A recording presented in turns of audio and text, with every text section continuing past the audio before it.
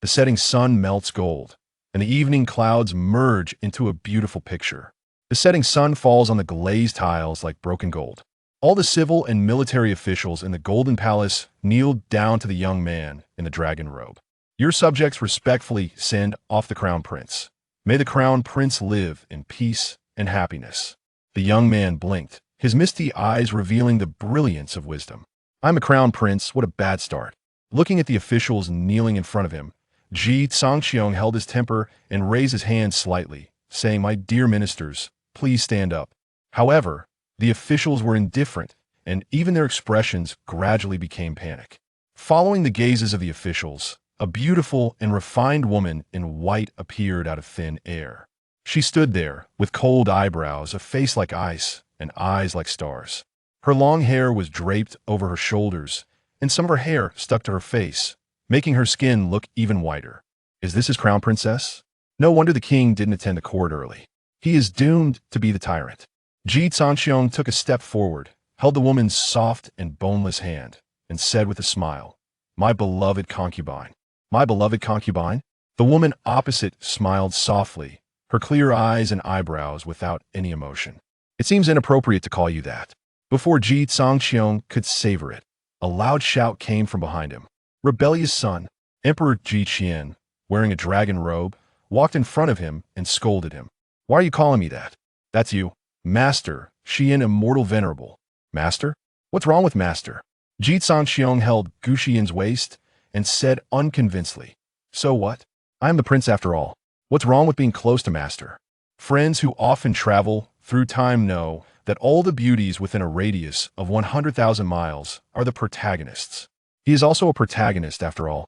It doesn't matter if he doesn't have a system, but he is not allowed to talk about Taoism with Master. Are you a rebellious son who has gone insane? Ji Qian pulled Ji Cangqiong over and whispered, "You bastard, be honest. I have sold you to Xiaoyao Holy Land. You said you were a disciple of Xiyan Immortal Venerable, but in fact you are her furnace cauldron. Do you understand furnace cauldron? Don't mess around." After a lot of arguing, Ji Cangqiong finally figured out the whole story. He awakened the first furnace cauldron holy body in the 9 realms, and then was sold to Xiyan Immortal Venerable by his cheap father, becoming this woman's experience package, exclusively for her use. The name of the furnace cauldron holy body sounds good, but in fact it cannot be cultivated. It can only be absorbed by people like a human-shaped pill, but it has no ability to cultivate at all. The probability of surviving the furnace cauldron holy body in all generations is less than 1 in 10,000. Ji Cangqiong knew that he could not be the 1 in 10,000 and felt desperate. I came here just after the college entrance examination, and I was not given a way to survive at all, and I was allowed to be sucked dry. Ding! In view of the host's desperate situation, the bodyguarding system has been bound. Life-saving artifact. Enjoyed. Every time the host escapes from the clutches of the devil, he can get different amounts of bodyguarding value, which can be exchanged for rewards of any level. Newbie rewards host 300 bodyguarding value. The cold electronic sound echoed in Ji Cangqiong's mind. Ji Cangqiong was so excited that his fingers were trembling. This is really, foie gras NB. I thought it was a heavenly start, but it turned out to be a disaster. And now, it's a sudden turn? System, you know how to mess with people's mentality. The time has come. Gu Xiyan's words interrupted his thoughts. He saw the former slowly walking to him. Before reaching his cheek, her fingertips paused slightly, and her gentle eyes instantly cooled down inch by inch, leaving only the coldness in her bones from those pair of autumn eyes, suddenly seeping into his heart. Follow me back to the holy land of freedom. After the matter is done, I will do my best to protect your life. After receiving this unsecured promise, the 3 of them arrived in the sky in a flash. Gu Xiyan stood alone at the bow of the Tianzhou. Ji Cangqiong was a mortal and could only hide in the Tianzhou. Now that the system was available, how to avoid Gu Xiyan to replenish his yin and yang became the top priority. He was just a mortal. Gu Xiyan was called the Immortal Venerable and must have a high level of cultivation. If the other party forced himself on him, he would die or die. However, since there was a system, there should be something in the system mall that could help him escape. Thinking about it, he opened the system mall. System, bring out all the items that can make people temporarily impotent. Sunflower treasure book, cut to cure forever. Special price, 198 body value. For the time being. Ji Cangqiong almost went crazy. What happiness would there be if it was cut? Ice Heart Art great success. Can resist the influence of enchantment and illusion. Greatly enhance willpower. Only 298 bodyguarding points are needed. It's you exchange. Exchange successful. Done. Ji Cangqiong secretly breathed a sigh of relief. The biggest limitation of the furnace called her holy body is that it must be willing. With this Ice Heart Art, he will not be easily deceived by others. As long as there's a chance to survive, earn bodyguarding points to exchange for higher value skills or elixirs, and then use the system's deep blue points, why worry about not having cultivation? By then, the sea will be wide for fish to leap, and the sky will be high for birds to fly. Who can stop him? Not to mention an immortal. Even the entire Xiaoyao Holy Land will have to bow down. That day, Ji Cangqiong was brought to the Xiaoyao Holy Land. As soon as he arrived, he heard the weak wails of many men. Please spare me. I really can't do it anymore. I can't give it anymore. A haggard young man with dark eyes crawled out from the door crack, his body almost shrunken. I have a younger brother at home. Can I bring him to you? Please let me go. The man was dressed in extraordinary clothes. He should be a child of a wealthy family, and I don't know why he was sold here. A delicate hand dragged him back. Spring night is short. How can you give up halfway? Besides, even if I play you to death, your brother is also mine. How can you be so confused? The charming voice made Ji Cangqiong shudder. He looked at the man with sympathy and was thrown into a big red palace filled with spiritual mist. Chapter 2, A Mirage. I don't subscribe in a daze. Ji Cangqiong felt as though he had returned to a past life. The sound of high heels echoed, growing closer. With a knock, a graceful figure entered. Gu Xiyan, clad in an off-the-shoulder, form-fitting dress, stepped in, her exquisite fishnet stockings accentuating her long, alluring legs. Her long hair cascaded over her shoulders, and her ruby lips were striking, while her frosty gaze now held a hint of seduction. Esteemed member, Number 98 is at your service. As she bowed, the dim light gradually illuminated the forbidden zone. Ji Cangqiong's face flushed suddenly. Though shy, he could not deny her beauty. Beneath the purple-pink glow, his breath quickened in response to Gu Xiyan's wandering fingers, just as she was about to delve into the mystery. A powerful hand unexpectedly grasped her delicate one. How did you see through it? Gu Xiyan's expression shifted slightly. The scene before them abruptly transformed, bringing Ji Cangqiong back to the grand hall. His garments were nearly shed, and Gu Xiyan was pressed closely against him, on the verge of triumph. Gazing at the once-aloof immortal before him, Ji Cangqiong suddenly smiled. I always change locations after a shot. I never subscribe. Subscribe? What subscription? Gu Xiyan was bewildered. Her illusions were unparalleled, and today she had conjured the very scene that resided most vividly in Ji Cangqiong's heart. His obsession, his moonlight. How could it be so easily unraveled? This young man's steadfast nature surpassed that of ordinary mortals, Gu Xiyan mused, gaining a sliver of admiration for him. Yet, unbeknownst to her, Ji Cangqiong had merely utilized the ice heart technique to maintain his essence, thus uncovering her flaw. As Ji Cangqiong finished donning his attire and stood, Gu Xiyan forcefully pulled him back down. Her gaze turned icy as she leaned against him, her vibrant lips forming words that were particularly frigid. So what if you saw through it? Even without an illusion, I can make you submit. With that, Gu Xiyan's soft, red lips drew closer. A tremendous force surged into Ji Cangqiong's body, abruptly fortifying his previously tranquil state. Is this even permissible? Ji Cangqiong's expression shifted slightly, as he lamented, this way. You may possess my body, but will never capture my heart. At his words, Gu Xiyan smirked, her voice cold. I only desire your physique. What use is your heart? Faced with this unreasonable and forceful woman, Ji Cangqiong's gaze shifted, and he swiftly devised a countermeasure. Her icy hand roamed, seemingly on the brink of success. Yet, he willingly loosened a corner of his robe, revealing his chiseled abdominal muscles. Does Master not wish to experience the devoted service of a disciple? Seeing her hesitation, he whispered softly in her ear. There is a difference between a lavish meal and one that is merely sufficient. Moreover, considering the current limitations of the disciple's cultivation, it would be unwise for the master to forcibly absorb without regard for experience, as the efficacy would be significantly diminished. Master, would you truly wish to conclude this journey before savoring the essence of the sacred body? Do you not yearn to experience the transcendent bliss of ascending in broad daylight? Ji Cangqiong's words hold merit. If the cauldron is not willingly given, the benefits gained would be scant, unless she is genuinely willing. This innate essence is of little consequence to Gu Xiyan, insufficient to facilitate her breakthrough. However, should she be inclined, then the ascent into the heavens is indeed within reach. Just as Gu Xiyan found herself in a quandary, an aged female voice resonated from outside the grand hall. Holy Master, the four-armed celestial ape clan has launched a full-scale invasion of the sacred land. We beseech your judgment. Upon hearing this, Gu Xiyan's expression shifted subtly.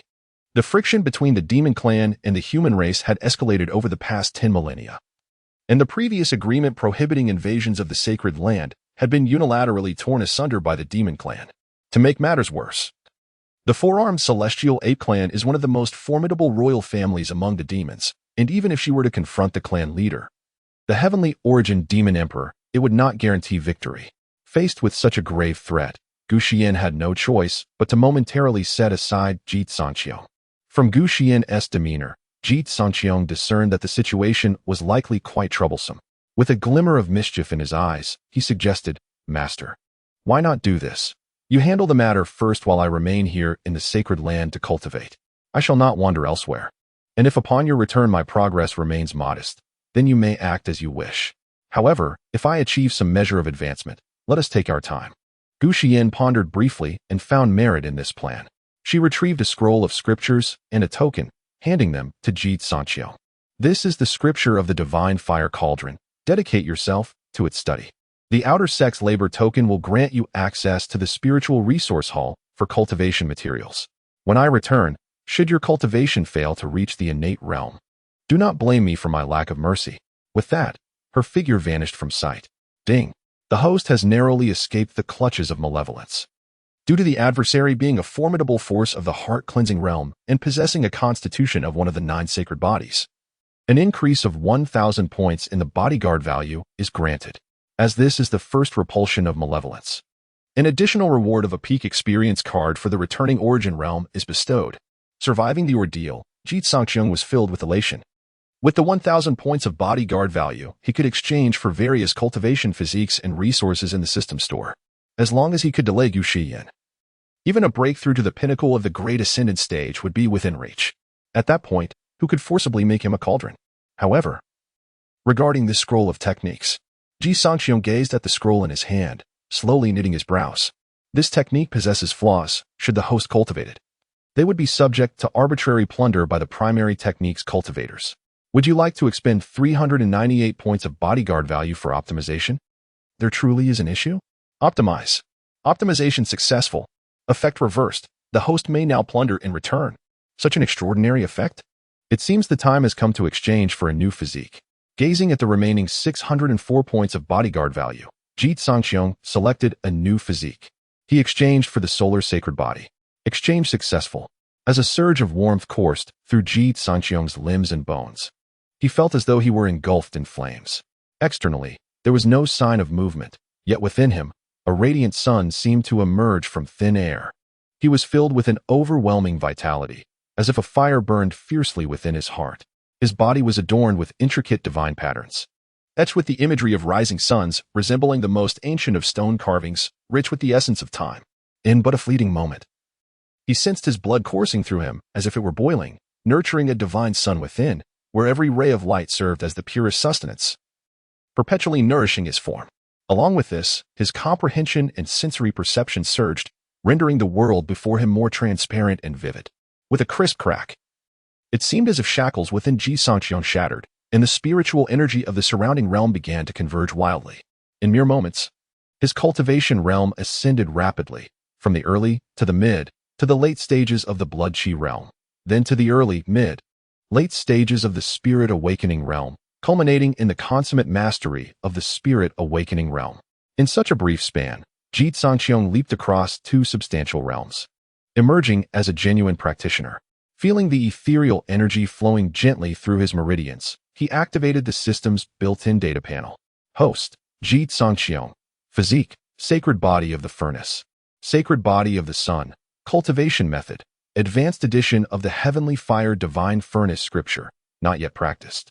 Ice heart technique, major accomplishment. Combat skills, none. Cultivation level, consummate spirit awakening realm, body value. 6. It was time to visit the spiritual resource hall. Ji Cangqiong grasped the menial task token tightly in his hand as he stepped outside. After all, it was provided by Gu Xiyan. It would be foolish not to take advantage of it. Yet, just as he had taken a few steps, a graceful figure rushed towards him, colliding directly into his embrace. Help me. Chapter 3, A Hero's Rescue? Not quite feeling the soft impact in his arms, Ji Cangqiong made no move, but instead gazed towards the direction from which she came. There were two robust figures searching nearby, their mouths spewing curses. Damn wench, daring to run. Once I catch you, see how I make you suffer. The two men scoured the gravel path, completely oblivious to the two standing at the end of the road. Noticing Ji Cangqiong's lack of action, the girl in his arms tilted her delicate face upward, her innocent eyes glistening with moisture. She pressed her rosy lips tightly together, staring intently at Ji Cangqiong, her gaze filled with desperation and fear. Was it mere coincidence? Ji Cangqiong remained silent, cradling the girl back into the house and firmly closing the door. Inside, the girl remained close to his chest, trembling like a startled fawn, too frightened to make any sudden movements. The footsteps searching outside grew ever closer, their angry shouts clear even through the door, until they finally faded into the distance. Only then did Ji Cangqiong release her. Thank you, the girl murmured softly, still lingering close. They've gone far away, you can leave now. Yet, despite the soft beauty in his embrace, Ji Cangqiong felt no wicked thoughts. Everything felt too coincidental.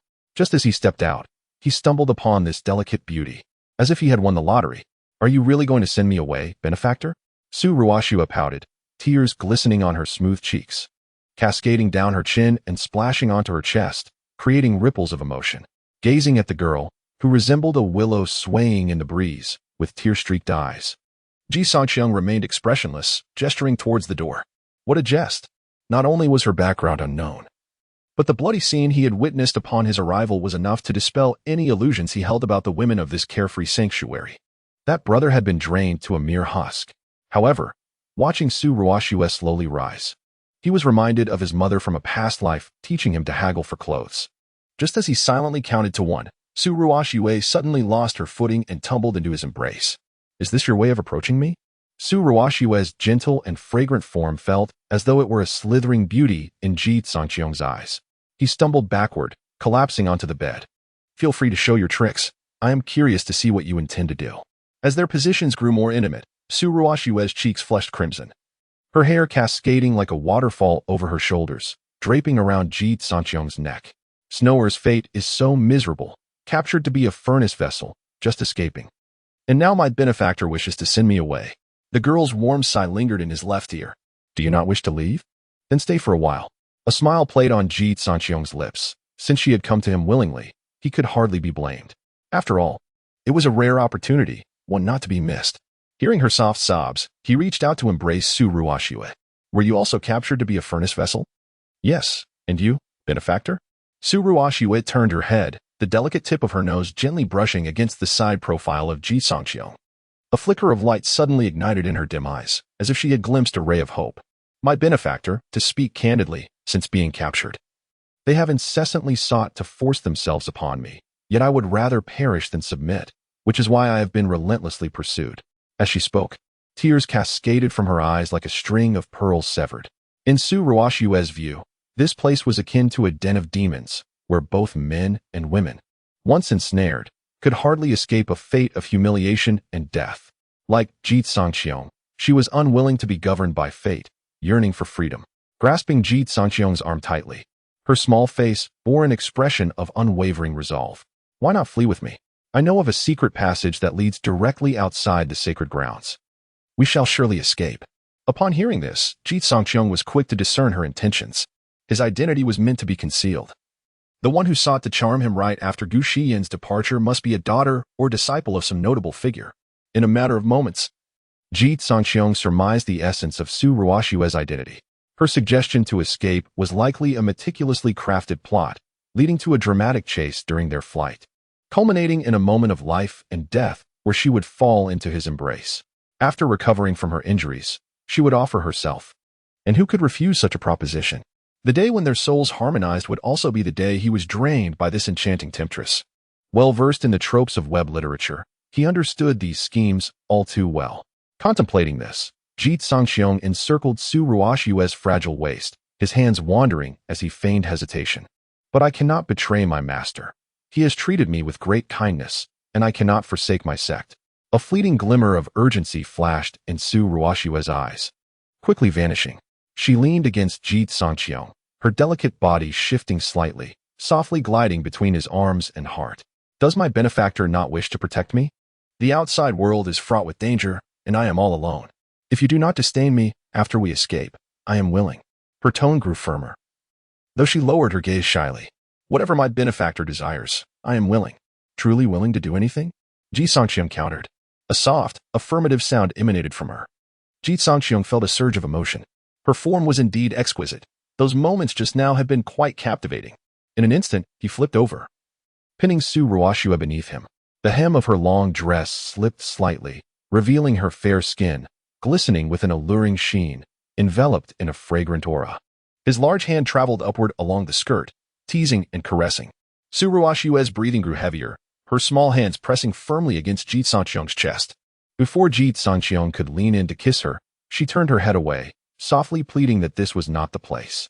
After speaking, she mustered her courage and pecked his cheek lightly, then swiftly concealed herself beneath the covers. Once outside, whatever my benefactor wishes, I shall be willing. Soft whispers. A dance of rejection and invitation. Were he an ordinary man, he would have succumbed to temptation long ago. Yet, having tasted the sweetness of advantage, Ji Cangqiong halted his advance. His eyes, clear and devoid of the earlier passion, spoke volumes. You must flee on your own. How could this be? Was the favor to be so easily dismissed? Su Ruoxue threw aside the covers and grasped Ji Cangqiong's hand. Schwerer cannot abandon her benefactor. My loyalty to my master is unwavering. I would rather perish here than leave. You must go. Ji Cangqiong resolutely withdrew his hand. For a fleeting moment, Su Ruoxue contemplated rendering him unconscious and carrying him away, but alas, force was not an option. She could only proceed with patience. You insufferable man. Taking advantage, yet feigning propriety? Su Ruoxue pouted, yet found her words ineffectual against his resolve. Thus she relented for the time being. Noticing her wavering intent, Ji Cangqiong sighed deeply. Ah, if only I possessed innate strength, the ability to protect myself, I would gladly accompany you. Alas, my cultivation is meager, and I truly wish not to burden you.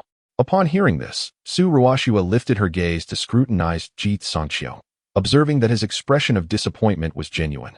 Her thoughts ignited anew. Since he harbored thoughts of escape, albeit hindered by his lack of strength, why not lend him a hand? In doing so, she could leave a favorable impression upon him. After all, who would refuse a glimmer of hope in times of despair?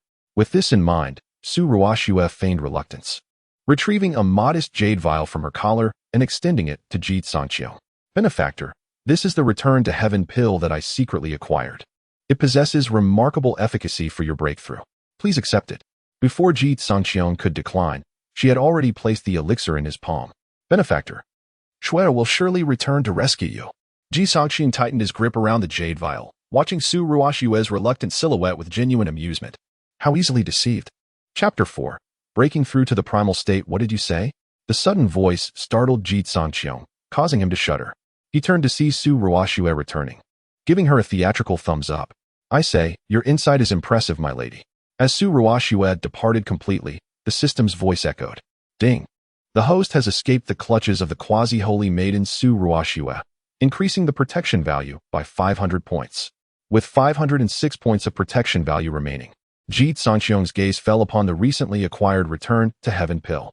In this realm, the cultivation system begins with refining one's vital essence, followed by inviting spiritual energy into the body, transforming it into spiritual blood, which is known as spiritual awakening.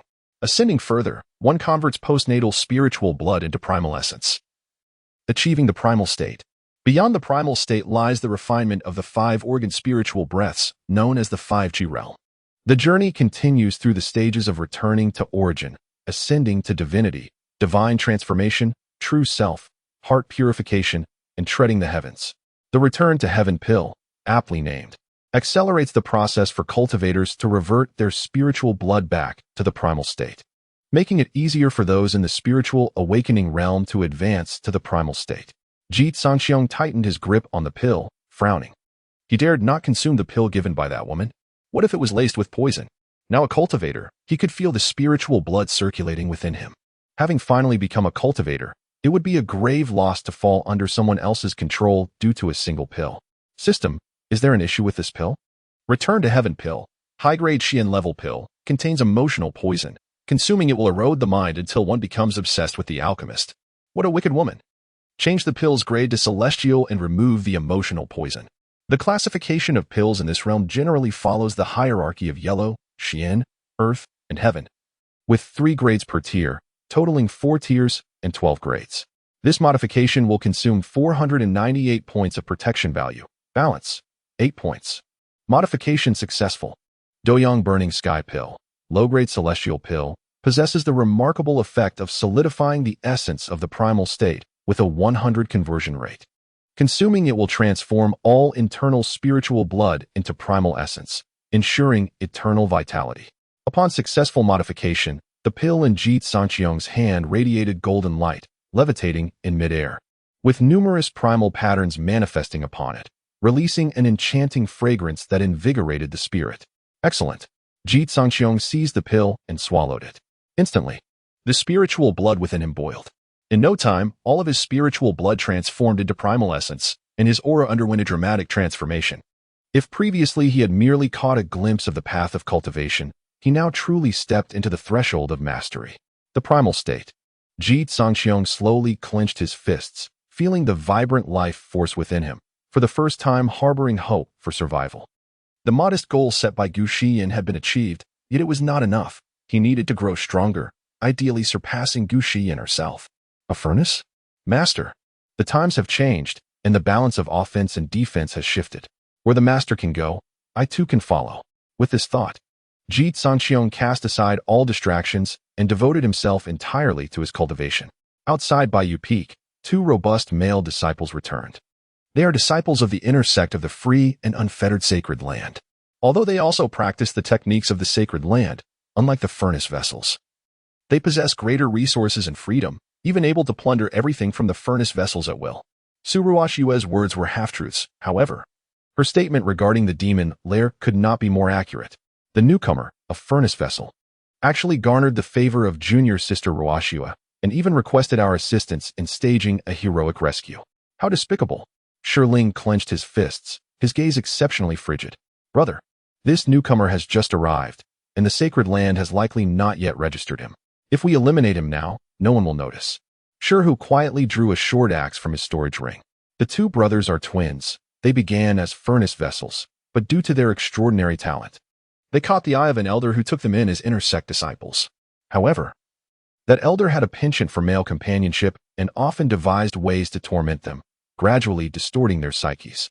They would mercilessly torment any female furnace vessel with even a hint of beauty, and upon laying eyes on Su Ruoxue, they regarded her as a forbidden treasure, forbidding any males from approaching. Although Ji Cangqiong did nothing today, and everything was Su Ruoxue's idea, the brothers placed the blame squarely on him. Humph. The woman I desire shall not be touched by others. Ling strode toward the courtyard where Ji Cangqiong resided. Inside, Ji Cangqiong, having just concluded his training, had gained some understanding of his own strength. Just as he was about to step outside, a sharp axe came crashing down upon him. Startled, Ji Cangqiong instinctively retreated several steps.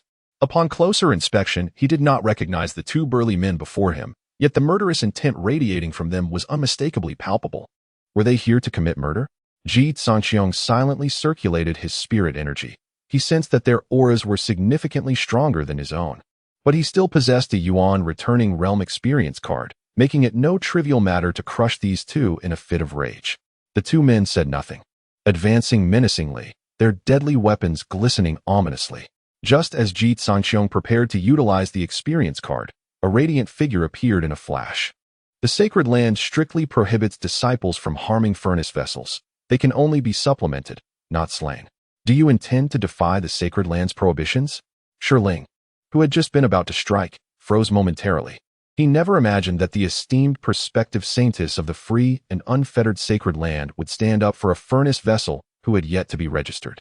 Seeing the chilling sincerity on Su Ruoxue's face, Ling suddenly chuckled. Junior sister Su, you are not yet a saintess. Do you not wish to secure your position? Su Ruoxue's delicate face was frigid, her tone icy as she replied, one more step, and it will be a fight to the death. She indeed required the support of the elder behind Ling, and who to help her ascend to the saintess throne. However, the position of saintess is often filled, while a congenital furnace vessel sacred body is a rarity. Before obtaining the sacred body, she would allow no misstep, witnessing the one she admired remain obstinate. Ling licked his moist lips, coldly remarking, "Junior sister Su, you must keep a close eye on him, never allowing him out of your sight." After driving away the brothers, Su Ruoxue's body softened, gently collapsing into Ji Cangqiong's embrace. "My dear benefactor, did Shuer just frighten you?" Ji Cangqiong narrowed his eyes slightly, a hint of a smile gracing his lips. "How could that be? Shuer has saved my life. I am indebted to her and could never feel fear." He instinctively understood that Su Ruoxue could not remain passive and had leapt forth to protect him. This was no mere act. Yet, the true instigator remained this seemingly frail girl before him. Contemplating this, a shade of sorrow darkened Ji Cangqiong's gaze. "Sister Su, you have deceived me most painfully." Chapter 5. Are you trying to deceive me? I hold a handful of quicklime. In the residence of Ji Cangqiong, Su Ruoxue felt an overwhelming sense of frustration. She had successfully concealed her identity, yet those two fools, Ling and who, had the audacity to act on their own, thus disrupting her carefully laid plans. Now, her identity was exposed, and she had to find a way to amend the situation. Clenching her delicate hands, her voice soft and melodious, she lamented, "I merely wished to assist my benefactor. That elder had intended to take me as his disciple, but I had been reluctant. It was only for the sake of my benefactor that I agreed. Who would have thought that my benefactor would misunderstand me so gravely?" Her tearful visage was particularly heart-wrenching. She gazed at Ji Cangqiong's remarkably handsome face, lowered her head in grievance, and softly sobbed. "Since my benefactor is so misled, perhaps I shall not come again. I could silently watch over my benefactor, and that would suffice." "Feign, go on and feign." Ji Cangqiong scoffed inwardly. The peak experience card of the Return to Origin Realm was one of his trump cards and should not be deployed lightly. With a reliable weapon at his disposal, why not let them tear each other apart? He could also take this opportunity to gauge the depths of Su Ruoxue's capabilities. Perhaps this girl possessed far greater depths than he had anticipated. Gently pushing Su Ruoxue away, a hint of annoyance crossed his features. "Those words were yours." "I had no such intentions." "Huh? Su Ruoxue's mind briefly faltered, sensing something odd about his statement, yet she could not pinpoint what felt amiss. Ji Cangqiong regarded her with a somewhat forced smile. "Su Shiji is a person of high standing. While I dwell in the mire, I truly cannot aspire to reach you. If you have no other matters, I kindly ask you to take your leave." Su Ruoxue grew anxious. How can this be? I have yet to secure my goal. What exactly had she said wrong? She was on the verge of losing her composure. Could it be that Ji Cangqiong had not misunderstood her, but rather she had misconstrued his meaning? Before Ji Cangqiong could speak, Su Ruoxue took his hand with determination, asserting, "Benefactor, come, I shall take you to the outer sect. First, you shall become an outer disciple, and in 10 days, there will be the inner sect's apprenticeship ceremony. I will surely introduce you to a good master, but my current cultivation is too low. Who would be willing to take me in?" Ji Cangqiong expressed a sense of helplessness.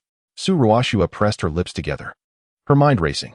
She felt that Ji Cangqiong's words were somewhat off, but none of that mattered. The priority was to gain his trust as swiftly as possible. Others besides her were aware of the innate furnace cauldron's sacred body, and if she delayed, she might lose her chance.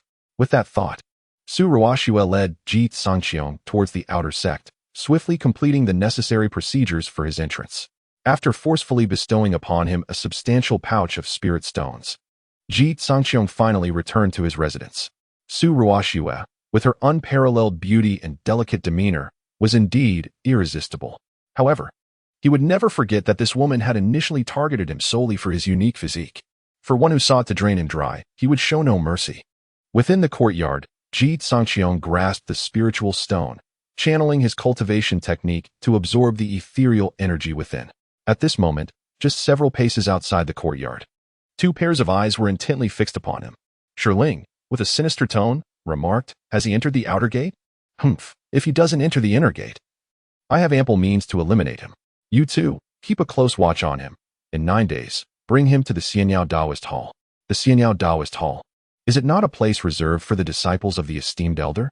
The elders within the sacred grounds are formidable. What if The other inner gate disciple hesitated. Shiling shot him a cold glare and reprimanded. What are you afraid of? If anything happens, it will be this brat who suffers. It has nothing to do with you. Well, fine.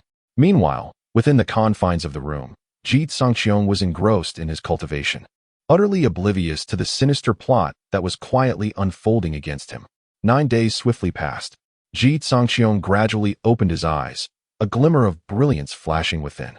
Over the course of these 9 days, he had thoroughly adapted to the cultivation technique and his own strength. At this moment, he could finally be regarded as a genuine innate realm cultivator. It was time to venture out and acquire more spiritual stones. Rising and stretching, he felt the innate essence within him naturally circulating. Once a cultivator reached the innate realm, sustenance was no longer necessary, as absorbing spiritual energy was sufficient for survival. However, as he opened the door, 2 figures, one stout and the other slender, blocked his path. A chill ran through Ji Cangqiong's heart, and he instinctively reached for his waist. The 2 seemed to sense his vigilance and immediately burst into laughter. Junior brother, do not be alarmed. We are both Outer Gate disciples, here to invite you to the Grand Master Apprenticeship ceremony. Isn't it tomorrow? Ji Cangqiong queried suspiciously. It has been moved up. Moved up, you say? He thought to himself, dismissing the notion. Given the vastness of the Xiaoyao sacred grounds, such a significant event would never be hastily rescheduled. Moreover, judging by the expressions of these 2, he sensed their intentions were far from benign. As he attempted to close the door, a powerful hand pressed against the frame.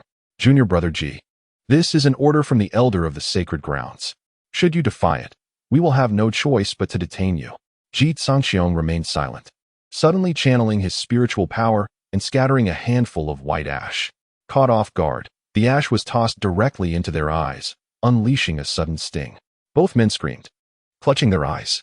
Seizing the opportunity, Ji Cangqiong swiftly shut the courtyard door and activated the protective array within.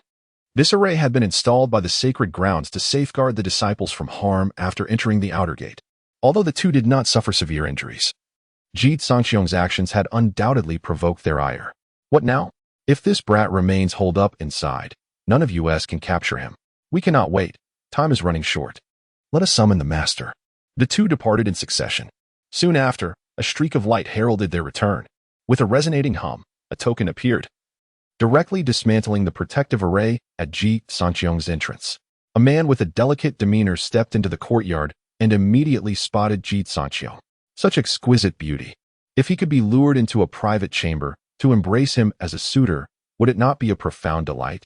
The effeminate man raised his hand, unleashing a silken ribbon that ensnared Ji Cangqiong. The latter's expression shifted subtly, for he detected a faint fragrance, reminiscent of feminine powder, emanating from this individual. Could he possibly be a Zero? A chill coursed through him. Before he could mount any resistance, the man declared, "You must consider carefully.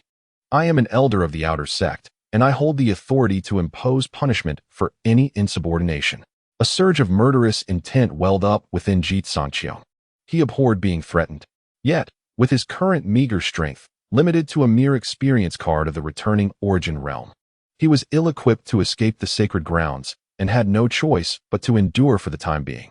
The elder, sensing Ji Cangqiong's defiance, was unperturbed. He smiled and said, "My disciple has informed me of your extraordinary talents. If you wish to study under the Grand Elder, I shall personally escort you."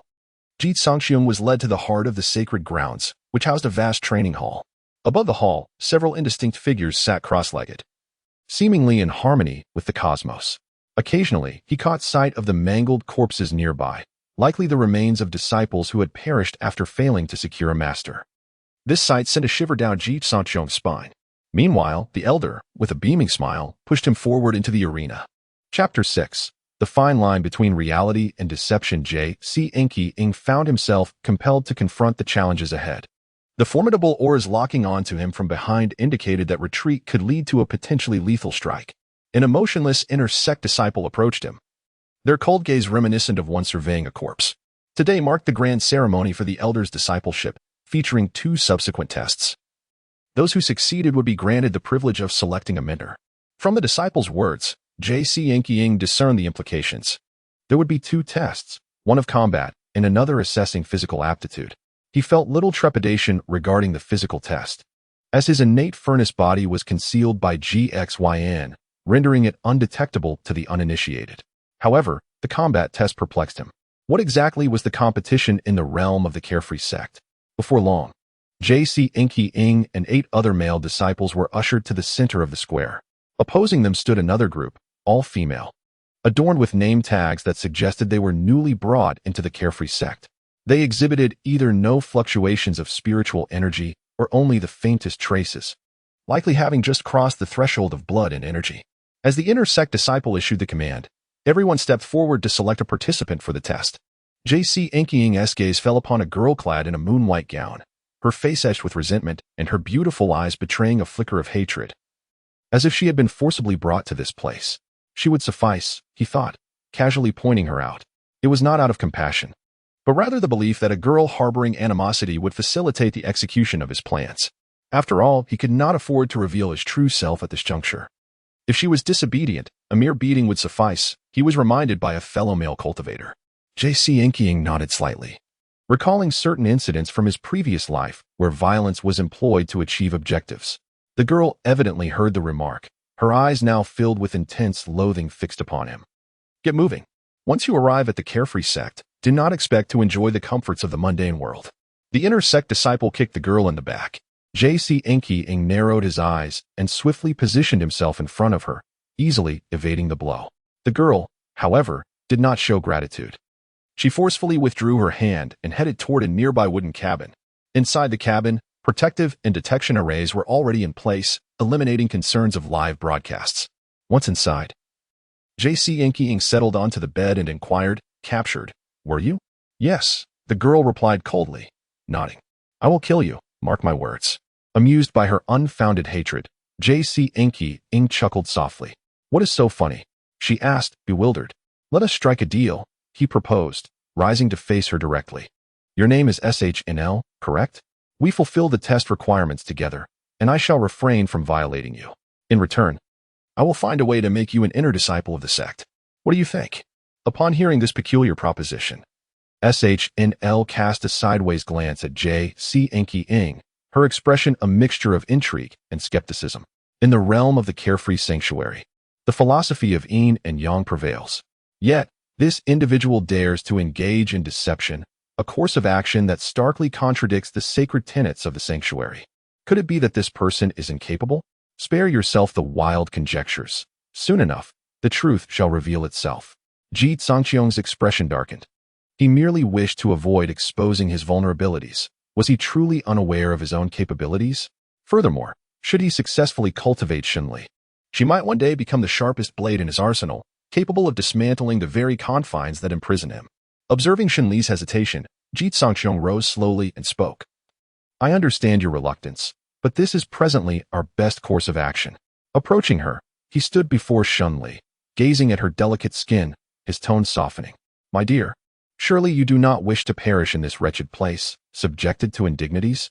The mere mention of death prompted Xinli to take 2 steps back. She yearned for vengeance, but was not prepared to meet her end, especially given that these brutes had slaughtered her entire family, even her infant sister, in their ruthless pursuit of her. How could such a place exist? "I agree to your terms," Xinli conceded, nodding in resignation. She lay motionless on the bed, her eyes tightly shut. It was evident from her closed eyelids that fear gripped her, fear of betrayal and dread of death. After all, who is not afraid? He too feared the specter of death. After steadying his breath, Ji Cangqiong approached the bed and gently lifted the moon-white gown hanging at the head. Compared to Gu Xiyan's icy allure and Su Ruoxue's delicate charm, Xinli possessed an added streak of defiance. She resembled a blazing inferno of vengeance, fervently ablaze. Her figure was curvaceous, her waist delicate enough to be grasped with ease, a perfect embodiment of allure. "Quite well, but you're rather naïve," Ji Cangqiong remarked, attempting to lighten the somber atmosphere with a touch of jest. As soon as the words left his lips, the girl shot him an indignant glare. "I am still growing." Sensing she was on the brink of an explanation, she quickly halted, then, with gritted teeth, glared defiantly at Ji Cangqiong. "You are quite the arrogant one." Ji Cangqiong found himself momentarily speechless, noting her stubbornness. At that moment, as he moved, Xinli's pupils dilated in surprise. She instinctively recoiled, only to find herself blocked by Ji Cangqiong. The gap between them closed rapidly, and they could feel each other's warm breath. Ji Cangqiong reached out to embrace Xinli. She instinctively tried to evade, but realized it was futile, surrendering to his actions. As she felt Ji Cangqiong's movements, a fleeting moment of rigidity overcame her. Her tense expression tinged with a hint of crimson. "It's right outside." "All right." Ji Cangqiong stifled a laugh, indulging himself.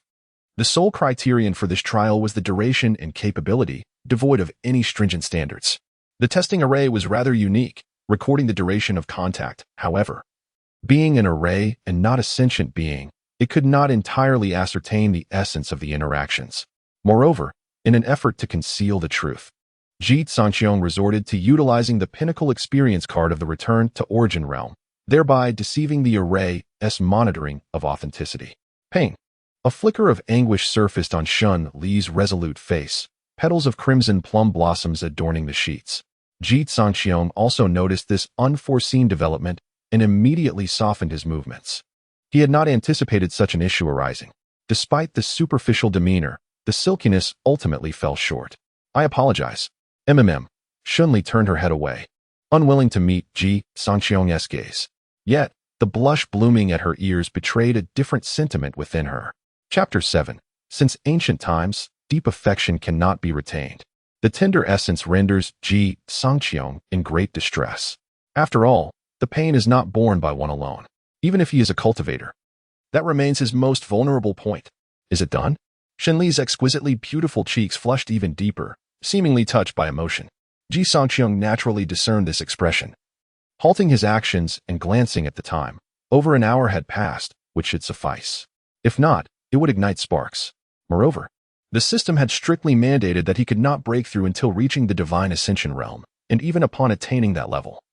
Breaking through could only be achieved through the exchange of body preservation points or additional rewards from the system.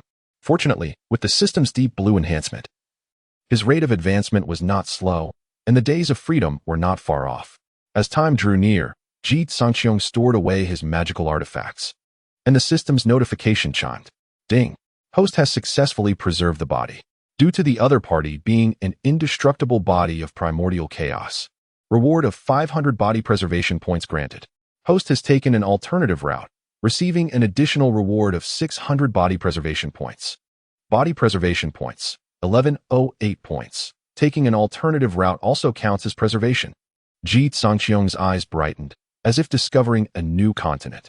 Since he had resolved to cultivate Xun Li as a companion, he could not be too stingy. Thus, Ji Cangqiong expended 598 body preservation points to exchange for a low-grade celestial-level Doyang Finchen pill. As it was created from nothing, it cost an additional 100 body preservation points. However, after the exchange, he did not immediately present the pill to Xun Li. Instead, he sighed lightly, his expression exceedingly grim. "Alas, I've just discovered that your physique is quite unique, yet you possess no cultivation to manifest it. Without the protection of the Elder, it may attract deadly peril." This simple statement caused Xun Li to lower her head, lost in contemplation. She had some inkling herself, seeming to communicate with an incomprehensibly profound aura, yet she was unsure how to wield it. Initially, she attributed it to misfortune until she encountered the cultivator who sought to capture her, leading her to suspect that she might possess a unique physique, one that surpassed those of ordinary cultivators. This was also one of the reasons fueling her desire for revenge. Yet, Ji Cangqiong's words struck her like a thunderbolt, leaving her immensely disheartened. "Forget it. You seem to be a decent person. How about?" Xun Li paused, murmuring. "You absorb my essence and then take revenge for me." Upon finishing, Xun Li raised her gaze, her defiance revealing profound unwillingness. Did she not wish to exact revenge with her own hands? Yet now, she could not even ensure her own safety. So why not bestow her unique physique upon the man before her? She had just observed that Ji Cangqiong was not inherently a bad person. At least he was trustworthy. Seeing Ji Cangqiong remain silent, Xun Li continued, "Come on. I know that the Xiaoyao Holy Land possesses some insidious techniques capable of grafting another's physique for one's own use. You need to calm down. I cannot converse with someone blinded by hatred." Ji Cangqiong interrupted Xun Li's words. She was momentarily taken aback, then clenched her teeth. If there were no other options, would she have chosen this path? Wherein lies the misunderstanding of Xun Li's sentiments by Ji Cangqiong? The emotions of this young lady are vividly etched in her eyes, easily discernible to those who care to look. However, to truly conquer her heart, he must await the moment of her utter despair, which has yet to arrive. Perhaps, She remains insufficiently desolate. Ji Cangqiong cast a deep glance at Xinli, silently resolving, do not blame me. In this ruthless world, sincerity is a rarity, overshadowed by schemes and stratagems. At this juncture, a voice emerged from outside. Are you ready? You are already the first. Hurry and come out. It is time for the second round, the physical assessment. The tone was akin to a death knell, causing Xunli's exquisite visage to pale immediately. Her eyes, reminiscent of black gemstones, gradually dulled. Casting a glance at Ji Cangqiong, she silently donned her garments and, with faltering steps, made her way toward the door. Her silhouette appeared particularly solitary and resolute. Ji Cangqiong followed closely behind, and soon they found themselves once more in the square. The other 7 had been reduced to bloody corpses, evidently failing the second round of testing. Several indifferent gazes landed upon Ji Cangqiong, intensifying his sense of pressure. Placing his hand upon the testing steel before him, a cold voice from the inner disciples echoed, another corpse, how amusing. Whispers circulated among the onlookers, while several elders displayed a palpable lack of interest. They were merely going through the motions. Each year, there existed such oblivious disciples aspiring for rapid ascent. Yet the survivors were exceedingly few. Ignoring the murmurs, Ji Cangqiong stepped forward, his gaze fixed upon the peculiar steel resembling the elongated neck of a bishi. He slowly raised his hand, pressing it against the stone. In an instant, divine radiance erupted, and the heavens trembled. The bishi's head seemed ignited by this celestial light, transforming into a blazing sun, fervently ablaze. Following this, a radiant beam of sunlight surged skyward, shattering the clouds. Was that the holy body of the sun? An exclamation of astonishment escaped the lips of the nearby inner disciple. A figure with an aura as profound as an abyss advanced, causing the very earth to quake. Ah, he belongs to me, croaked an elderly woman with a serpent-like body, as a colossal serpent phantasm coiled behind her. I claim him too, another voice asserted. This disciple is mine. At that moment, these supreme beings resembled common folk bickering in the marketplace, raising a ruckus. The inner disciple then approached Xunli, intent on escorting her away. Witnessing Ji Cangqiong leap over the dragon's gate, while her own vengeance remained unfulfilled, Xunli let forth a bitter smile, unsheathing her hairpin. Ready to end her own life.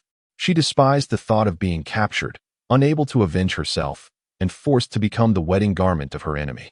Suddenly, a sharp rebuke rang out. Wait. As these words left the speaker's lips, an eerie silence enveloped the crowd. All eyes converged upon Ji Cangqiong, as if anticipating his decision. To their surprise, Ji Cangqiong turned and walked towards Xunli. What did he intend? Could it be that this young man harbored some lingering affection? However, if I were to accept such a disciple, allowing him to accompany a mere wastrel would not be entirely out of the question, at worst. I could dispose of him later. A mere mortal could never hope to ascend to the lofty heights of potential greatness. Such a stain would never be permitted. Just as the esteemed elders reached their conclusions, Ji Cangqiong grasped Xunli's wrist, his gaze resolutely fixed upon the powerful being seated above. I have a condition. How audacious of him to propose a condition. One of the supreme beings scoffed. The solar sacred body is indeed impressive, yet it is not the only one. Should this young man fail to recognize the gravity of the situation, there would be no reason to spare him. Speak. With the approval of one of the venerable elders, Ji Cangqiong promptly declared, I beseech the elder to also accept her as a disciple. Outrageous. A thunderous rebuke echoed, resounding like a great bell, deafening in its intensity. A mere solar sacred body, so oblivious to the weight of respect and hierarchy? Kneel and speak. An immense pressure descended from above, rendering Ji Cangqiong utterly powerless, and he fell to his knees. Yet, casting a fleeting glance at Xunli, he turned his head back, gritting his teeth and asserting, what if I possess more than just this one physique? Chapter 8. Only strategy wins hearts. Upon the utterance of these words, the assembly was taken aback. Is there really more than one type of physique? Throughout the ancient history of Frost Continent, unparalleled prodigies with dual sacred bodies have indeed emerged from the 9 great sacred places, yet such talents are exceedingly rare. Is this young man merely posturing? Or is there veracity to his claims? Let us test it, declared a venerable elder. Ji Cangqiong cast a reassuring glance toward Xunli, then stepped forward to the imposing bishi steel. System, exchange for the Xianhuang battle body. Exchange successful, consuming 498 points of personal value. Remaining personal value, 12. Under the expectant gazes of all, Ji Cangqiong's hand pressed once more upon the bishi steel. In the next moment, A surge of Xianhuang energy swept across the 8 realms, and from his spine ascended the ethereal image of a Xianhuang battle dragon, soaring through the heavens. This terrifying phenomenon obscured the sky and engulfed the land. His aura began to rise exponentially, mid-infant realm, late infant realm, and then to the pinnacle of the infant realm. In a mere instant, he transformed from a novice practitioner into one at the peak of the infant realm, mere moments away from the quintessence realm. Such an astonishing spectacle rendered even the exalted elders speechless. How could they not be pleased with such extraordinary talent? Stubborn? What of it if my disciple is a little headstrong? I indulge her. To fancy immortal? I would elevate her to a divine-level practitioner myself. Is that a problem? None of this poses an issue. Before these seasoned elders could voice their thoughts, suddenly, an unparalleled aura erupted from the depths of the carefree sacred land. Almost instantaneously, a figure clad in crimson appeared before the crowd. I shall take these 2 disciples. A newly appointed elder attempted to interject, but was immediately silenced. Have you lost your senses? Do you know who she is? Does she even know who I am? The elder protested defiantly. Bang! His head promptly disintegrated into smoke. Who else opposes? The woman arched her brows, surveying the rest. Not a soul dared utter another word. Though the woman before them exuded an allure akin to a perfectly ripened fruit, enticing to the senses, the thought of her iron-fisted authority rendered even the highest-ranking individuals hesitant to provoke her, let alone contend for disciples. At that moment, Ji Cangqiong also raised his gaze towards the figure in crimson. Slender waist, long legs, and a proud stature, her enchanting eyes sparkled with charm, every movement imbued with grace. Particularly captivating was her innate aura of mature elegance, which could drive countless male practitioners into a frenzy merely by her presence. Am I pleasing to the eye, master? The woman inquired, her lips curling slightly. Ji Cangqiong snapped back to reality, bowed respectfully, and replied, Master, your beauty is indeed unparalleled, a true embodiment of grace. Unparalleled grace? I quite fancy that term, she replied with a smile, and in an instant, the 3 figures vanished from sight. The assembly of elders was left in a state of frustration and helplessness. How could this calamity be stirred?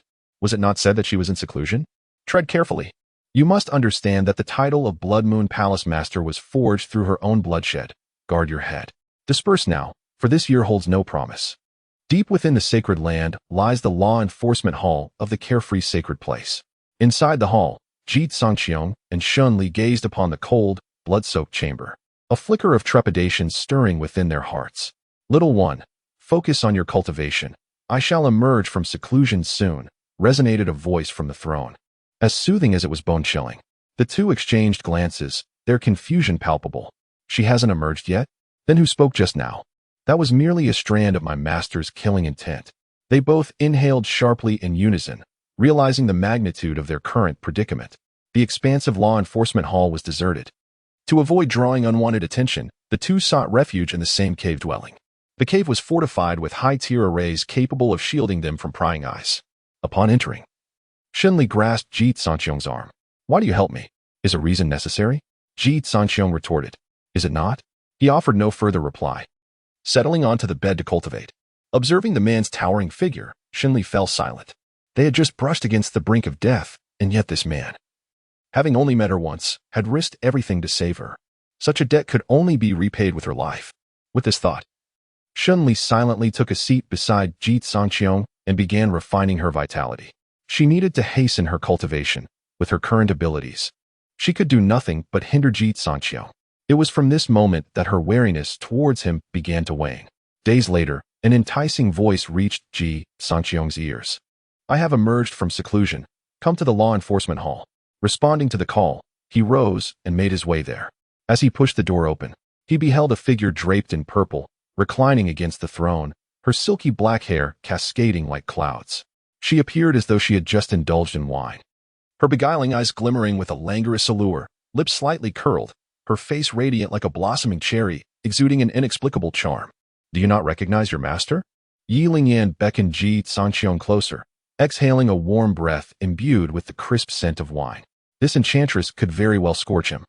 Ji Cangqiong recited the Ice Heart mantra, its cooling essence restoring his clarity of mind, his gaze growing ever more lucid. I recognize you. But may I inquire why my master has summoned me? Uncertain of his new master's temperament, Ji Cangqiong resolved to tread carefully, taking one step at a time.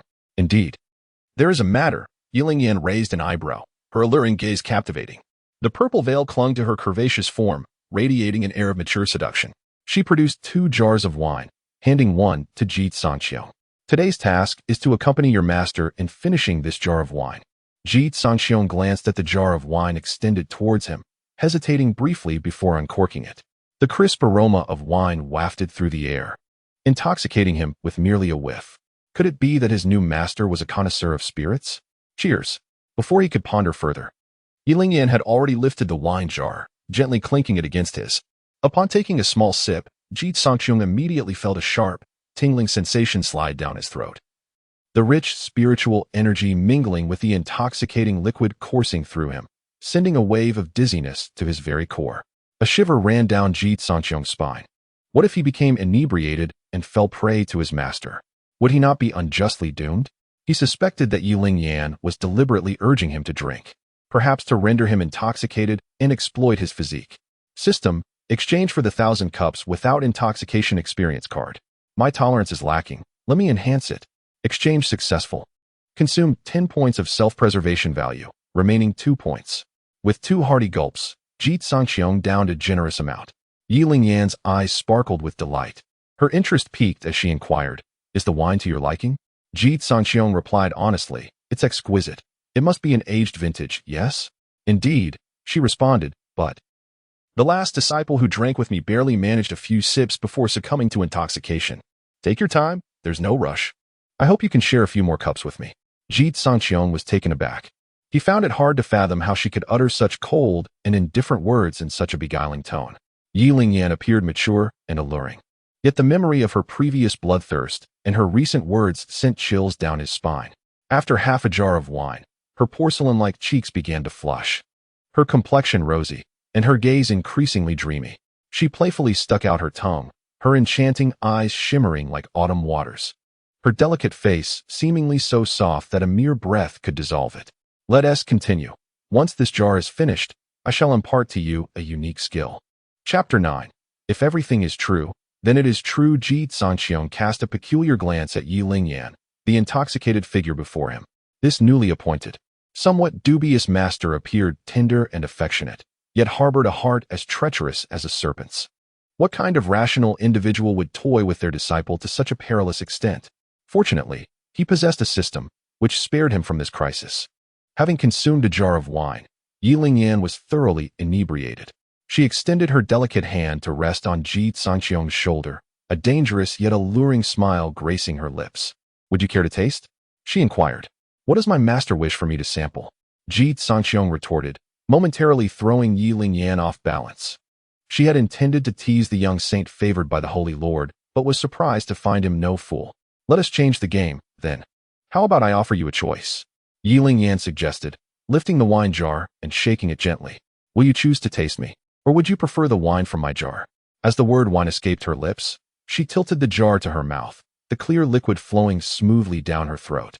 With each swallow, her throat undulated gracefully, exhibiting beautiful curves. Finally, she took a sip and swirled the wine in her hand, casting an enticing gaze upon Ji Cangqiong. Before she could utter another word, Ji Cangqiong embraced Ye Lingyan, sealing their lips together. The sharp yet subtly sweet wine flowed into his mouth with the slightest of pulls. The remaining liquids swiftly swallowed. Ye Lingyan's eyes widened in astonishment, her pupils dilating in surprise. She hastily pushed Ji Cangqiong away, turning her head to chide. "Disrespectful to your elder. You must be punished. Isn't it my duty to obey my master?" Ji Cangqiong replied with a faint smile. He was well aware that this was merely Ye Lingyan's ploy to seduce him. All talk of rewards and secret techniques was nothing more than childish play. He was certain that she was fully aware of his constitution, given her elevated status far beyond that of ordinary elders, placing her among the highest echelons of the carefree sacred land. Since she sought to play, he was more than willing to indulge. If he could captivate her, perhaps he could maneuver to his advantage and reap the benefits. However, it seemed she was more of a blusterous player, soaring without consideration for a safe landing. With time on his side, Ji Cangqiong chose not to further provoke her and withdrew instead. Upon reaching the entrance to his cave dwelling, he discreetly reversed his cultivation method. A small trickle of blood escaping the corner of his mouth. Weak and unsteady, he pushed the door open, collapsing to the ground as he entered. "What has happened to you?" Xinli approached him, her brow furrowed with concern. Ji Cangqiong remained silent, simply extending his hand to reveal a plump medicinal pill hovering in his palm. "Quick, consume this. It is the Xiaoyao Burning Heaven pill. It can assist you." He coughed up several more mouthfuls of blood before continuing, "To embark on your cultivation journey and awaken your potential swiftly. You were injured in your quest to procure this pill for me?" Shenlirua's eyes, as cold as a frozen pond, flickered with a hint of emotion.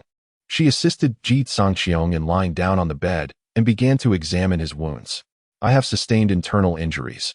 Only a cultivator can channel energy for healing. You should eat first and not worry about me. I will guard you," Ji Cangqiong insisted as he struggled to sit up. "Lie down. Once I awaken, I will aid in your recovery." Shenlirua firmly pressed him back down. Observing the girl's eager demeanor, Ji Cangqiong couldn't help but smile knowingly. Did he need to respond to her inquiry? It would be far more delightful to let her ponder and speculate on her own. As for the reason behind his coughing up blood, he never claimed it was in pursuit of an elixir. Even if Shenlirua were to discover the truth one day, he would possess no incriminating evidence of deceit. After all, the blood was real, and the elixir was also real. The connection between the two? A good girl would find her own sense of fulfillment. Their initial interaction was undoubtedly a transaction, yet his actions were genuine. How Shenlirua perceived this was her own concern. Noticing Shenlirua beginning to awaken her innate abilities, Ji Cangqiong, adhering to the principle of not wasting resources, moved closer to her. The awakening of her powerful constitution would attract a wealth of natural essence. The nearer he was to her, the greater the benefits he could reap. While absorbing the natural essence surrounding Shenlirua, he also circulated his own energy to convert it into his cultivation. When Shenlirua finally awoke, she found Ji Cangqiong slumbering beside her, his arms wrapped protectively around her waist. "So foolish." She sighed softly as she adjusted him to rest his head on the pillow, channeling her spiritual energy in an attempt to mend his internal injuries. However, having only just awakened her abilities, her command over the energy was still clumsy. She glanced at the bookshelf nearby and rose to search through it. Ultimately, she discovered a scroll titled Jade made in celestial scripture. This was a mid-tier celestial technique, albeit only the first volume. It seemed that further cultivation methods would require her to exchange for them at the Sacred Lands Scripture Pavilion. Nevertheless, the first volume was sufficient as it contained a method for transferring her spiritual energy into another's body, though the approach was rather straightforward and sincere. Shenlirua bit her lip. She was not one to forget kindness, but he was unconscious, so it should be fine, right? With that thought, her cheeks flushed as she nestled beneath the covers, awkwardly practicing the Jade Maiden celestial scripture. Gradually, she transferred the spiritual energy she had just cultivated into Ji Cangqiong, meticulously untangling his chaotic energy and mending his damaged meridians. Time slipped by unnoticed, and as she looked upon the exhausted figure beside her, Ji Cangqiong continued to feign sleep, though his spirit wandered far beyond. Those who had lured him to the Grand Master's disciple ceremony, may they live well, for their days are numbered. Chapter 10. Life and Death are Predestined.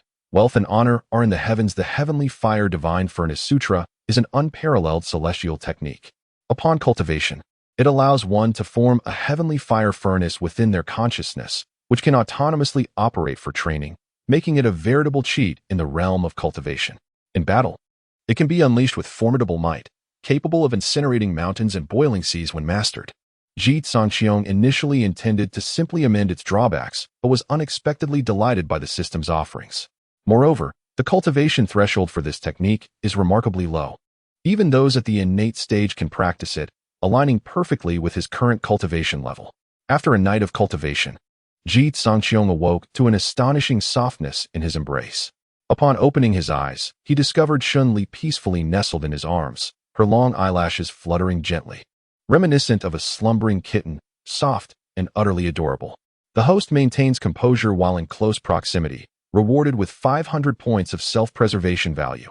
Remaining balance, 502. Is this even possible?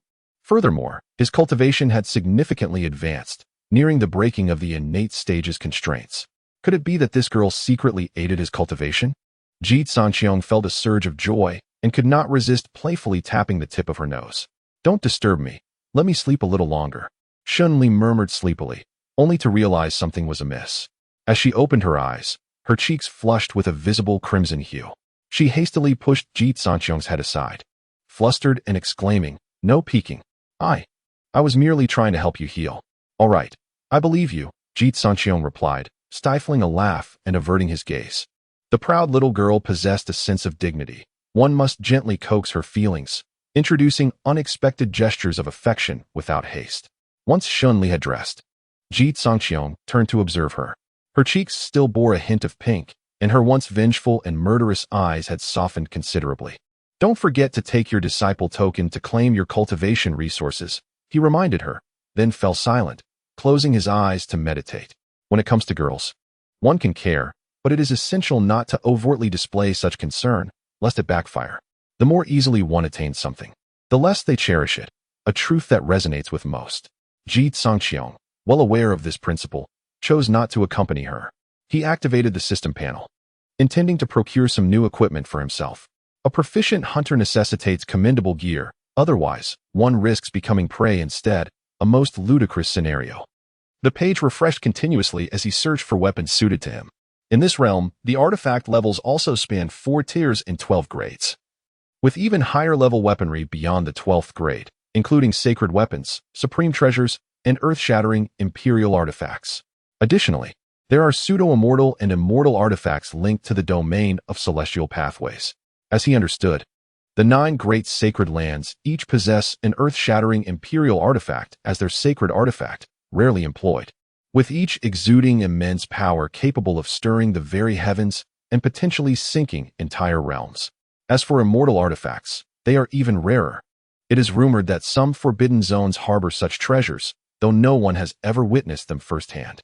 System: I wish to exchange for the Listening Rain sword and its accompanying technique. Ji Cangqiong pointed to the silvery 3-foot-long sword. Exchange successful. A total of 196 points of life value consumed. Listening Rain sword. A high-grade mystical artifact. The sword falls like rain, drawing and striking soundlessly, leaving no trace. It possesses the ability to amplify sword energy, an essential tool for stealthy assassinations. Remaining life value, 306 points. This sword, while of decent quality, was neither exceptionally high nor low, enough to attract the covetous eyes of lower-tier cultivators, yet among the inner disciples, it was not particularly eye-catching, perfectly aligning with his desired effect. He was well aware of the adage that a common man bears the guilt of possessing a jewel. System: if I were to fabricate an object that exists in this world from thin air, how much life value would it require? According to the complexity described by the host, it will cost an additional 10 to 100 compared to artifacts of the same tier in this realm. Very well, I require a fist-sized, melon-shaped artifact containing explosive substances, with a metallic shell, equipped with a safety mechanism and a trigger device. Furthermore, please fill it with a deadly toxin that can instantly kill any cultivator at the 5-Chi realm upon contact with blood, Ji Cangqiong instructed. Cost: 198 points of life value. Satisfied, Ji Cangqiong nodded and proceeded with the exchange. With such a toxic thunderbolt at his disposal, who would dare to provoke him? It was guaranteed to be a lethal strike. Subsequently, he spent an additional 98 points of life value to acquire a defensive high-grade mystical artifact, a heart-guarding mirror, capable of withstanding most attacks from innate realm cultivators, and could serve as a one-time defensive artifact, capable of blocking a fatal blow from a 5-Chi realm cultivator when fully activated. After all, survival was paramount. Having secured these items, Ji Cangqiong began to cultivate the Listening Rain sword technique. Time passed swiftly in the mountains, and half a month slipped by unnoticed. The resounding bell of the Xiaoyao sacred land echoed, and a divine thought swept across all disciples. The message conveyed by this divine thought was singular: the opening of the high-grade spiritual realm, where disciples could freely collect resources, contributing 40% to the sacred land, while keeping the remainder for personal use or exchanging it for contribution points. The spiritual realm was a small world rich in spiritual energy, some of which were ancient master sanctuaries, others tombs, and some natural spiritual veins sealed off, containing various resources and even living beings. In the Xiaoyao sacred land's spiritual realm, there were even humans kept as vessels, to be used as alchemical furnaces. Anything captured by the disciples would belong to them. In other words, the humans within the spiritual realm were no different from livestock, freely subject to life and death at the hands of others. This was not an isolated incident. Other sacred lands exhibited similar practices. with some powerful beings slaughtering entire spiritual realms, utilizing the million living beings for the creation of soul banners. Upon hearing the announcement, Ji Cangqiong opened his eyes, a glimmer of brilliance flashing within. An opportune moment. He turned to Shunli and asked, "Do you wish to seek vengeance? Join me." "Absolutely." Shunli readily agreed. The two hastened towards the entrance of the high-grade spiritual realm. The square was already filled to capacity, with thousands of disciples from the 12 peaks of Xiaoyao and a multitude of outer disciples seeking opportunities, creating a veritable sea of humanity. Above the square, a towering figure sat majestically in the heavens. The master of Qiang Peak, Li Chafeng, stood with his hands clasped behind his back and proclaimed in a booming voice, "I am the guardian envoy of this mystical realm. You must remember not to engage in acts of extermination that would disrupt the realm's natural nurturing. Once inside, rely on your own abilities. Do not form large factions to target lower-tier disciples. Life and death are fated, and wealth lies in the hands of destiny. Let us depart." As his words echoed, a long-sealed door gradually creaked open, releasing a torrent of rich spiritual energy, revealing astonishing sights within. Numerous disciples summoned their magical artifacts to soar inside, while those without flying tools rushed eagerly forward, excitement etched on each face. "Let us enter as well," urged Ji Cangqiong, who ascended on his sword.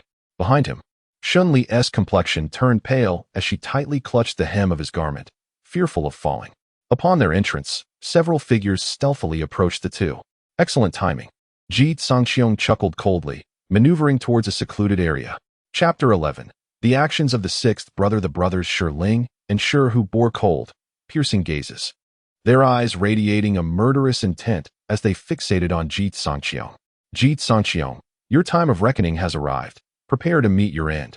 Ji Cangqiong descended gracefully on his sword, landing amidst the trees, followed closely by the others. With a gentle sigh, he caressed the silver blade of the listening rain sword and remarked helplessly, "If I were you, I would speak less." "What do you mean?"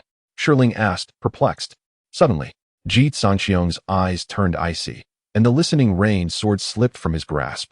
First form of the listening rain sword technique, wind blows rain.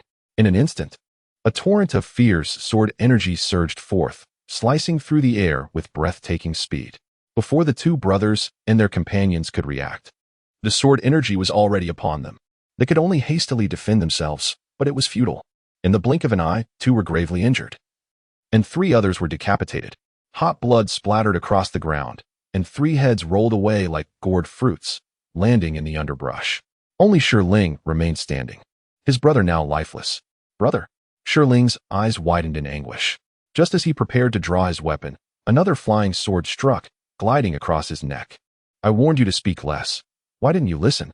Ji Cangqiong summoned the listening rain sword back, following a rain of swords. The corpses of the fallen were reduced to fragments, leaving only a pool of blood and shattered bones. Shunli watched in pale horror, though burdened with hatred. She was still a young girl, and such a bloody scene unsettled her deeply. Yet, she did not retreat. Instead, she forced herself to witness and acclimatize to the gruesome sights and scents. "After a few more views, I shall grow accustomed." Ji Cangqiong patted Shun Li on the shoulder. His hand trembled slightly, but he suppressed his discomfort and began to collect valuables from the fallen. Shun Li gazed at Ji Cangqiong's back, her heart filled with myriad emotions. She understood well that Ji Cangqiong was not a virtuous man. In the mire of life, who could be devoid of dirt? Nonetheless, she recognized that Ji Cangqiong was a commendable master and a dependable ally, as long as she could earn his acknowledgement. Resolute, Shun Li joined him in the grim task of scavenging. Time passed swiftly, and they soon gathered nearly half a bag of low-grade spirit stones along with 7 or 8 yellow-tier magical artifacts of varying quality, all of which could be sold for some spirit stones. After tidying up, they set off once more. However, after taking only a couple of steps, a cold laugh echoed from not far ahead. "Very impressive. You defeated 2 inner disciples and 3 outer disciples with a single strike. Though they are merely newly promoted inner disciples, it's still quite astonishing." As the words were spoken, the individual struck instantly. A long blade sliced through the air, its gleam rushing towards them. Ji Cangqiong channeled his spiritual energy and raised his sword to block. With a resounding clang, both men were forced to retreat simultaneously. "It's you." Ji Cangqiong's gaze turned frigid. He had not anticipated that all three of his adversaries would gather today. This would certainly save him the trouble of searching. It was indeed the old man, the outer elder, who had personally delivered disciples to the grand ceremony presided over by the supreme elder, revealed himself. Clutching a deep azure long blade, his expression was sinister, a mocking smile gracing his features. I am Chun He, the 53rd elder of the outer sect, and I have come today to escort you on your journey. Ji Cangqiong's gaze turned slightly cold. The opponent's strength surpassed his own, indicating that he was likely a practitioner of the fifth Qi realm. In a direct confrontation, the odds of him prevailing were slim. Unfortunately, he had already used the experience card for the return to Origin Realm, and the heart-guarding mirror, when fully activated, became a one-time use. Utilizing the small fragrant melon here would be somewhat of a waste, as these two were his trump cards and should not be deployed lightly. Thus, he resolved to fight fiercely. Ji Cangqiong signaled for Xun Li to take cover, inhaled deeply, and in an instant, radiant golden light erupted around him. A blazing sun ascending majestically from behind, accompanied by a furnace that floated within its brilliance. The terrifying phenomenon caused the very air to warp, and under the sunlight, he appeared as a deity descended from the heavens, invincible. The sunlit sacred body. Chen He uttered coldly, wielding his treasured blade towards the front. Ji Cangqiong advanced as well. He witnessed the furnace within the blazing sun suddenly launch forward, colliding fiercely with Chun He. At that same moment, the rain-listening sword in his hand was released, hurtling toward him.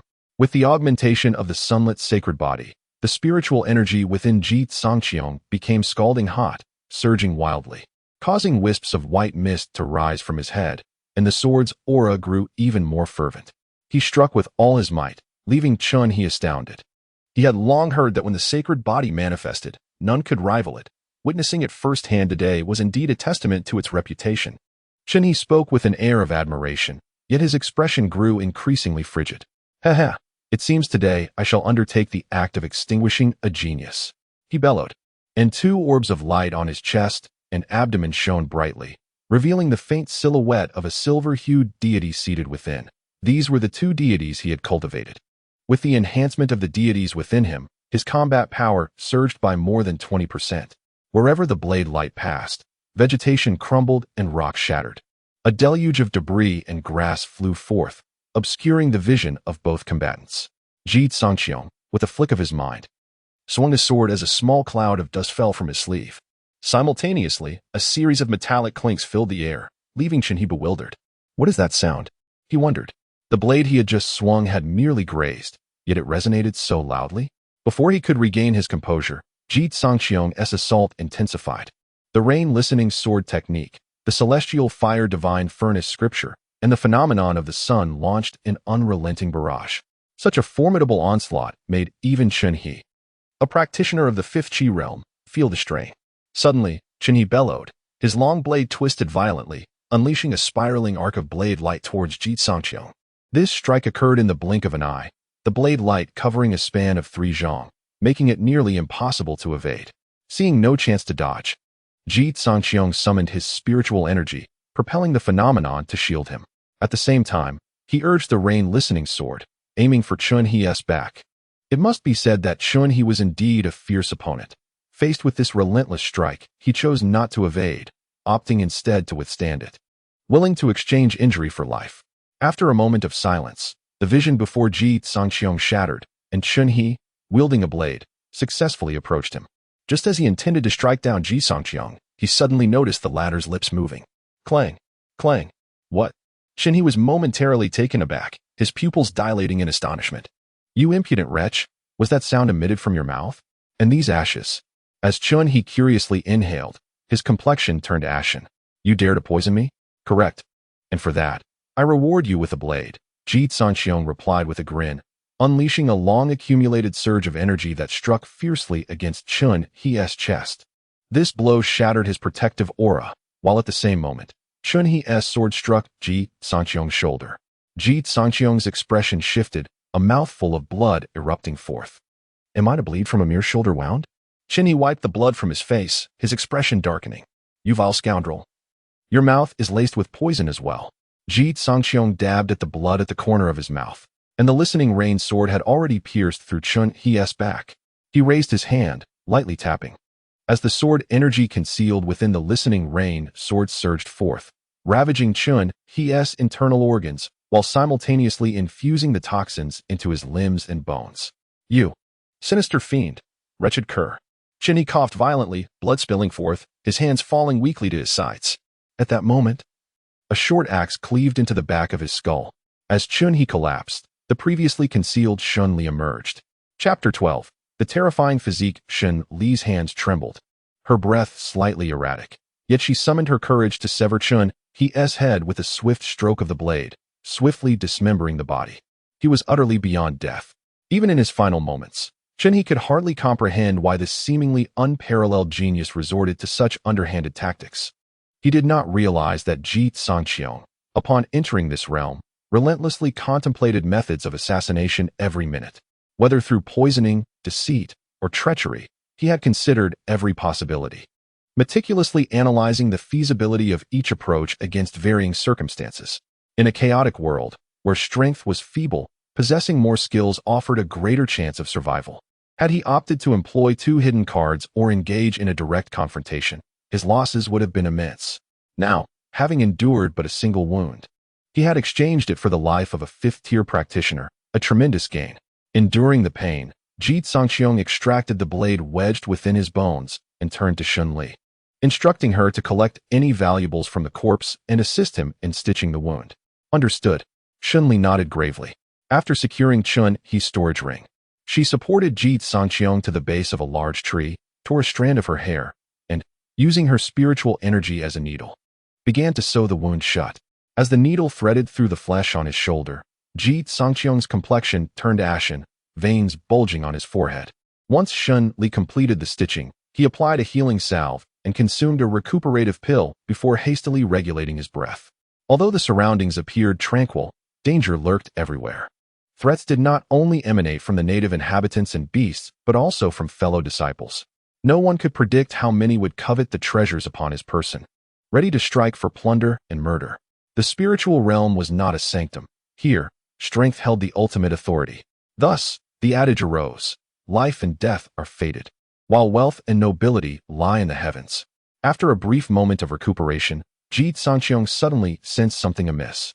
His internal spiritual energy surged wildly, with his very flesh seemingly enhancing, as if undergoing a transformation. System, what is happening? Dragon battles in the wild. Its blood is profound and yellow.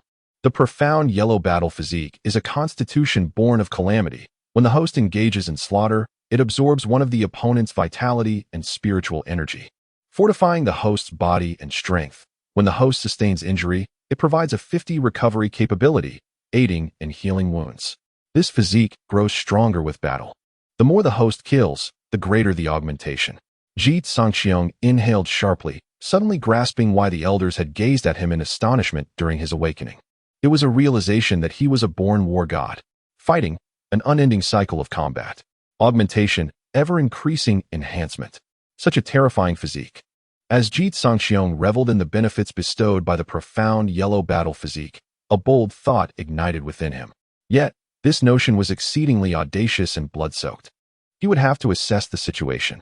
If others were intent on forcing his hand, he would have no choice. As the night passed, his injuries gradually improved, and his condition was almost restored. He realized he needed to acquire a healing technique or a body-tempering method to enhance his recovery speed. With the amplification from the Xianwang battle body, his healing abilities would reach an extraordinarily terrifying level. Indeed, he could heal almost instantly after being wounded, rivaling the indestructible sacred body.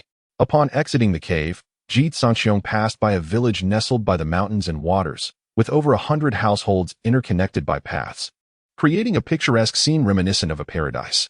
However, this idyllic setting was marred by the presence of several dozen invaders. The air was filled with the clash of blades as these disciples of the carefree sacred land mercilessly slaughtered the villagers, leaving no one, not even the children, unscathed. The sounds of maniacal laughter, cries, and screams echoed incessantly. Inside the houses, there were wails, while outside, the cries of despair resounded. Blood splattered everywhere, and the scene was a grotesque display of carnage. The continuous slaughter enveloped the village in a thick stench of blood, and some disciples even publicly humiliated the village women in a display of brutality that was utterly appalling. Xun Li's eyes turned red with indignation, and she instinctively wanted to rush forward to slay those vile beasts. Yet, Ji Cangqiong firmly grasped her arm, slowly shaking his head, despite her desperate struggles. She cried out in anguish, "Let me go. I must save them." Save them? With your peak spirit enlightenment strength? Each of those individuals is at the innate level, far beyond your realm. How can you save them? What gives you the right to do so? Ji Cangqiong's words were chillingly harsh. But can we just stand by and watch? How are we any different from beasts? Xun Li could not comprehend. She did not understand why Ji Cangqiong would go to great lengths to save her yet refuse to help these people. Ji Cangqiong discerned her thoughts, his eyes flickering with disappointment. In this world, strength is the only truth. If you remain obstinate and refuse to see, the only fate awaiting you is a tragic demise. With that, he forcibly restrained Xun Li with his spiritual energy and turned to leave. You bastard! You refuse to act, yet you dare to confine me? I am neither your vassal nor your slave. Xun Li's anguished curses followed him, but Ji Cangqiong did not look back. He was neither a saint nor a do-gooder. He had no obligation to pay for the mistakes of others. He merely remembered his past life, the blood-soaked massacres that shook the world, the fallen ancestors, the valiant sages who fought valiantly. He had traversed from the great Xia, one of the inheritors of that brilliant civilization. He was not a saint, nor a good person, but a flesh-and-blood individual, a living being who had received a higher education. He was someone who had witnessed the slaughter, humiliation, and enslavement of his ancestors. What difference was there between the current scene and that of yesteryear? As he walked partway, Ji Cangqiong paused, a faint smile tugging at the corners of his lips. Xun Li, you are indeed a good girl, yet still too young. Your temperament remains immature, and you lack the necessary coldness. I hope you come to grasp these truths sooner rather than later. One should act in accordance with their capabilities and bear responsibilities commensurate with their strength, avoiding unnecessary sacrifices. Do not emulate my foolishness. His voice was but a whisper, his steps quickening, as an aura of power began to surge around him. The Xian Wang battle body activate. Chapter 13. I sing madly through empty days forward. Ji Cangqiong silently chanted, a radiant aura enveloping him as the essence of the primordial chaos transformed into a magnificent dragon, coiling around his form. Forward. His voice, though not loud, resonated like a grand bell, as a blazing sun began to ascend from behind his head. Forward. As his words echoed, a celestial furnace slowly materialized, melting the primordial essence with the power of solar manifestations. A disciple recognized him and, with a mischievous grin, called out, "Ah, is that you? Come quickly, it's still warm." He gestured toward an exceptionally beautiful woman before him, but soon found his vision swirling, ultimately plunging into a pool of blood, the vibrant red fading into darkness. Nearby, a woman clad in tattered garments eyed Ji Cangqiong warily. Upon sensing no malice from him, she trembled and grasped a knife, aiming it at her own heart. Aware of her actions, Ji Cangqiong made no attempt to intervene. He was powerless to stop it. One may restrain a lifetime, yet cannot halt an entire existence. In this world, the scales of justice often tilt unfairly against women. Once their virtue is lost, they feel unworthy to continue living. Of course, those enchanting women from the celestial sanctuary were exceptions, regarding their shame as a mark of honor. I sing madly through empty days. For whom do I flaunt my arrogance? Ji Cangqiong chuckled bitterly, his smile swiftly turning icy, an aura of killing intent rising within him. As he wielded his sword, heads began to fall. Many disciples from the holy grounds took notice and quickly converged. The pressure brought by over 30 inner disciples was undeniably immense. Among them were only a few at the spirit awakening realm, while the majority were innate realm practitioners. And 2 were even approaching the 5-chi realm, hastening toward the scene. Junior brother, do you think that awakening the sacred body grants you the right to act recklessly? A disciple questioned coldly. Ji Cangqiong merely maintained a stern expression, the listening rein sword hovering at his side, glinting ominously. I will only utter 3 statements. After these 3, those who remain here shall meet their demise. Upon hearing this, the crowd scoffed in disbelief. Who do you think you are? That is the second statement. Ji Cangqiong narrowed his eyes, the listening rein sword humming with an ominous energy. The atmosphere became palpably tense, and the faces of those present turned ashen. Does this young man truly dare to act against so many of us? Young man, do not be overly arrogant. We are all your senior brothers. Do you dare show disrespect to your seniors? Indeed, we of Yuanyang Peak are not to be trifled with. A mere innate realm practitioner dares to act presumptuously? This is the third statement. Ji Cangqiong's expression bore a hint of regret. You have sought your own demise. Do not blame me. He had offered them a chance, albeit a deceitful one. Whether he extended an opportunity or not, their fate was sealed. With his sword raised, Ji Cangqiong's long black hair danced wildly. Spiritual energy swirling around him, his blood surging, beams of light piercing the heavens. With a swift motion, the listening rain sword sliced through the air, sending several individuals flying with a single strike. Junior brother, quell your anger. How can you commit such an act of annihilation? A disciple, sensing the dire situation, hurriedly attempted to dissuade him. It is too late. Ji Cangqiong's sword-like brow stood tall as he wielded the listening rain sword. Sweeping through the air and conjuring torrents of luminous raindrops, each droplet infused with a tempestuous sword intent that struck fiercely at the crowd. With a thunderous roar, the furnace behind him erupted, sending a group of adversaries hurtling backward. They all spewed blood, utterly unable to withstand the onslaught, their protective spiritual energy fracturing under the pressure.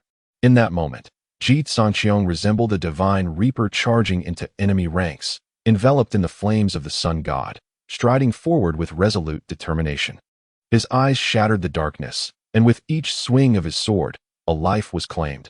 Every maneuver could lead to utter annihilation. Junior brother, you have stirred up great calamity. There is still time to cease. A young man in white interposed before him. To nurture, to slaughter, to commit atrocities. And you ask me to relent? Ji Cangqiong's laughter echoed, cold and piercing. Today, you shall undoubtedly perish. If you wish for me to stop, summon the Holy Lord to come personally. And you? Begone. Raising his hand, he unleashed a sword strike. The sword energy intertwining into a net of blades that enveloped the young man entirely, shattering his defenses in an instant. The expression of the young man in white changed drastically. Despite both being innate realm practitioners, he found himself utterly powerless to resist. His magical artifact was shattered, and his protective armor splintered before he was pierced through the chest by hundreds of sword energies, his body exploding in a gruesome display.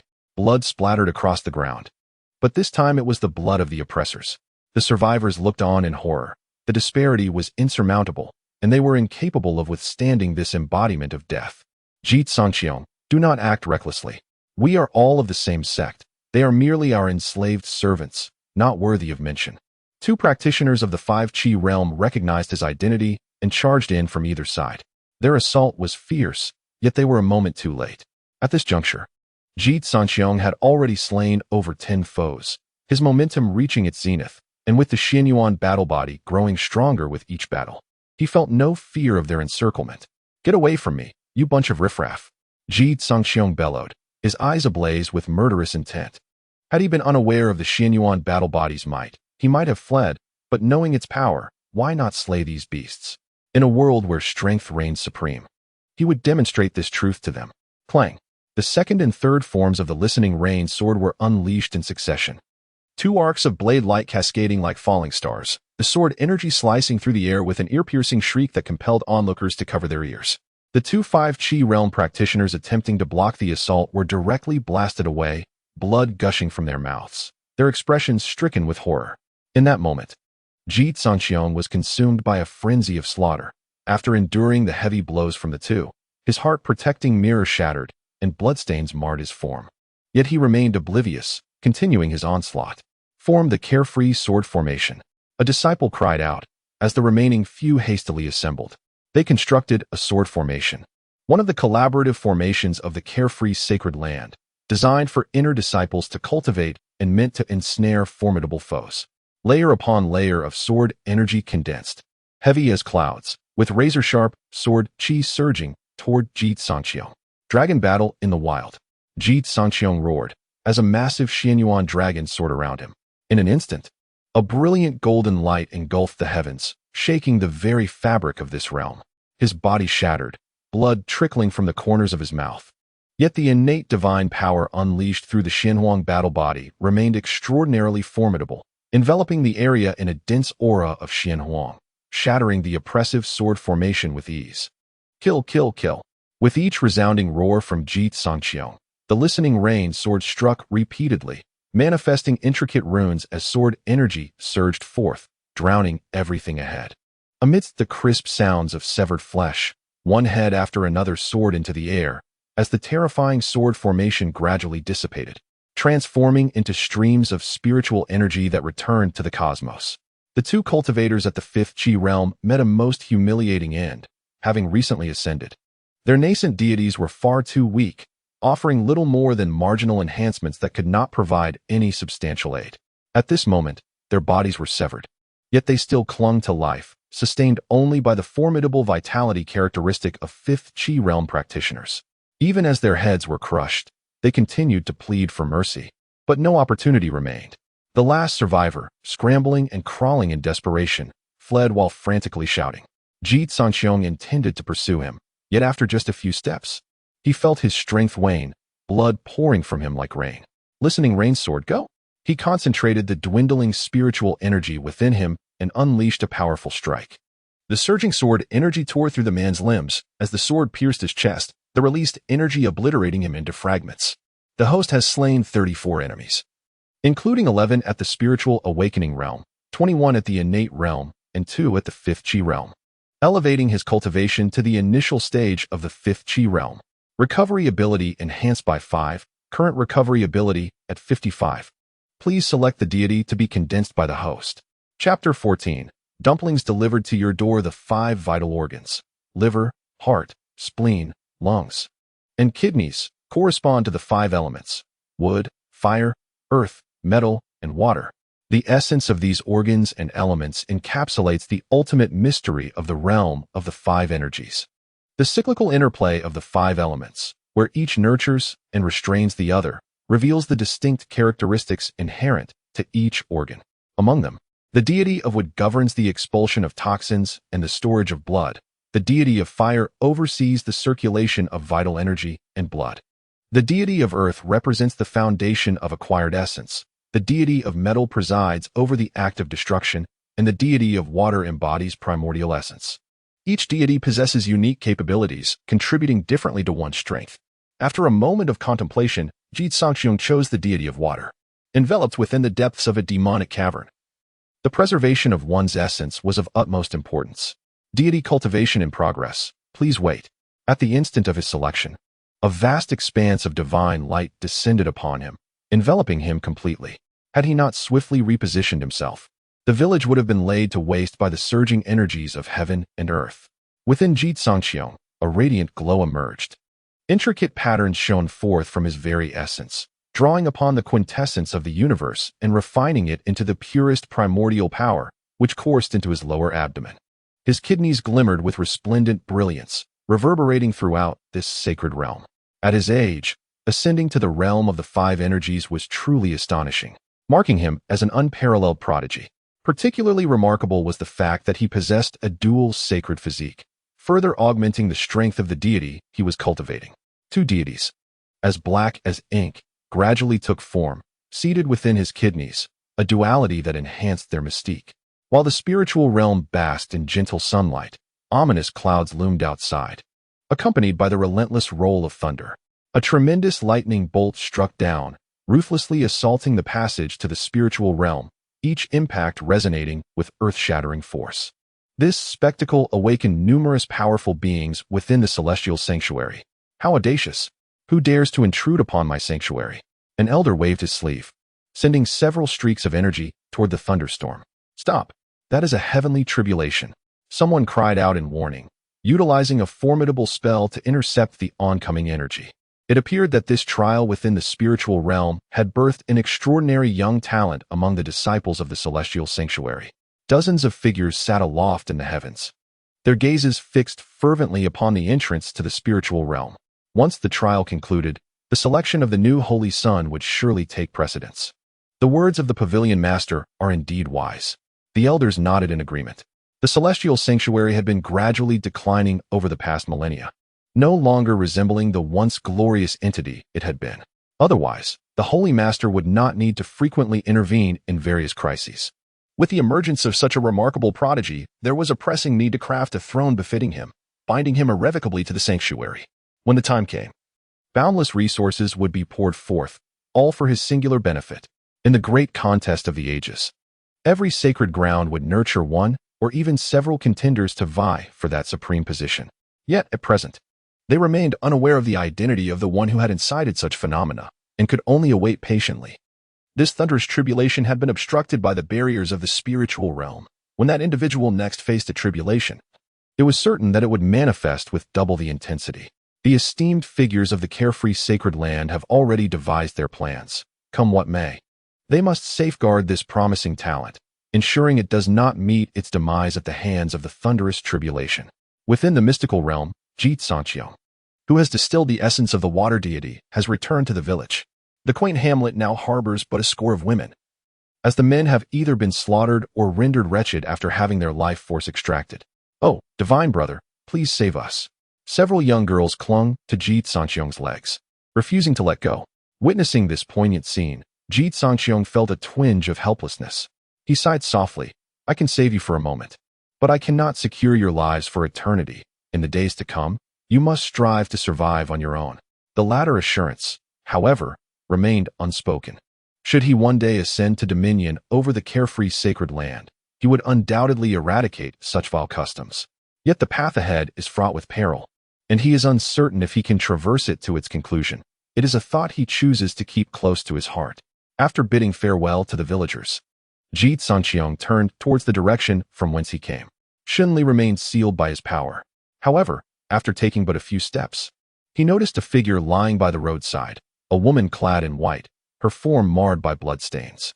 The woman's delicate visage was slightly raised, her features imbued with a scholarly grace, her lashes cast downward. She exuded an enchanting allure, with a trace of sorrow and blood upon her lips, adding a haunting beauty to her countenance. How intriguing! She was not present on his way here. Faced with this tragic beauty, Ji Cangqiong felt no inclination towards frivolity. Instead, he grew wary. Just as he contemplated turning away, a faint voice reached his ears. "Brother, it's been so long. Why are you still as daft as you were in your youth?" At these words, Ji Cangqiong's body involuntarily shuddered, his eyes widening in disbelief. Turning back, he saw that the woman had already awakened. At his level of cultivation, the blood staining her face could not obscure her true beauty. Her profound gaze pierced the depths of Ji Cangqiong's heart, stirring memories of the original owner's past. The fragrant orchid is coveted by the discerning. The original owner indeed had a stunningly extraordinary sister-in-law who treated him with great kindness, and their relationship had always been amicable. But why was she here? Ji Cangqiong scrutinized her closely. Although she appeared somewhat disheveled, she could not hide the brilliance of her beauty and charm, suppressing the instinctive turmoil within. He cast a spell to mend her wounds and inquired, "Sister-in-law, should you not be in the palace? How have you found yourself in such dire straits?" "Your elder brother perished in battle, and I was cast out of the palace, captured by others, leading to my current plight." As she spoke, a shadow of sorrow swept across the exquisite face of Gu Xiyan, who then gently pushed Ji Cangqiong away. "Brother, you must leave. It is perilous here. Do not linger with me." In that moment, Gu Xiyan's hair was disheveled, her garments tattered, specks of blood like wax and plums staining her hem, rendering her particularly pitiable. Such a captivating ploy of beauty is truly masterful. Ji Cangqiong instantly sensed that something was amiss. In the ethereal realm, the human populace has always thrived through self-propagation, with those captured from the outside being a mere rarity. Moreover, a beauty such as Gu Xiyan, whose extraordinary visage would surely have been coveted by the elders and disciples as a cherished treasure, could hardly find herself in such circumstances. It appears that she is indeed a woman of exceptional standing. Ji Cangqiong, despite a bitter smile within, feigned eagerness as he reassured, "Rest assured, sister-in-law, with me here, you shall be well protected. Do not." Though her words protested, Gu Xiyan's actions spoke otherwise. She gracefully placed her long, slender legs upon Ji Cangqiong's lap. Her body nestled against his chest. Her delicate, fair hands gently encircled his waist as she whispered softly, "Just allow sister-in-law to hold you for a moment, just as I did when you were a child." In the presence of this breathtaking widow, so close at hand, Ji Cangqiong could even perceive the subtle, elegant fragrance that enveloped her. Had the original owner been here, he would likely have been utterly entranced. Alas, he was not the original, and he was well versed in the profound wisdom of the Mengda Heart Sutra and the strategies of the spring and autumn annals. When it came to such tactics, he was even more adept than Gu Xiyan herself. Nonetheless, with such an opportunity presented to him, how could one refuse? It was not hunger that drove him, but rather a yearning for dumplings. Chapter 15. A disagreement leads to bloodshed after a brief embrace. The subtle sound of the woman's sobs filled the air. Ji Cangqiong's lips curled into a cold smirk, choosing to remain indifferent. Zhu Shuan wept for a while, realizing the futility of her tears, before tilting her head to gaze at Ji Cangqiong. Her delicate features were marred by tear stains, with 2 droplets poised at the corners of her eyes, threatening to fall. Yet, she stubbornly raised her face, refusing to let her tears escape. Why stop crying? If you don't continue, those tears will be swallowed back, Ji Cangqiong teased. Zhu Shuan's expression faltered, aware that her ploy had likely been seen through. However, recalling her sacrifices for the sect to seize power from the Daqian dynasty, having spent over a decade lurking in the imperial palace, and the favors she had bestowed upon the prince, she felt a strange sense of reassurance. Have you forgotten your sister-in-law after seeing so many beautiful women? How can you pretend not to see me? Zhu Shuan thought, feeling a twinge of defiance. In her past as the Grand Prince's consort, she had never allowed that ineffectual man to touch her. Yet now, in her attempt to entice this young prince, he seemed utterly uninterested. This ignited her competitive spirit. Wiping the tears from her eyes, she spoke bitterly. Your Highness, your royal brother departed too soon. And now your sister-in-law is left lonely and vulnerable. You wouldn't abandon me, would you? Of course not. As long as I am here, I will protect you. Ji Cangqiong replied, leaning closer to Zhu Shuan, a fleeting glimmer of hidden affection flickering in his eyes, quickly concealed. Zhu Shuan seized upon this flicker with delight. Surely, no younger brother could remain indifferent to a sister-in-law as beautiful as herself. Moreover, her cultivation would enhance her allure, and given her exquisite beauty, securing the innate sacred body was merely a matter of time. Just as Zhu Shuan reveled in her thoughts, the man's presence suddenly surged closer. Sister-in-law, be careful. There are ill-intentioned individuals approaching. Before Zhu Shuan could react, Ji Cangqiong swept her into the nearby thicket. Their sudden movement inevitably led to an unintentional collision.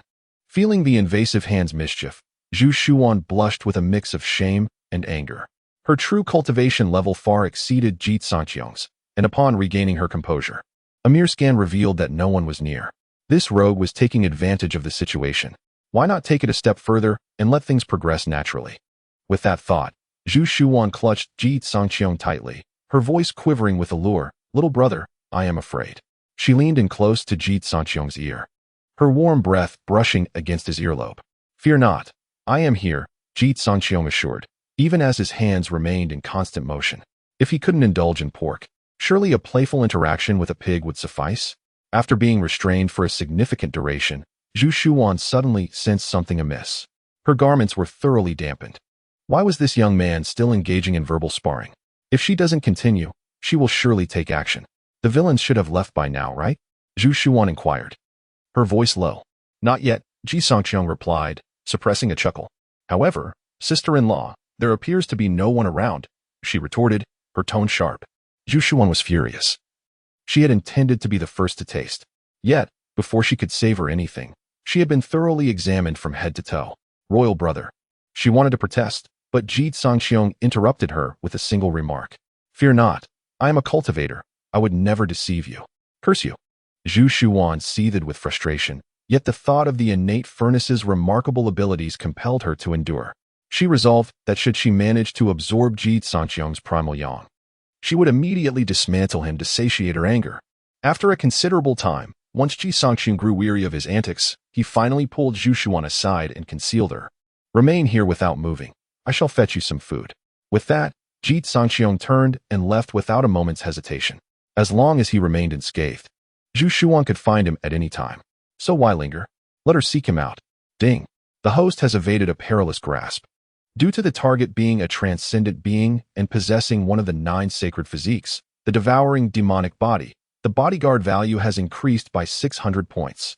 Bodyguard value, 610 points. After exiting the small mountain village, Ji Cangqiong released Shen Li from her seal and led her in another direction. After traveling several dozen miles, they discovered some spiritual herbs, but found no signs of any other individuals. It seemed he had slaughtered too many, wiping out all nearby cultivators within a vast radius. Shen Li cast a dissatisfied glance at Ji Cangqiong and asked, Why do you reek of such heavy perfume? Ha ha ha, my little beauty. Would you care to take a whiff of your brother? I assure you, he is far more manly than that. A sudden voice echoed from ahead. Several figures approached, encircling the two. Disciples of the sacred land? Ji Cangqiong's gaze flickered. Hey, you dare to slaughter your fellow disciples? That is a capital offense. If you know what's good for you, hand over this woman so we can absorb her primal Yin and return her to you. Otherwise. A cultivator sneered at Ji Cangqiong, his words laced with menace. Ji Cangqiong caressed the slender blade of the listening rain's sword and suddenly burst into laughter. They deserve death. Are you sending yourselves to die? The four individuals changed color in an instant. They had merely glanced from a distance before retreating, not daring to approach. The implication of Ji Cangqiong's words suggested he had slain those individuals. That was 30 or 40 disciples of the sacred land. The leader involuntarily stepped back, his bravado faltering, and declared, "Surrender at once, or we will capture you alive and have the elders cast you into the sacred land's purgatory, ensuring a fate worse than death." As he spoke, he had already retreated far away, clearly revealing that these threats were merely a form of intimidation. The other three individuals also sensed the impending danger. Yet, they remained unwilling to accept that one person, Ji Cangqiong, could possibly slay so many. That little rascal is merely boasting. One scoffed dismissively. Ji Cangqiong swept past this individual, his gaze fixed on the one who had retreated 100 paces away. Shenli, I entrust these three to you. The remaining one is mine. Understood. Shenli unsheathed her sword and charged at the trio. Simultaneously, a fleeting shadow darted swiftly between them. Ji Cangqiong moved like lightning, his speed reaching its zenith. And in the blink of an eye, he covered 100 paces, his sword aimed directly at the leader. Faced with the sudden onslaught of Ji Cangqiong, the leader was seized by panic and fled in terror. In his flight, he attempted to cast spells to impede Ji Cangqiong's advance. Several formation flags plunged into the ground, and beams of light rapidly converged, forming a simple illusion array in an instant. Ji Cangqiong regarded it with indifference, resolutely breaking through. In mere moments, the illusion array shattered. How could this be? This array is capable of ensnaring those at the fifth Qi realm, and yet you. The cultivator ahead was struck with astonishment, and just as he intended to continue his escape, he found himself running forward without a head. Who could outpace him? Oh, it was himself. By the time he regained his senses, he had already been severed. Ji Cangqiong's fist obliterated his skull. Such needless chatter. Host has slain one innate realm opponent, recovery ability enhanced by 0. 2. Current recovery ability at 55. 2. Shenli, do not let me down. Chapter 16. New tricks. Lethal whip legs. Witnessing the demise of their leader, the remaining three felt a chilling dread wash over them, prompting them to flee with all their might. What a predicament. One of them mused, hoping the harbinger of death would take his time, allowing them a chance to escape. Why engage in reckless gambles? Now, they had sealed their own fates.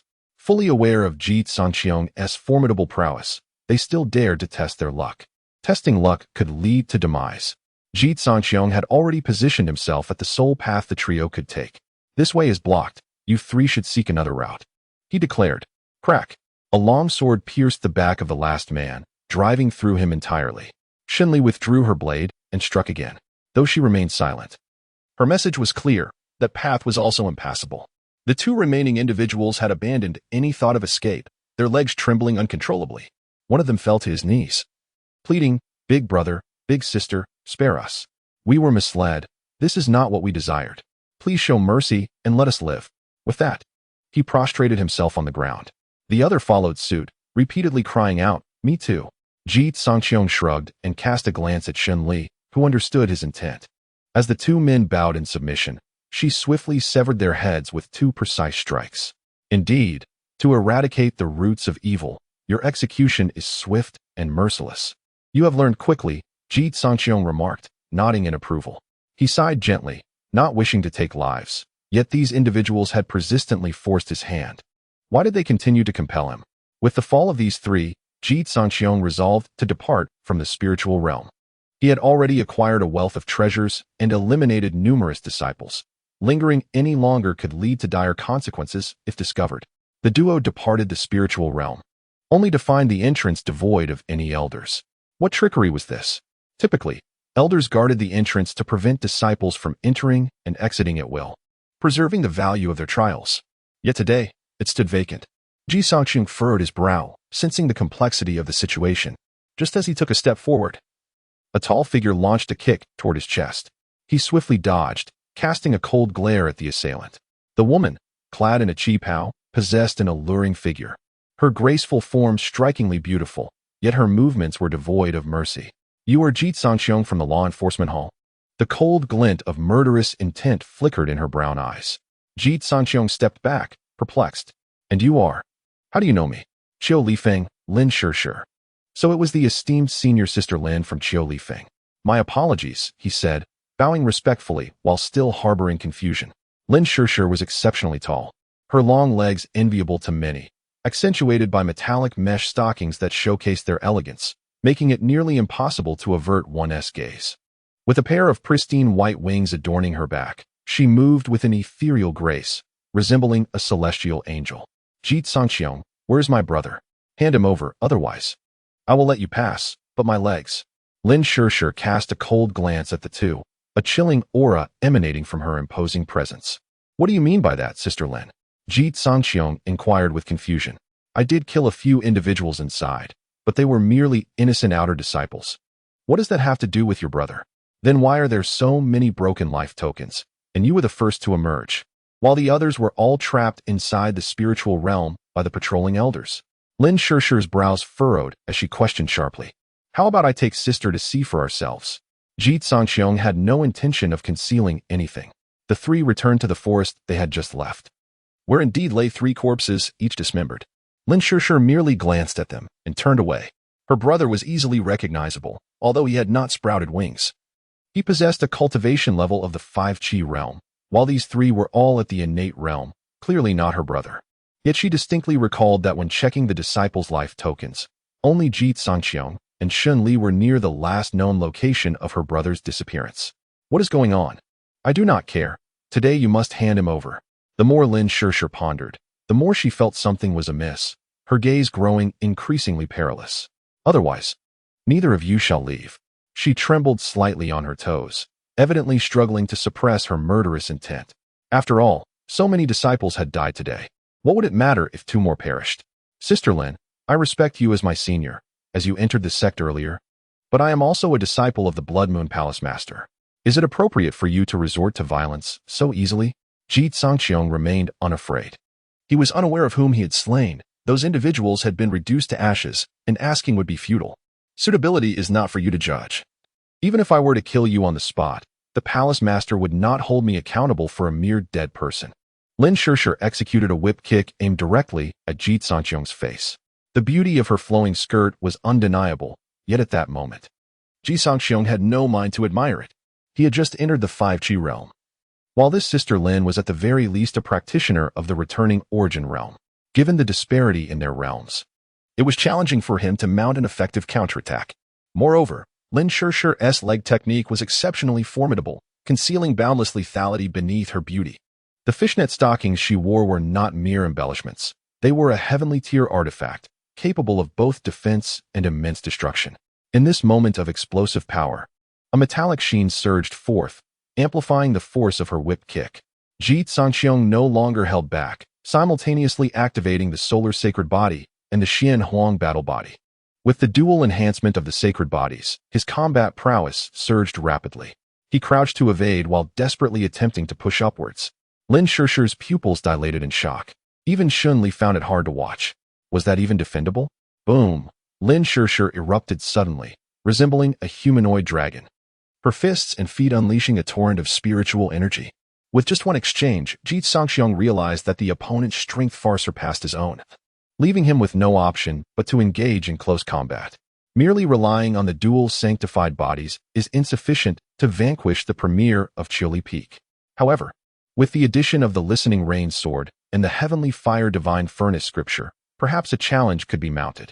Yet, he sensed an ominous presence nearby, as if a pair of eyes was scrutinizing him from the shadows. Thanks to the enhancement from the 2 sacred bodies, his sixth sense had been remarkably heightened, far surpassing that of his peers in the same realm. This awareness made him wary of any slight movements, even at the risk of suffering. He would refrain from unleashing his full power. Should a true exchange of blows occur with Lin Shishir, the multitude of lives he had taken would likely come to light, and some eager elders might hastily lay the blame squarely upon him. Such an outcome would be an unwarranted calamity. In that moment of contemplation, As Ji Cangqiong attempted to evade, he was met with a fierce whip kick that struck him squarely, causing a torrent of blood to erupt from his mouth. He staggered back, his vitality rapidly waning. "Why did you not evade?" Lin Shirshir stood, her leg retracted, her eyes wide with disbelief. Had she misjudged the situation?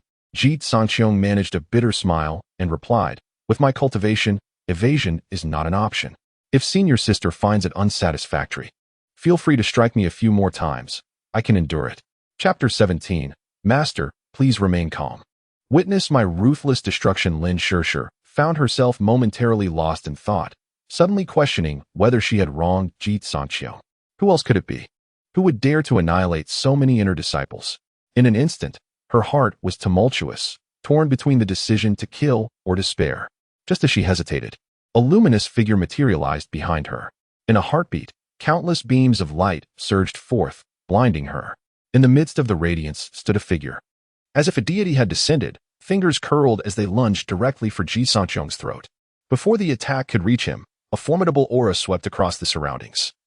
A howling gale that stung the skin and enveloped the area for miles, crashing down with overwhelming force. The sheer intensity of this presence instilled a sense of helplessness. Even before the strike truly reached Ji Cangqiong, it caused the phenomena surrounding him to dissipate. The power was terrifying indeed. Ji Cangqiong felt a pause in his breath, instinctively yearning for a Yuan returning realm experience card. If this blow struck true, he would either perish or be left gravely injured. At that moment, his spiritual energy was utterly incapable of gathering. The vast chasm between their realms rendered him incapable of amassing even a modicum of power to defend himself. Should he be seized at this critical juncture, with his nascent mastery of the five energies, his fate lay entirely in the hands of his assailant. Impudence! A sharp, cold voice rang out. A blood-red figure tore through the air with such swiftness that it was almost imperceptible. In an instant, the figure arrived before Ji Cangqiong, repelling the attacker with a single strike. Then, with a graceful motion, she enveloped Ji Cangqiong in her embrace and descended gracefully. It was none other than Ye Lingyan. Her tall and alluring figure, accentuated by her curvaceous silhouette, exuded an enchanting allure, especially in her resplendent red attire, which commanded reverence. Wisps of chaotic mist swirled around her, creating a tempest of energy that surrounded her like protective tendrils of law. As Ji Cangqiong found himself cradled in her arms, the scent of blossoms wafted around him. Yet he had no heart to admire it. The Xiaoyao sacred land was indeed a den of sorcery. A mere disagreement led to violence and bloodshed. Had it not been for Ye Lingyan's timely intervention, he would have surely fallen into peril. This was undoubtedly the closest he had ever come to death.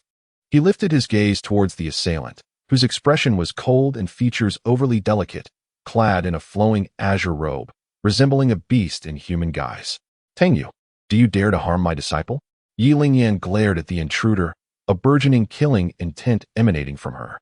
"I merely wished to test him lightly," Tangyu, the deputy holy master of the Xiaoyao sacred land, replied calmly. "Please, do not be agitated." Several of his direct disciples had perished within, and due to the peculiarities of the spiritual realm, he could not pinpoint the perpetrator directly. Utilizing his privileges, he had searched diligently and uncovered a few leads. He would not let this matter rest easily, for the loss of not just a single disciple, but dozens of shattered life tokens, was a substantial blow. Even the Xiaoyao sacred land, despite its vast resources, would pursue this matter to its conclusion. Inner disciples were the lifeblood of any faction, representing the new generation of combatants and future reserves of strength. It can be said that once they enter the inner sect, they alone are capable of instilling fear in the wicked, proving indispensable. Currently, nearly 60 inner sect disciples of the carefree Holy Land have fallen, along with the demise of an outer sect elder. Such significant events have certainly captured the attention of the higher echelons of the Holy Land. Lord of the Blood Moon, 3 of my disciples have perished in succession, and 51 inner sect disciples, alongside an outer sect elder, have also fallen. All these occurrences bear the unmistakable signs of Ji Cangqiong's activities. "I have come here merely for a routine inquiry. Do you still refuse to acquiesce?" Tangyu spoke with unwavering confidence, showing little fear of Ye Lingyan. After a brief contemplation, Ye Lingyan grasped the situation. Most likely, those ruthless individuals had been witnessed by her disciple, who could not bear their heinous acts and thus took action. Nevertheless, this innate furnace body must not be allowed to fall into the hands of others. She cast a sidelong glance at Ji Cangqiong, who wore an expression of shock and horror. So many have fallen in my vicinity? Yet, since entering the spiritual realm, I have been seeking a breakthrough and remained oblivious to any disturbances in the outside world. Does the elder truly believe I alone could have slain so many elite members of the Holy Land?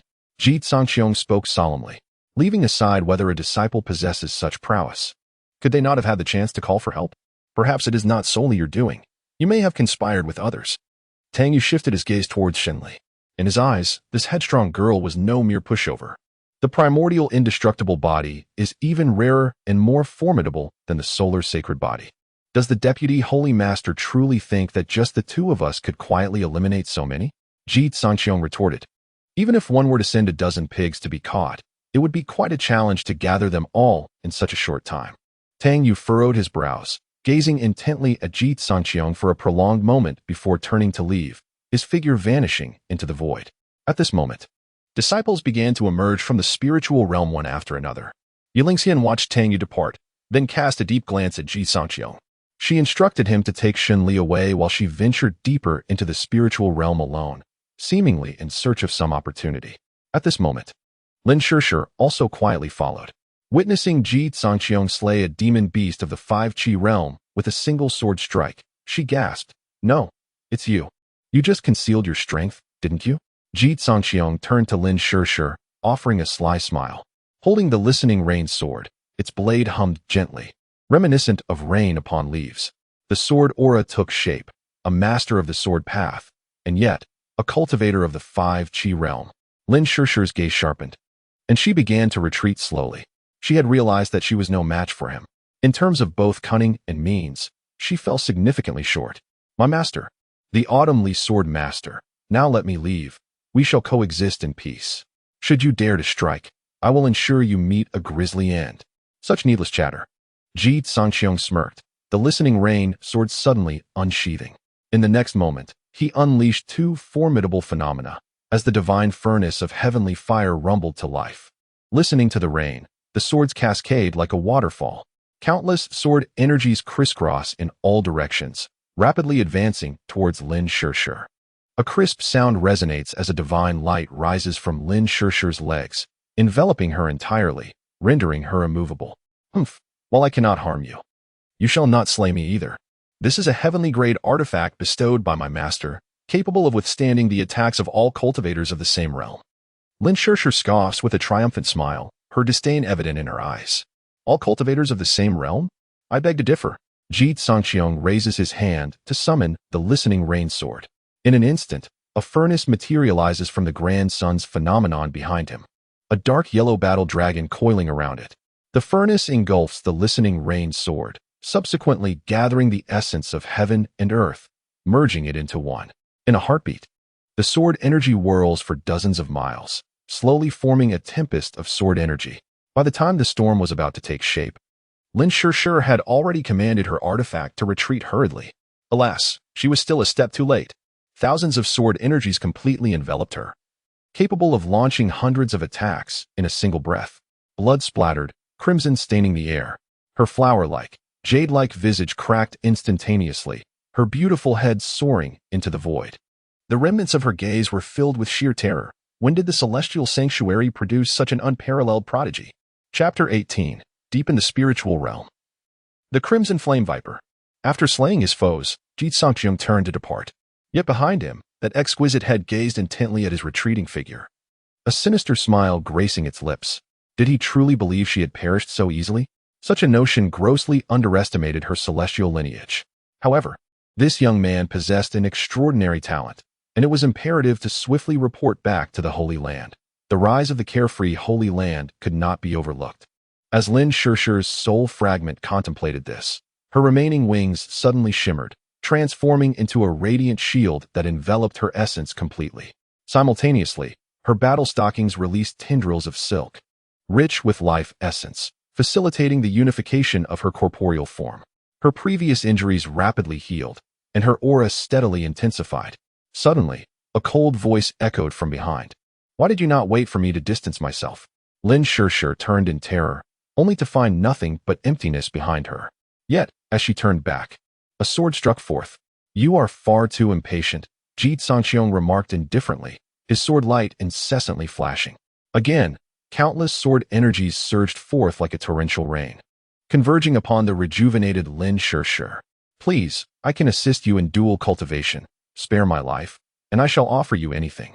In the face of impending doom, Lin Shishir, in a moment of desperation, uttered even that which she once deemed disgraceful. Yet, her pleas could not quell Ji Cangqiong's murderous intent. Dual cultivation? How absurd! Ji Cangqiong's longsword cleaved downward, dismembering Lin Shishir, who was still in a phase of recovery. In agony, Lin Shishir gazed at her severed limbs, her consciousness becoming increasingly hazy. What a ruthless heart, what a dark hand. In the next moment, Ji Cangqiong struck once more, reducing the remnants of her dismembered body to a mist of blood. If this does not kill you, it can only be deemed as sheer luck. Beep. The host has narrowly escaped the clutches of death through violent means, due to the target being a 5-chi realm cultivator and possessing the angelic sacred body. The host's protection value increases by 400 points, with an additional reward of 200 points. Protection value, 1210 points. Why is there still no kill bonus? Ji Cangqiong furrowed his brow as he gazed at the blood mist, feeling utterly incredulous. This is exceedingly strange, merely a 5-chi realm cultivator. And while the beheading and rebirth may be attributed to the effects of the angelic sacred body, this has transformed into mere sanguine sludge, yet she remains alive. System. What is the meaning of this? She is not the true body but a spiritual manifestation. Her true form resides within the angelic Holy Land. Still a spy?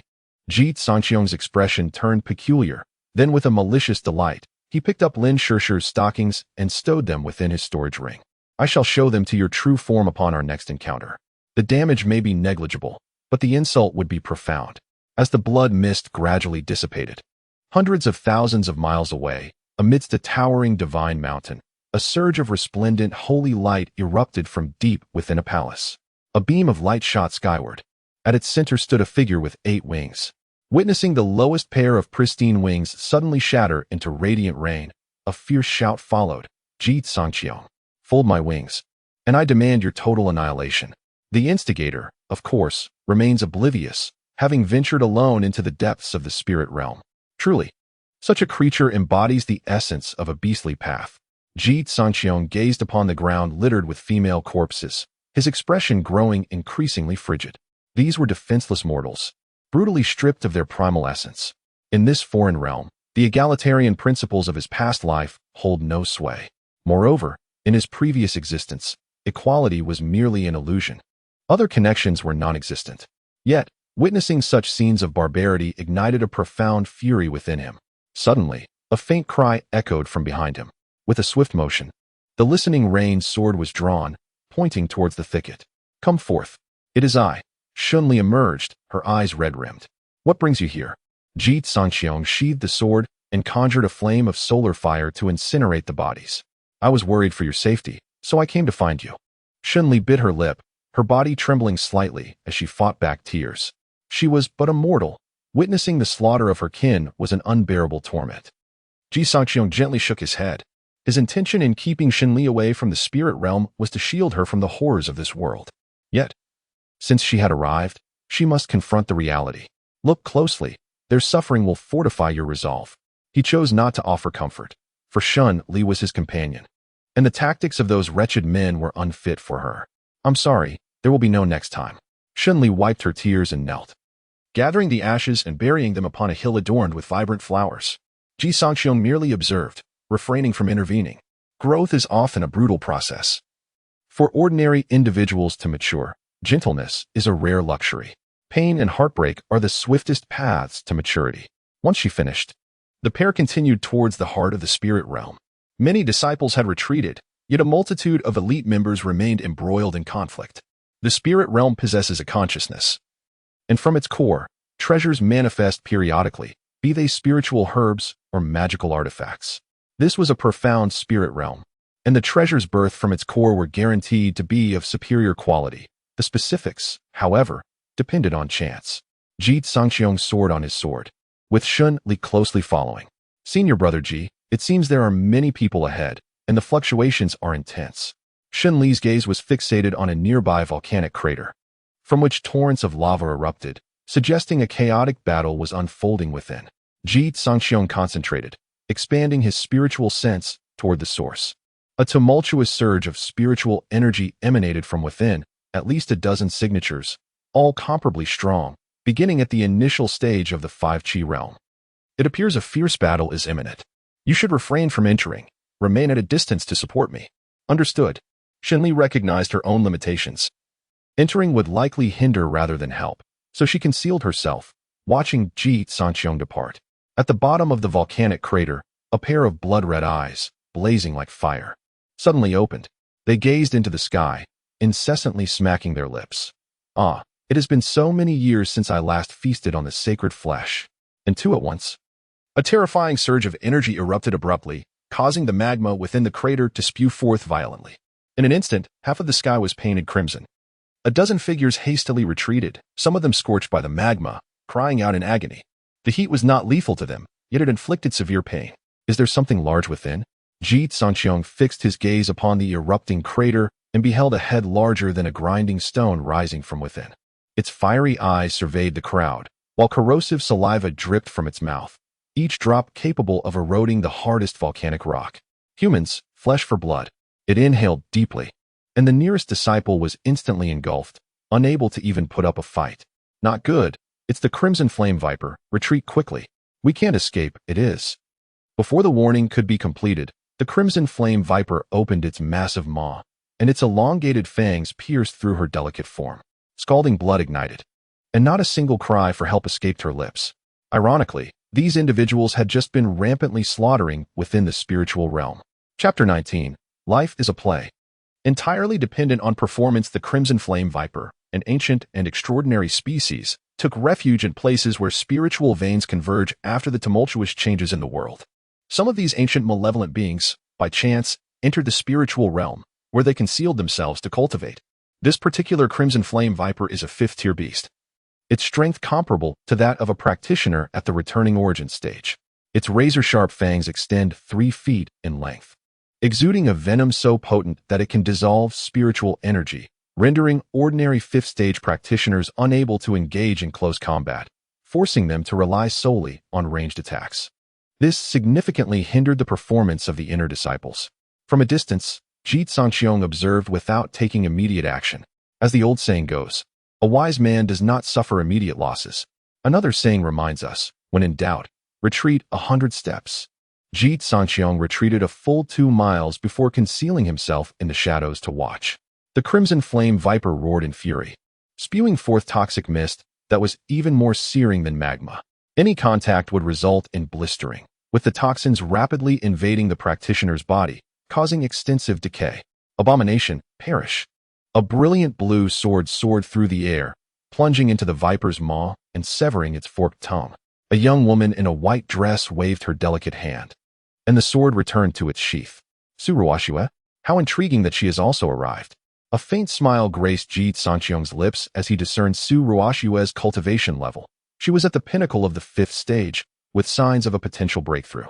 Truly, she was the prospective saintess of the carefree sacred land, her talent exceptional beyond compare.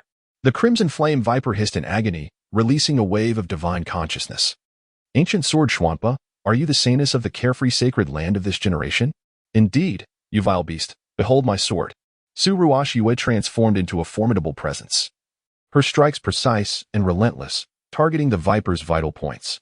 Although her white dress was stained with blood, evidence of grievous injuries sustained on her journey, her grace remained undeniable. The viper, incensed, escalated its ferocity. Carefree Saintess, a title from long ago. I wonder if the current Saintess is still as delectable as before. Previously unaware, Ji Cangqiong now reminisced about scenes from the secluded courtyard, a hint of nostalgia flickering in his eyes. He chose not to join the fray, instead consuming the spiritual herbs he had initially pocketed. 5 miles away, above a volcanic crater, Su Ruoxue's aura surged like a tidal wave. The Xuanpa sword unleashed a torrent of sword energy, summoning a phantom of a celestial maiden, her divine light radiating with lethal intent as she advanced toward the Crimson Flame Viper. The Viper, not lacking in intelligence, recognized the woman's formidable power and swiftly retreated. Having slumbered for many years, its body had grown rigid, desperately needing the warm blood of humanity to revive its stiffened form. Thus, a relentless chase ensued. One man and one beast in a game of pursuit and evasion, leaving the inner disciples in dire straits, lacking the strength to match either party. They could only flee desperately toward the exit of the spiritual realm. By a fortunate coincidence, they headed straight for Ji Cangqiong's hiding place. "Do not come here, do not." Ji Cangqiong's teeth ground in frustration. He had hoped to reap the benefits of others' efforts, but now the situation had taken a turn for the worse. Just as he contemplated concealing himself more effectively, the Crimson Flame Viper suddenly launched a counterattack. A fierce lash of its tail struck Su Ruoxue fiercely at her waist, causing her to cough up a mouthful of blood, her vitality waning in an instant. As Su Ruoxue began to fall, Ji Cangqiong swiftly drew his sword and soared into action. In that fleeting moment, two extraordinary phenomena erupted. The great sun furnace materialized, and a Xianyuan war dragon enveloped him for protection. A flash of light passed, when Su Ruoxue, on the brink of plummeting and fearing she might meet her doom within the serpent's belly, noticed a towering figure rushing toward her. He quickly grasped her waist and repelled the Crimson Flame Viper with a single stroke of his sword. "Is that you, my benefactor?" Su Ruoxue's eyes widened in astonishment as she beheld Ji Cangqiong's profile. For reasons unknown, she suddenly found the man before her exceptionally handsome. In an instant, her expression morphed into one of distress. "Benefactor, it hurts so much. Hold on tight, and do not move," Ji Cangqiong commanded authoritatively, then hoisted Su Ruoxue onto his back. With the rain-listening sword, he engaged in fierce combat against the Crimson Flame Viper. Yet, how could his cultivation possibly rival that of a fifth-tier beast? Just a moment of carelessness from Su Ruoxue had led to her swift defeat. In mere moments, he was sent flying.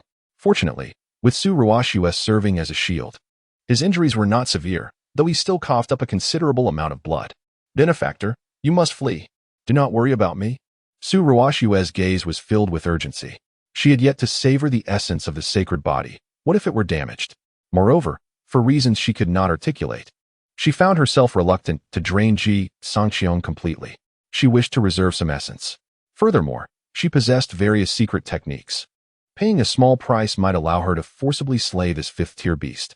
However, in Ji Cangqiong's presence, she could not afford to let her persona collapse. For if her facade shattered, how could she hope to pursue this innate furnace? Unexpectedly, Ji Cangqiong glanced back at her, his eyes suffused with profound emotion. "Ruoxue, fear not. Even if I must become a living sacrifice for the sacred body, I will not allow you to be harmed." "Do not," before Su Ruoxue could protest. An unparalleled aura erupted from Ji Cangqiong.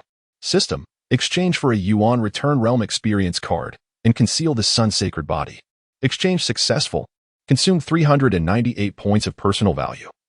Remaining personal value, 812 points. The sun's sacred body has been concealed. This transaction does not consume any personal value." With a resounding boom, Ji Cangqiong let out a prolonged howl, unleashing an aura that rivaled the Crimson Flame Viper. His hair flowed wildly, enveloped in a mist of blood. He appeared gravely weakened. Yet his not-so-broad silhouette stood resolutely before Su Ruoxue, shielding her with unwavering determination. "Why are you doing this? I was merely using you." Witnessing Ji Cangqiong fiercely battling the Crimson Flame Viper as a living sacrifice for an extraordinary physique, Su Ruoxue could no longer contain herself, and tears streamed down her cheeks. At this moment, Ji Cangqiong was consumed by a frenzy of battle. He had never felt such a refreshing clarity of spirit. Is this the experience bestowed by the return to Origin Realm? With the full eruption of the Xianhuang battle body, his combat prowess surged several-fold, each move possessing the might to split mountains and shatter stones. The Crimson Flame Viper, though an ancient aberration, now found itself at a distinct disadvantage, utterly unable to contend with him. The series of setbacks only intensified the Viper's fury, and it was baffled by one particular observation. This human was not merely fighting. He was simultaneously drinking its blood while expelling it outward. It was only when it caught sight of Su Ruoxue, weeping inconsolably nearby, that the realization struck. This scoundrel was using its blood to woo a woman. How delightfully wasteful. "You shameless human, you deserve to perish." The Crimson Flame Viper shrieked in rage, unleashing a toxic mist that enveloped the area, even expelling its demon crystal, vowing to confront Ji Cangqiong in a battle to the death. However, an unexpected scene unfolded before its eyes. From Ji Cangqiong's body emerged a Xianhuang battle dragon, which swiftly devoured its demon crystal in one gulp. What the hell is going on here? Chapter 20. The offering from Shuer. The Crimson Flame Viper was utterly astonished. How could one be so devoid of martial ethics?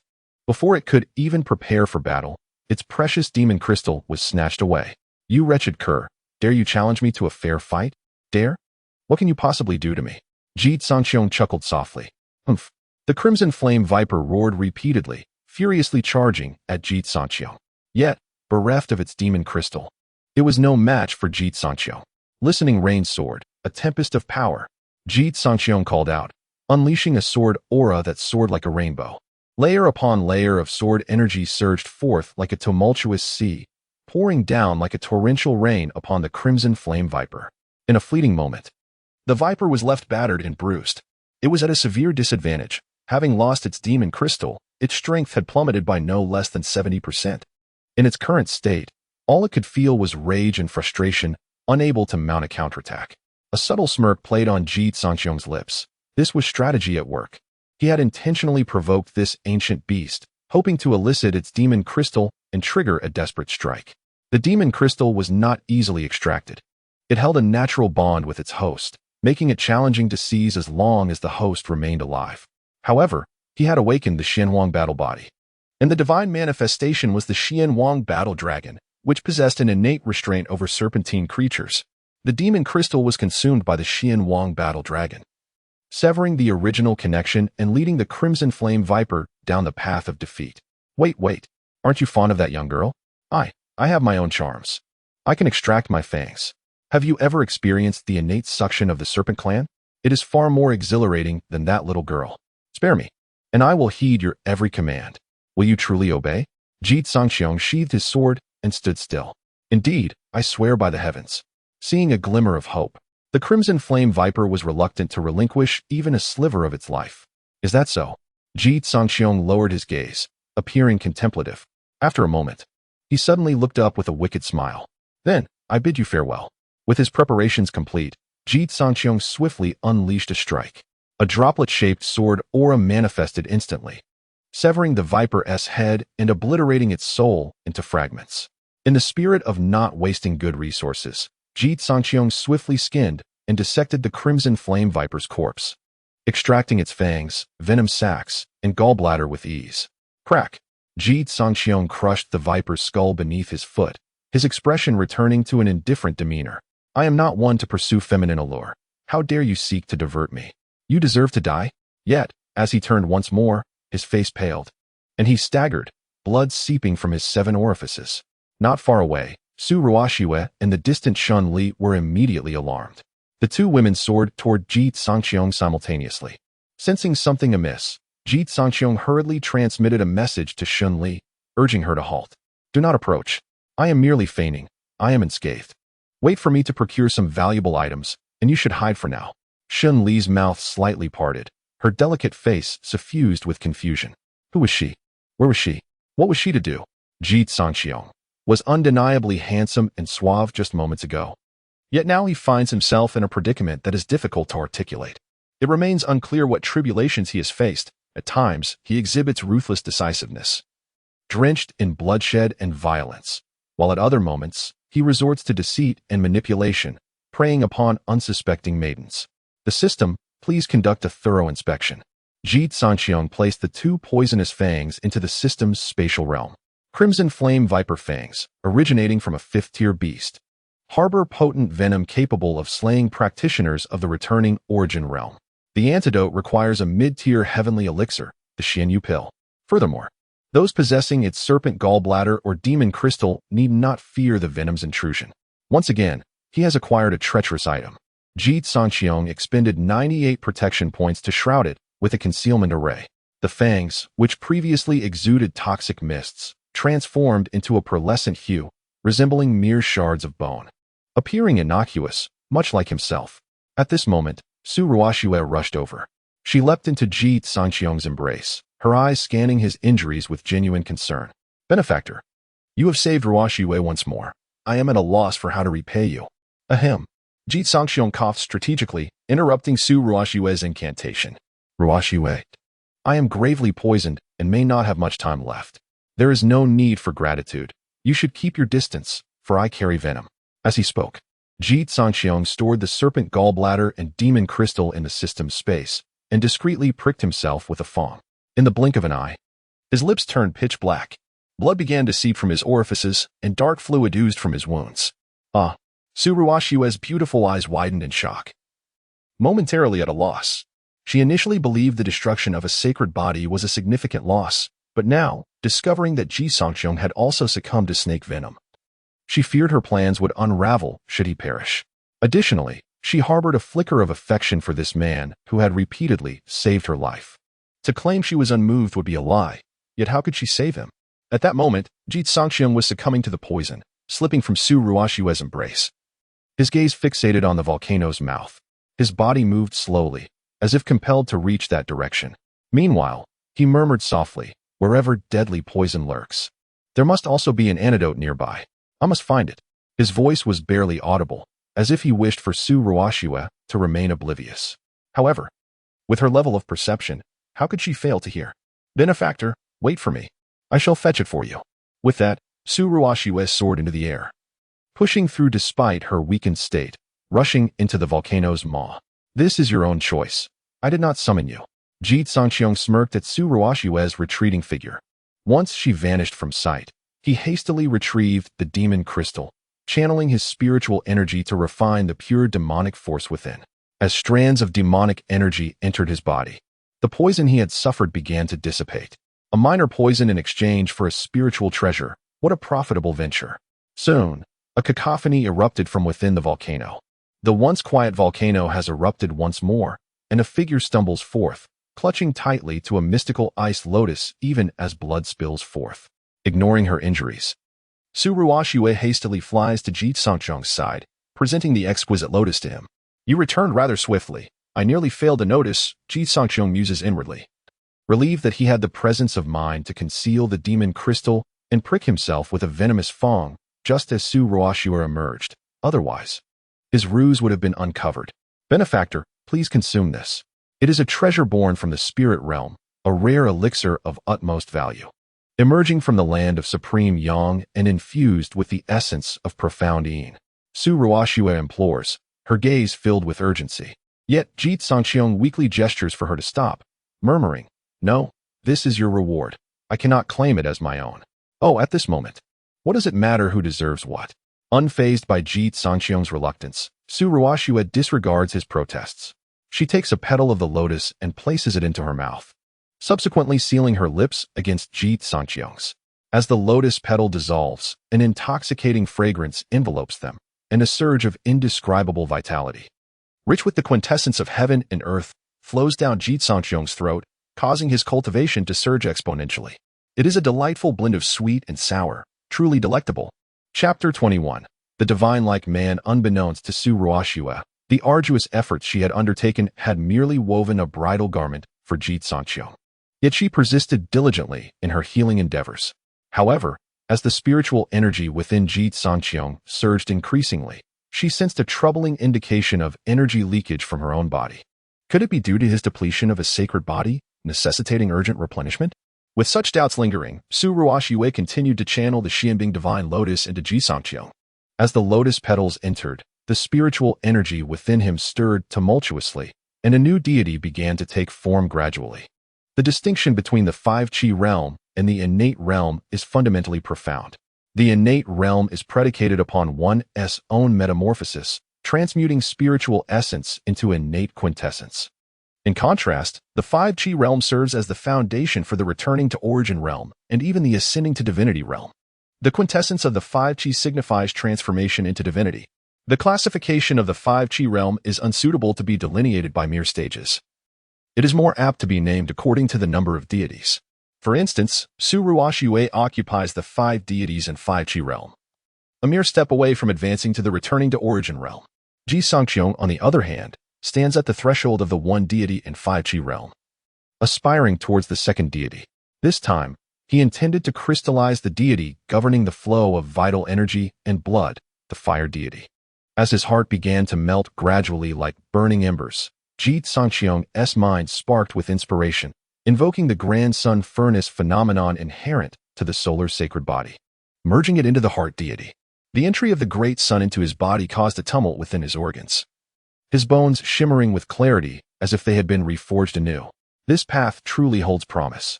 Ji Cangqiong's eyes gleamed with intensity as he continued to absorb the essence of the Xianbing divine lotus provided by Su Ruoxue, converting the acquired celestial essence into his own spiritual energy, which he subsequently infused into the heart deity. His vital energy surged, his physique radiating a crystalline glow, enveloped in a protective aura, a mere byproduct of the refined blood and energy. Is this the pinnacle of crystallizing a deity? If all 5 of my deities were to integrate their sacred manifestations, would that not precipitate a qualitative transformation? In an instant, the spiritual energy surrounding Ji Cangqiong trembled, causing Su Ruoxue to involuntarily retreat. His entire being radiated an astonishing brilliance, his flesh exuding a luminous treasure-like glow. This spectacle startled the nearby beasts, which roared in dismay, while ferocious birds recoiled, trembling in fear before Ji Cangqiong's terrifying manifestation. Against the backdrop of the setting sun, Ji Cangqiong's tall figure appeared extraordinarily resplendent, emanating a fearsome aura, akin to a celestial deity descending from the heavens, standing aloft in the air, a mysterious charm enveloping him, a man resembling a god. At this moment, within the spiritual realm, all cultivators lifted their gazes towards that figure, their eyes filled with reverence. Even though Ji Cangqiong had deliberately concealed his visage, many female cultivators had etched that imposing silhouette into their memories. To cultivate alongside such a man would be a fulfillment of one's aspirations, even in death. When Ji Cangqiong finally descended, Su Ruoxue's eyes sparkled with admiration. Unable to resist, she reached out to poke Ji Cangqiong's sturdy arm. Her gaze, now tinged with an increasing sense of possessiveness, also reflected a newfound appreciation. Truly, he was an exceptionally fine man. If only she could win him over. Even without mutual cultivation, though mutual cultivation was still desired. She was a woman with clear intentions, never easily swayed. Though there may be some wavering now, the original intention remained steadfast. After a brief moment, Ji Cangqiong completed his meditation, thoroughly assimilating the power acquired from this advancement. Sister Shui, shall we venture out now? Ji Cangqiong inquired. Su Ruoxue nodded, and both tacitly refrained from mentioning their escape. As they walked for a while, Ji Cangqiong discreetly communicated with Xinli, instructing her to return to the cave dwelling and await their return. During their conversation along the way, Ji Cangqiong learned that the Xianyu sacred land housed numerous spiritual realms, with the Xian-level spiritual realm being merely a foundational one. Above it lay the earth and heaven-level realms, filled with countless resources, but also fraught with peril. Some of these spiritual realms had only been partially refined, requiring the intervention of the Grand Elders or the Sacred Lord to quell the beast tides within. It was said that in 1 or 2 of these realms, there were even ancient and formidable creatures imprisoned. Upon exiting the spiritual realm, the two bid each other farewell, and Ji Cangqiong proceeded towards the cave dwelling. As he entered, a long, straight leg came kicking towards him. Ji Cangqiong furrowed his brow to evade it. But before he could seize the assailant, a figure darted past him. Is the little girl feeling jealous? Ji Cangqiong quickly pursued, reaching out with one hand to firmly grasp her left foot as she attempted a side kick. As her foot was enveloped by his warm palm, Xinli felt a momentary weakness wash over her, thinking even the master would be unable to withstand such heat. What was she even contemplating? Embarrassment and anger surged within Xinli as she attempted to push Ji Cangqiong away, only to be drawn in closer. Is this what makes you angry? Ji Cangqiong smiled slightly, producing the remaining half of the Xianbing divine lotus. Before Xinli could refuse, he gently spoke. This half of the Xianbing divine lotus will aid you in refining your spiritual energy, enhancing the quality of your innate essence, allowing you to advance to the 5 Qi realm more swiftly. Your sacred body is unique and requires a vast array of heavenly materials and treasures for support. Really? Is this not for the sake of the prospective saintess? A hint of skepticism flickered in Xinli's eyes. My only intention is to acquire the spiritual treasure, nothing more. Ji Cangqiong replied with utmost sincerity. He spoke the truth. After all, Xinli was the companion he had chosen, unlike Su Ruoxue, who was consumed with thoughts of intimacy. Nevertheless, he had no such intentions at present. Even if he did, it would only be after his cultivation had completely surpassed that of Su Ruoxue, thereby circumventing the system's constraints. At that point, he might even absorb Su Ruoxue's sacred body, achieving 2 goals with one endeavor. Very well then. I shall refine this Xianbing divine lotus first. By the way, Master has summoned you to the Night Demon Sea to procure some Night Demon essence. What does Ye Lingyan need this for? Ji Cangqiong asked, somewhat surprised. The Night Demon is a creature resembling a hybrid of a Yasha and a mermaid. With a green face and sharp teeth, possessing a vicious nature and living in groups as a marine beast. Most of them are at the 2nd or 3rd tier, with only a few small leaders reaching the 4th or 5th tier. Likewise, only night demons above the 4th tier can produce night demon essence. The essence of the night demon must be harvested alive, as its fluid can assist cultivators in their dual cultivation, making it one of the vital resources of the blissful sanctuary. With this in mind, Ji Cangqiong promptly set forth. The Night Demon Sea, vast and boundless, lies in the northwest of the blissful sanctuary. Gazing out, one sees tumultuous waves, as dark as ink, while ominous clouds swirl overhead, occasionally pierced by flashes of lightning and the rumble of thunder. Islands within the sea are scarce, scattered like mere specks. Soaring through the air on his sword, Ji Cangqiong surveyed the expansive ocean below. He refrained from flying at a low altitude, aware of the myriad beasts that might be lurking beneath the surface. A chance encounter with one could spell disaster.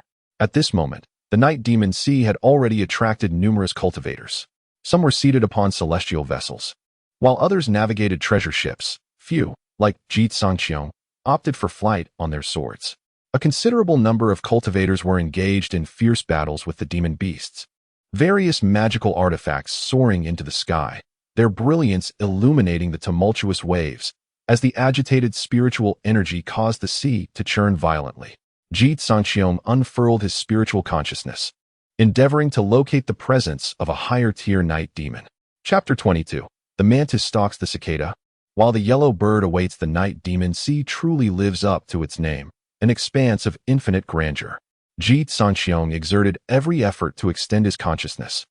Yet he found that his awareness, reaching 100 miles beyond, encountered no boundaries, with the relentless waves surging beneath. Resolved, he decided to scan the nearby waters for any signs of the night demons. With this thought, Ji Cangqiong retracted his consciousness and plunged into the depths of the sea. At that moment, he perceived 3 figures, 2 in pursuit and 1 in flight, rapidly approaching. Sensing the impending danger, Ji Cangqiong hastily concealed himself amidst the clouds, withdrawing all his awareness and relying solely on his keen vision and acute hearing. His physical form, endowed with the might of 3 sacred bodies, had been tempered to an unimaginable strength. Thus, his senses surpassed those of his peers, even outshining practitioners of the returning origin realm. Before him, a strikingly beautiful woman fled barefoot through the air, her long hair billowing wildly.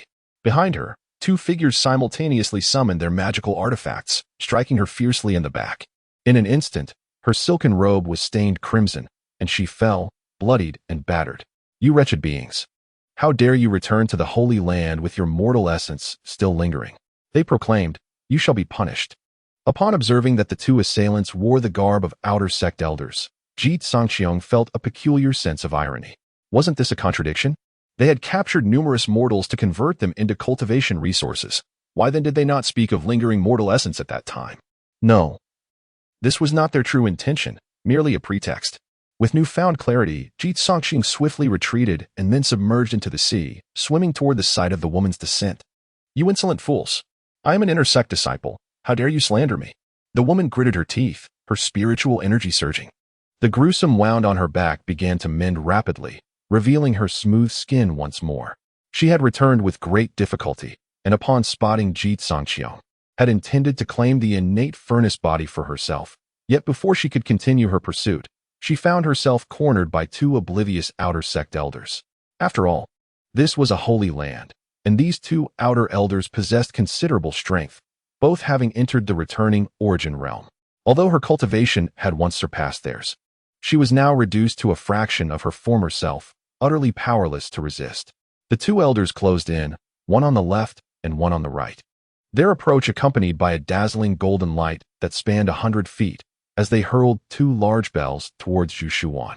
These bells were of commendable quality, classified as quasi-heavenly artifacts, treasures that were exceptionally rare in the mortal realm. Gu Xiyan's gaze turned icy as she retrieved a jade flute from her storage ring. Flames of spiritual fire engulfing its entirety, fierce flames swirling forth from the flute. Crimson flame, demon melody. Waves of sound waves surged alongside the flames, startling the two outer elders, who then erupted into laughter. Zhu Shuwan, you have relinquished your position as the saintess to venture into the Great Qian. Yet your cultivation has made no advancement, and now you bear grievous wounds. Do you wish to engage in a desperate struggle? Surrender that item, or I shall ensure your demise in a most gruesome manner. Though your devouring demon body was formidable in years past, without the absorption of other exceptional physiques over the years, what ferocity can you still muster? If they can merely withstand this demonic sound, they shall be able to vanquish the once revered saintess in one fell swoop. They might even acquire that treasured artifact, gain entry to the inner sanctum of the celestial sanctuary, and ascend to the Elder Hall. As the two prepared to confront the challenge with all their spiritual might, a faint whisper reached Zhu Shuwan's ears. Saintess, I am the protector secretly dispatched by the Holy Master. Those two seek your treasured item. Hand it over to me, and I shall flee with it. They will undoubtedly pursue, allowing you the opportunity to escape this perilous situation. Upon hearing the voice, Zhu Shuwan did not make an immediate decision but countered.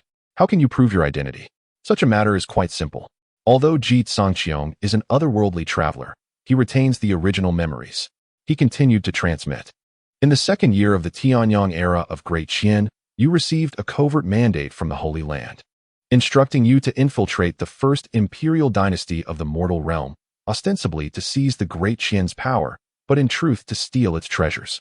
Thus, you chose to marry into the Great Qian royal family, becoming the crown prince's consort. Am I correct? This matter is not known solely to the Holy Master and is insufficient as proof, Zhu Shuwan replied coldly. She was not naive.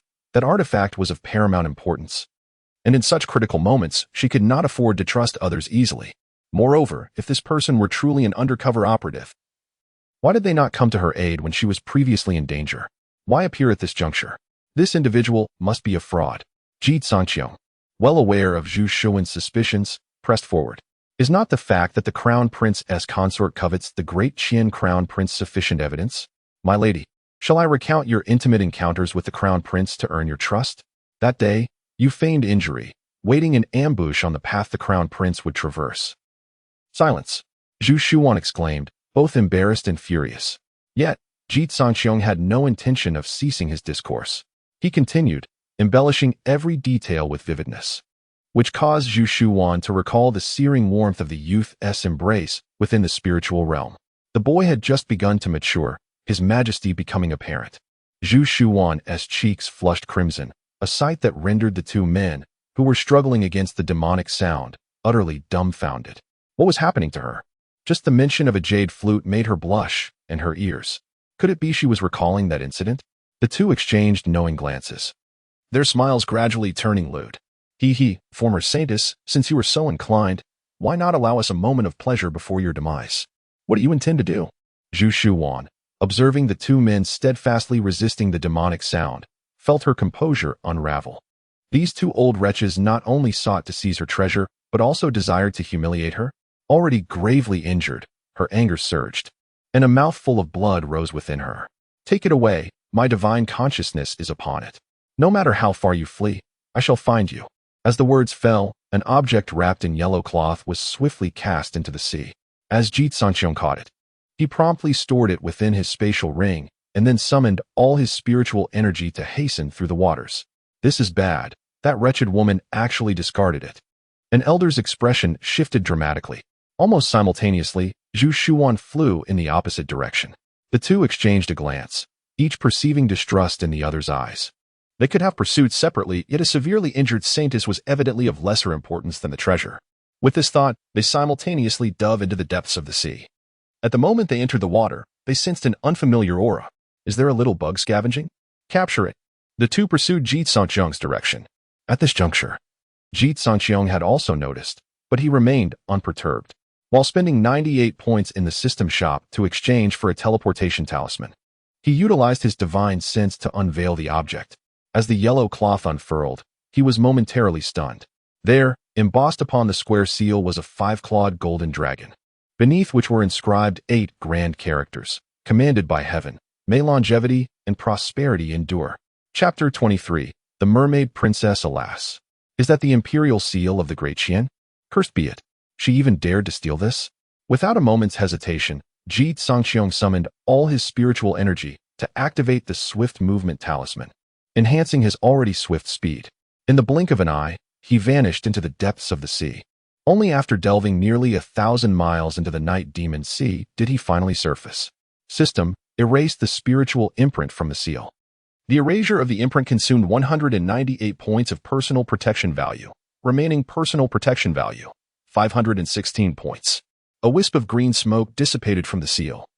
Filled with unwillingness, without a moment's pause, Ji Cangqiong stored the seal in the system's space, shielding it from external scrutiny, and hastily exchanged for a new swift movement talisman. Speeding off in another direction. His current strength was feeble, and his adversaries far too formidable. He needed to escape as soon as possible, lest the consequences be dire. Not long after Ji Cangqiong departed, a figure clad in blood-red attire appeared in the waters he had vacated. It was Gu Xiyan, who had hastened here using the blood escape secret technique. Gazing at the desolate sea, she searched repeatedly with her spiritual sense, yet found nothing. Cough, she suddenly expelled a mouthful of fresh blood, her gaze transforming into one of unbridled fury. Thief, if I find you, I shall ensure your demise 1,000 times over. Meanwhile, the instigator had already fled to another expanse of sea, 1,000 miles away. Ji Cangqiong glanced back toward his previous direction. Despite his lack of deep feelings for the great Qian, the act of stealing the nation's fortune left him quite unsettled. After all, he had traversed here as a citizen of great Qian, only to be captured and taken to the land of leisure. And now even the seal that suppresses the national fortune had been pilfered? Truly ungrateful. What, then, is the night demon? He traversed over 2,000 miles, yet had not encountered a single one. There were none beneath the sea either. Were they all extinct? Just as doubt crept in, he caught a glimpse of a shadow beneath the waves, stirring a splash that quickly vanished at the surface. Is there someone? No, there is an aura of the supernatural. Ji Cangqiong held his breath, concentrating, and submerged once more into the sea. He refrained from utilizing his spiritual sense, for he had never encountered a night demon and was unaware of the abilities such beings possessed. Beneath the water, numerous creatures thrived, including many beasts of the supernatural kind. However, due to Ji Cangqiong's concealed presence, he appeared as an ordinary person, causing the formidable beasts to refrain from attacking him. The relatively weaker ones that sought to feed were easily repelled by him. As he surveyed the area ahead, he noticed a figure drifting with the current, blood occasionally spilling from its form, attracting several bloodthirsty beasts. Ji Cangqiong initially intended to ignore it, but then he realized that this person possessed no legs, but rather a broad, vibrant fishtail. A mermaid? System, scan to identify this being. Scan result, Mermaid Clan, Mermaid Princess, 6th Order Supernatural Beast. Gravely injured and on the brink of death. Injuries suggest inflicted by a high-ranking night demon. Remaining personal protection value, 506 points. Ji Cangqiong's attention was captured not by the first part of the scan, but by the latter. Injured by a high-ranking night demon? Thus, is the Night Demon Clan sustained by the Mermaid Clan, or do these two races harbor a deep-seated enmity? Contemplating this, he turned his gaze upon the Mermaid Princess. Aside from her depiction in films from his past life, he had never encountered a mermaid before. Having seen her today, it was evident that she belonged to the royal lineage of sea creatures. The Mermaid Princess possessed crimson eyes and silvery hair, her large, alluring eyes tightly shut. Her complexion slightly pallid, and her lips tinged with purple, from which blood occasionally trickled, merging with the water. Her vibrant fishtail was already battered, the robust and sagging with no strength left. Most strikingly, despite being a mermaid, her form was even more voluptuous than that of a human, exuding an irresistible allure that beckoned one to seek her out. Especially with a strand of purple seaweed entwined around her majestic tail, she emanated an enigmatic charm, inciting curiosity. Who says there are no enchanting beings in the sea? The mermaid's sacred form stands as a testament. Ji Cangqiong leaped forward, bowing respectfully to the Mermaid Princess. My apologies, Your Highness. Due to her severe injuries, the Mermaid Princess, her consciousness fading, suddenly felt a sense of foreboding. In the next moment, she found herself enveloped in a warm embrace, only to sense something binding her arms. With a sudden tilt of her head, she lost consciousness. An extraordinary scene unfolded upon the surface of the sea. The esteemed princess of the Mermaid Clan was, astonishingly, suspended by a human, her tail dripping blood into the ocean. Countless sea beasts leapt from below, eager to feast upon her form, yet each time, they fell just short of their prey. Ji Cangqiong stroked his chin, squatting upon the listening rain sword, intrigued as he fished. Should this sight be witnessed by others, they would likely exclaim in dismay over the squandering of such a treasure. Yet he thought otherwise. If this mermaid were of a lower realm, keeping her as a pet would pose no issue. Regrettably, she was a 6th-tier beast, her level far surpassing his own, rendering him incapable of indulging in her charms. Instead, he resolved to make the most of the situation. After all, she was unconscious and oblivious to her surroundings. Though her aura remained formidable, it was a pity. Ji Cangqiong shrugged and continued his search for the night demons in the depths of the ocean.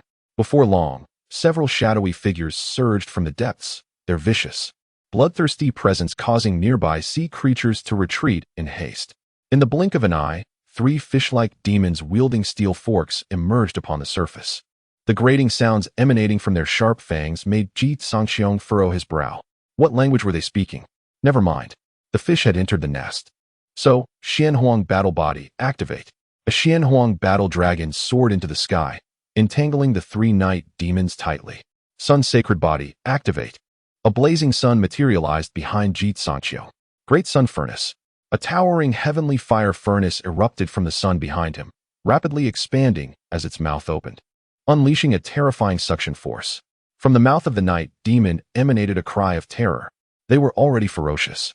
But little did they expect this human to be even more ruthless, launching an attack without uttering a single word. Before they could react, the celestial fire furnace had already engulfed them, imprisoning them within its fiery embrace. Mission accomplished. Time to retreat. Just before departing, Ji Cangqiong cast a glance back at the figure of the mermaid princess, feeling that something was amiss. With a swift motion of his hand, he collected a single tear that had just fallen from the corner of her eye. The tear instantly transformed into a resplendent mermaid tear pearl. Farewell. With that, Ji Cangqiong exchanged for a new teleportation talisman and hurried towards the periphery of the night demon sea. Just as he had traveled 100 miles, the sea behind him suddenly erupted with monstrous waves. Ji Cangqiong turned to look and was met with the sight of towering waves rising from the previously calm and desolate sea, upon which stood a throng of night demons. Leading them was a particularly imposing figure, several meters tall, adorned with a pair of crimson demonic horns, roaring fiercely as it advanced rapidly in his direction. Have they brought the elders after capturing the young? A sense of foreboding washed over Ji Cangqiong, prompting him to hastily expend a considerable sum to exchange for a teleportation talisman once more. Destination: the edge of the night demon sea. Swiftly now. Let us go? Remaining life value: 308 points. A rift in space suddenly opened, and Ji Cangqiong's figure vanished into it. When he next opened his eyes, he found himself at the very edge of the night demon sea. Fortunately, his life value was sufficient. Otherwise, he would have truly been done for. After a brief moment of recuperation, Ji Cangqiong intended to head back to the law enforcement hall. Just as he was about to set off, a surprised voice sounded beside him. Your Highness, how did you come to be here? Following the voice, Ji Cangqiong discovered it was none other than Zhu Shuwan, hastily returning in a state of severe injury. Chapter 24, Do Not Panic, Sister-in-Law. I am blindfolded upon catching sight of Ji Cangqiong.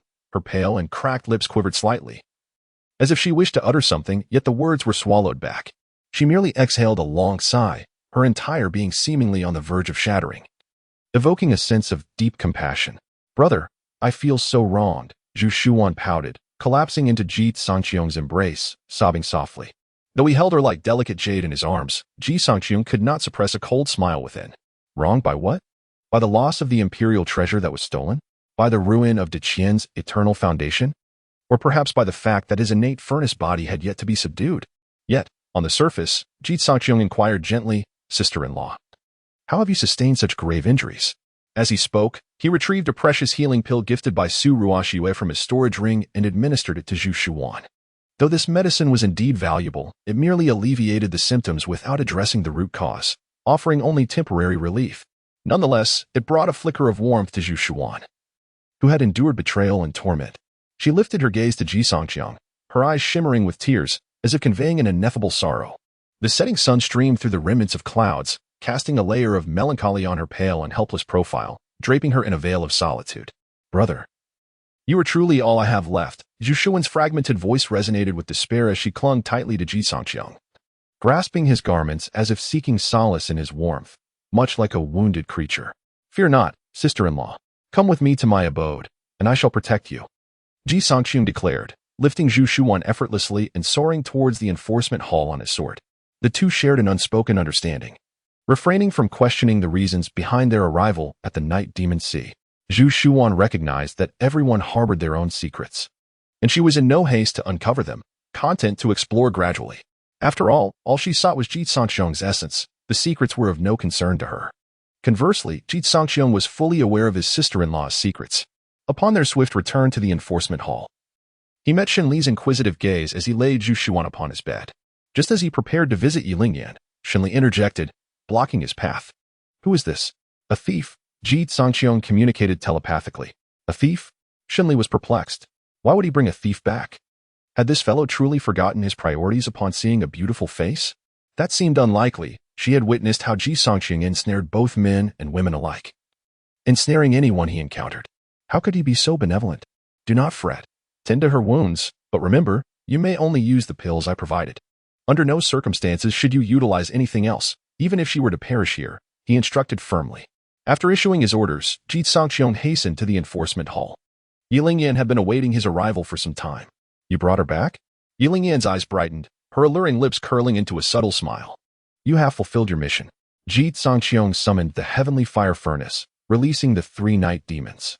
As the night demon emerged, it let out a fearsome roar and charged at Ji Cangqiong, as if intent on tearing him asunder.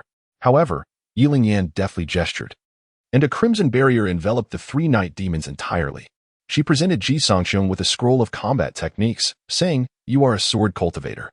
This blood-drinking sword technique is perfectly suited for you. Naturally, Ji Cangqiong, having received his reward, was reluctant to linger, for he knew that his rather dubious master was not one to be trifled with. The longer he stayed, the more he feared being subjected to some bizarre offerings. Once Ji Cangqiong had departed, Ye Lingyan languidly swung her jade leg, her gaze lingering for an extended time. An intriguing little fellow. Though I am unaware of how you withstood the potency of that jar of wine last time, this time I shall add something extra to the mix and see how you fare. As she spoke, her expression remained stoic as she tapped the heads of the 3 night demons. Threads of pale green life essence were directly extracted. Their growls gradually weakened, their flesh withering until they turned to ash in the blink of an eye. Upon returning to his cave, Ji Cangqiong was met with a palpable tension between 2 women, the atmosphere charged with an unspoken conflict. He sighed, turning to leave. Stop right there, royal brother. Ji Cangqiong reluctantly rubbed his forehead and glanced at the tumultuous scene before him. What is happening? Shenli, frowning, replied. Look at her. The moment she arrives, she starts ordering me around, whether it's fetching tea or tending to her wounds. If I express pain, she claims I'm weak. What kind of person is this? Clearly agitated, her voice rose considerably. Observing the indignant girl before him, Ji Cangqiong couldn't help but chuckle softly. He had witnessed such tactics many times. It appeared his sister-in-law had discerned the unusual rapport between the two and sought to drive Shenli away. The young girl, unfamiliar with such underhanded schemes, was now thoroughly incensed. Ji Cangqiong approached Shenli slowly, signaling for her to step outside. He then settled beside Gu Xiyan, who remained silent. Squatting on the bed, tears streaming down her face. The soft glow of the luminous pearl cast her already pale skin in an even more ghostly hue. Her entire being trembling on the edge of collapse, yet she stubbornly maintained her posture. A beautiful yet sorrowful figure, who could gaze upon her without a sense of protectiveness. Aware of her exquisite demeanor, Gu Xiyan now embodied desolation to the fullest. Her pale lips emitted faint sobs, while crystalline tears cascaded down her cheeks, radiating an aura of chilling fragility. Ji Cangqiong gently took Gu Xiyan's small hand, caressing it tenderly, his voice imbued with warmth. Wainer, do not be upset. Shenli is merely a young girl, lacking understanding. Allow me to tend to your wounds. No, I am your sister-in-law, and besides, the places I am injured. How will I face others in the future? Gu Xiyan lifted her gaze, torn between acceptance and refusal. Don't be foolish. You must be secretly delighted, aren't you? Ji Cangqiong secretly scoffed, yet outwardly maintained a facade of a virtuous gentleman compelled by circumstance. He retrieved a piece of black cloth to cover his eyes, stating, This way. If I blindfold myself, I shall see nothing. Very well then, Gu Xiyan replied, slowly reclining, her delicate teeth grazing her lower lip. As her garments loosened, a faint blush began to adorn her earlobes. Royal brother, you need only apply the medicine, do not act recklessly. The alluring timbre of her voice echoed in Ji Cangqiong's ears, causing his breath to quicken slightly. What a seductive enchantress she is. No wonder the crown prince is utterly captivated by her charms. Ji Cangqiong silently recited the Ice Heart mantra, his hands continuing their work. As the cool ointment was applied, the girl's fingertips trembled gently. She clutched the bedsheets tightly, daring not to make a sound. Meanwhile, Ji Cangqiong kept his eyes shut, relying solely on touch to assess her injuries. This process was undeniably intimate, yet it was Gu Xiyan's shyness that prevailed. The sensation was quite pleasant, rather smooth. Royal brother, if you continue to touch so indiscriminately, sister-in-law will become angry. And if she does? Ji Cangqiong couldn't help but inquire. Then she shall ignore you completely. Gu Xiyan's voice was but a feeble whisper. Though she spoke thus, her body involuntarily arched in response. Chapter 25, A New Experience. The best companion feeling the rhythmic movements of Gu Xiyan, coupled with the almost shattered beauty before him, Ji Cangqiong felt an overwhelming sense of tranquility. Truly, it was a feast for the eyes. Regardless of the notion of blindfolding, in the presence of cultivators, the eyes merely serve as a means of gathering information, not an absolute necessity. The perception of divine consciousness is far more nuanced than mere sight. It acts as a combination of a microscope, an X-ray, and a telescope, allowing one to glimpse even the slightest changes in another. As the fluid flowed, Gu Xiyan bit her lip, attempting to guide the moment. Your Highness, sister-in-law. It feels so uncomfortable. Her alluring voice seemed genuine. However, in the face of Gu Xiyan's gentle coaxing, Ji Cangqiong remained unfazed. Did she think to exhaust his primordial essence so easily? Such a task was far from simple. With her delicate form in his embrace, Ji Cangqiong remained composed. Aside from applying medicine, he refrained from any further actions. Was this foolish boy simply incapable? Gu Xiyan had already devised her plan. Once she ensnared Ji Cangqiong's essence, what was there to worry about concerning her position as a saintess? The benefits of possessing a congenital furnace body were unimaginable, potentially elevating her physique and cultivation to unprecedented heights. This would undoubtedly serve as her most unexpected and formidable support in the competition for the title of saintess. Upon reflection, Gu Xiyan felt a sense of clarity. Even if she failed to conquer him today, so what? As long as she diligently nurtured their relationship, allowing Ji Cangqiong to develop deep feelings for her, it would be akin to having access to a top-tier furnace at any moment. With this thought, Gu Xiyan gently exhaled a fragrant breeze. A wave of fragrance enveloped Ji Cangqiong, who felt as if he were adrift in a sea of blossoms, momentarily entranced. Your Highness, one must not indulge in reckless inhalation, she teased, her voice playfully laced with mischief as she sensed the quickening of his breath, her sense of triumph growing stronger. Is it that sister-in-law possesses such an alluring scent that the royal brother finds it hard to resist? Ji Cangqiong mused softly, unafraid of Gu Xiyan's advances. Was it not permissible to enjoy the moment without crossing boundaries? Bad brother, are you tempted by your sister-in-law? Gu Xiyan's slender fingers playfully tapped the tip of Ji Cangqiong's nose, trailing down his throat. One must not harbor improper thoughts. Ji Cangqiong inhaled sharply, feeling a rush of cool air. This woman was undeniably intoxicating. He was nearing his limits. With this thought, he envisioned the celestial figures of divine beings while gently toying with Gu Xiyan's curled hair. Such an exquisite experience was not without its merits. Another deliberate waft of fragrance enveloped him. Gu Xiyan's enchanting gaze sparkled, her cheeks flushed, as if she had lost all sense of reason, clinging to Ji Cangqiong's waist. Royal brother. No, sister-in-law, you are still my sister-in-law. I must not overstep. With those words, Ji Cangqiong reluctantly released her, turning his head away. The duck that was almost in his grasp had suddenly flown away, leaving Gu Xiyan's spirits plummeting. Due to her previous role as an undercover agent, she still held the title of the emperor's sister-in-law, and thus, pressing too hard at this moment would likely provoke unintended consequences. Reflecting on this, Gu Xiyan entwined her arms around Ji Cangqiong's neck and softly whispered in his ear, "This is not Daqian, and you are no longer the prince." Such seduction seemed rather premature. Ji Cangqiong displayed an expression of discomfort, hastily removing his blindfold to cast a fleeting glance before quickly turning away. Reminiscent of a young man harboring desires, yet lacking the courage to act, Gu Xiyan decided not to further torment him, opting instead for a gradual approach, akin to boiling a frog in warm water, to help this former royal brother accept her. Congratulations, host, on escaping the clutches. Reward, 500 points of chastity value. Remaining chastity value, 808 points. Ji Cangqiong fell into contemplation upon viewing his chastity value. Continuing in this manner was unsustainable. What if one day he could no longer endure and was captured? He needed to devise a plan. System. Is it inevitable that dual cultivation with the innate furnace body will lead to certain death? Is there a way to circumvent this? Method 1. Dual cultivation exclusively with women of lower cultivation than the host will not consume chastity value and will provide corresponding enhancements. Method 2. Exchange chastity value for a golden body card, which can isolate the host's innate furnace body. Each card costs 1998 points of chastity value. Current balance, 808 points. Method 3. Cultivate the Immortal Sutra, which can assist the host in regenerating primal yang. After reaching the 7th level, the innate body will become indestructible, and the innate furnace body will no longer bind the host. How much chastity value is required for the Immortal Sutra? Immortal Sutra, a celestial scripture, one of the most powerful texts from ancient times, an unparalleled classic in body refinement.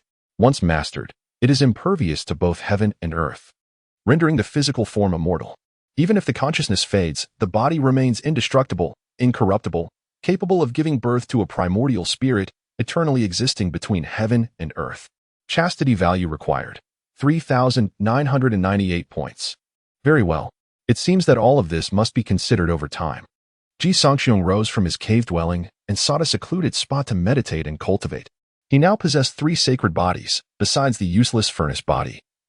The solar sacred body and the Xian Wang battle body were both exceptional physiques. However, possessing only a physique was insufficient. He also required formidable offensive and defensive capabilities. The blood-drinking sword technique undoubtedly suited him best at present. This technique was a treasured sword art passed down through an ancient sword emperor's family, created by that unparalleled sword emperor to suppress the demonic races. When paired with a superior sword, the blood-drinking sword technique could unleash its full potential. Even today, descendants of the sword emperor's family traverse the realm utilizing this technique, ranking among the top masters. It draws blood from others to form sword energy, injuring oneself before harming others, and when mastered, can even extract blood from a distance, transforming it into one's own extraordinary sword energy. Such a domineering sword technique was precisely what he desired. Unfortunately, he lacked a suitable sword. Ji Cangqiong shook his head with a hint of regret. Even if he were to spend all his chastity value, the sword he could exchange for would merely be a high-grade heavenly sword, incapable of fully unleashing the true might of this sword technique. How delightful it would be to encounter a legendary weapon. As Ji Cangqiong pondered this thought, a graceful figure approached silently. He turned swiftly, his sword poised at the throat of the intruder. Do you intend to strike me? Xin Li's expression bore a hint of grievance. Ji Cangqiong immediately sheathed his sword, directing his gaze towards the delicate-featured girl before him. Gone was her usual haughty demeanor. At this moment, her lips were slightly pursed, her large round eyes appeared somewhat flustered, and her hands clutched her garment tightly. Ji Cangqiong, you once said we were partners. Did you not? Indeed. What of it? Has someone wronged you? Or? Ji Cangqiong inquired, astonished. As long as you know, Xin Li replied, stepping closer to him. Her demeanor lively as she gazed up at Ji Cangqiong. She lowered her head in silence, suddenly blushing. Her light blue dress bloomed like a begonia, and her long tresses danced in the breeze, her black and white eyes shimmering with a trace of shyness. We are the best of partners. Should we not also be candid with one another? Chapter 26. The Young Maiden Entrapped. Double strike. What does Tan Shenqing mean? A sudden jolt coursed through Ji Cangqiong's heart as he perceived an unusual glint in Xin Li's gaze. Is the young lady feeling jealous? Xin Li knelt upon the grass, a flicker of tenderness and shyness surfacing in her cool, clear eyes. Ji Cangqiong, I understand that due to certain circumstances, you must navigate among many enchanting women. I do not wish to hinder you, nor do I intend to complicate your affairs. However, I desire to be your first woman. This unexpected declaration left Ji Cangqiong momentarily speechless. He had never contemplated such matters. Romance and affection seemed irrelevant to him, as he preferred to traverse through the garden of beauties untouched. Yet, his feelings for Xin Li were intricate. On one hand, he sympathized with her plight. On the other, he recognized her potential, believing she would undoubtedly prove invaluable in the future. Furthermore, romantic entanglements were not frowned upon in the blissful sanctuary. In fact, they were often celebrated. However, should genuine feelings arise and lead to a partnership, it would be deemed a disgrace, incurring the scorn and rejection of the entire sanctuary. In the past, more than one saintess from the blissful sanctuary had harbored affections for the illustrious heirs of other sanctuaries, leading to deep entanglements.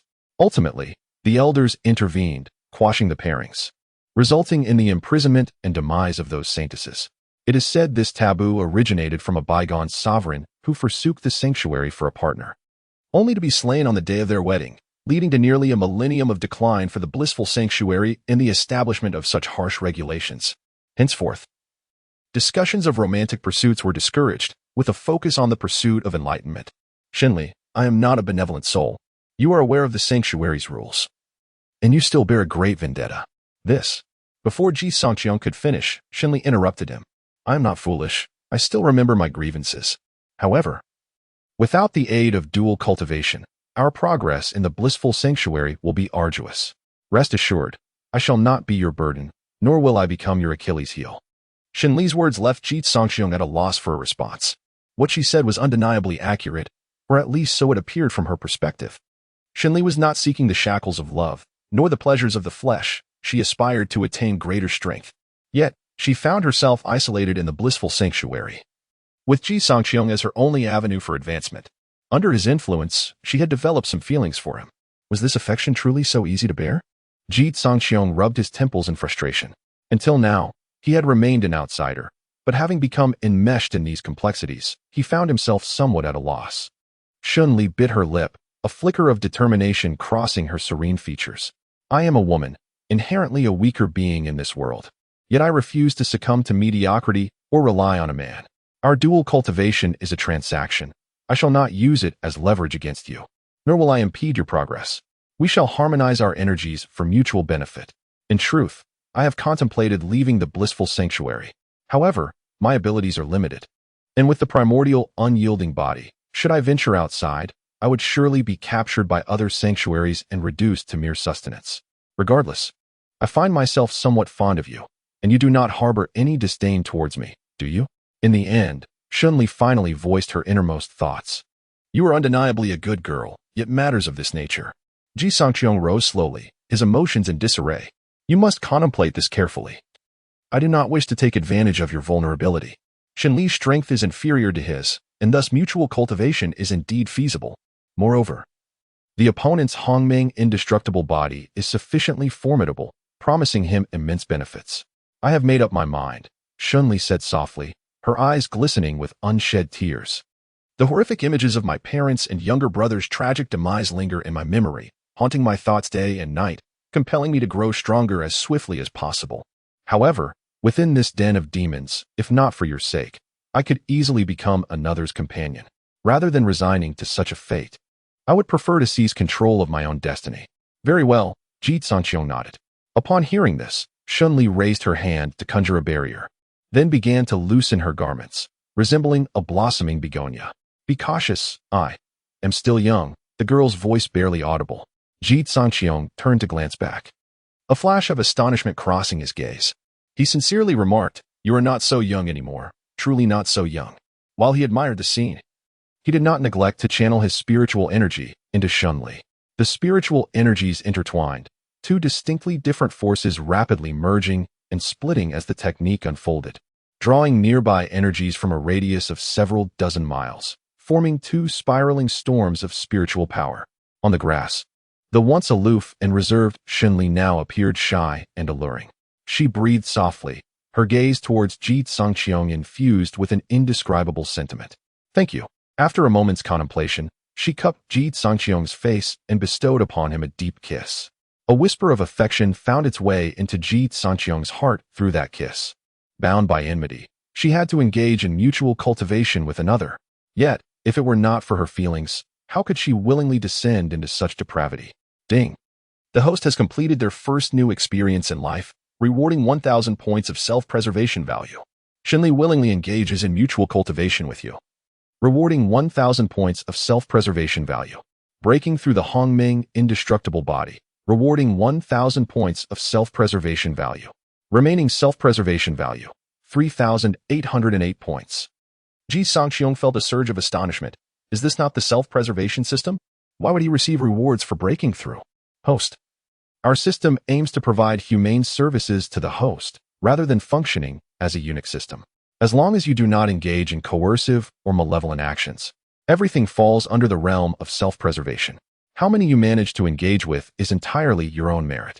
Ji Cangqiong gently draped a garment over Shunli, embracing her tenderly while also imparting some spiritual energy to help stabilize her cultivation. Following this mutual cultivation, Shunli reaped substantial benefits, leaping from the pinnacle of the spiritual awakening realm to the peak of the innate realm. Meanwhile, Ji Cangqiong not only garnered self-preservation points, but also advanced his own cultivation from the 1-spirit, 5-chi realm to the 2-spirits, 5-chi realm. Observing the slightly swollen crimson lips of the girl in his arms, Ji Cangqiong leaned down to kiss her, initially startled while silently digesting her newfound power. Shunli found herself irresistibly drawn into the passion of the moment. When Shunli finally realized the gravity of the situation, it was already too late. Under the infusion of the potent spiritual liquid, an overwhelming force of spiritual energy nearly consumed her consciousness entirely. In the briefest moment, her cultivation soared, shattering the shackles of her innate realm and ascending to the 5th chi realm. The unique spiritual power derived from the solar sacred body and the Xian Wang battle body rendered the divine entity she refined exceptionally formidable. Similarly, Ji Cangqiong utilized the primordial indestructible body as original in to refine his second divine form. 2 consecutive strikes achieved, system rewards 500 self-preservation points. Remaining self-preservation points, 4308. This is sufficient. I shall exchange for the indestructible Immortal Sutra. Ji Cangqiong was filled with immense joy. If such achievements could yield self-preservation points, he must hasten his cultivation to amass even more. None of the fish he nurtured would escape his grasp. Chapter 27. Stepping out to resolve the cycle of cause and effect. Exchange successful. Congratulations, host, on acquiring the celestial cultivation technique Eternal Immortal Scripture. This body tempering method is divided into 3 levels: transcendence, refining muscles, bones, and blood, surpassing the limits of ordinary practitioners; liberation, purifying marrow and essence, becoming indestructible in adversity; breaking the shackles of divinity; and everlasting immortality. The physical body remains imperishable, capable of rebirth through blood, nourishing both body and spirit, impervious to heaven's burial and earth's obliteration. Remaining preservation points, 310. As he pondered the remaining matters, Ji Cangqiong gazed at the slumbering Shunli. Observing her furrowed brow, he felt a pang of compassion. Unlike the seductive women he had encountered, Shunli's thoughts were purely focused on gaining strength and seeking vengeance, valuing gratitude, and displaying a fierce capacity for love and hate. System: exchange for that Zhu Hua sword for her, and upgrade the Listening Rain sword to the low-tier heavenly grade. Exchange successful.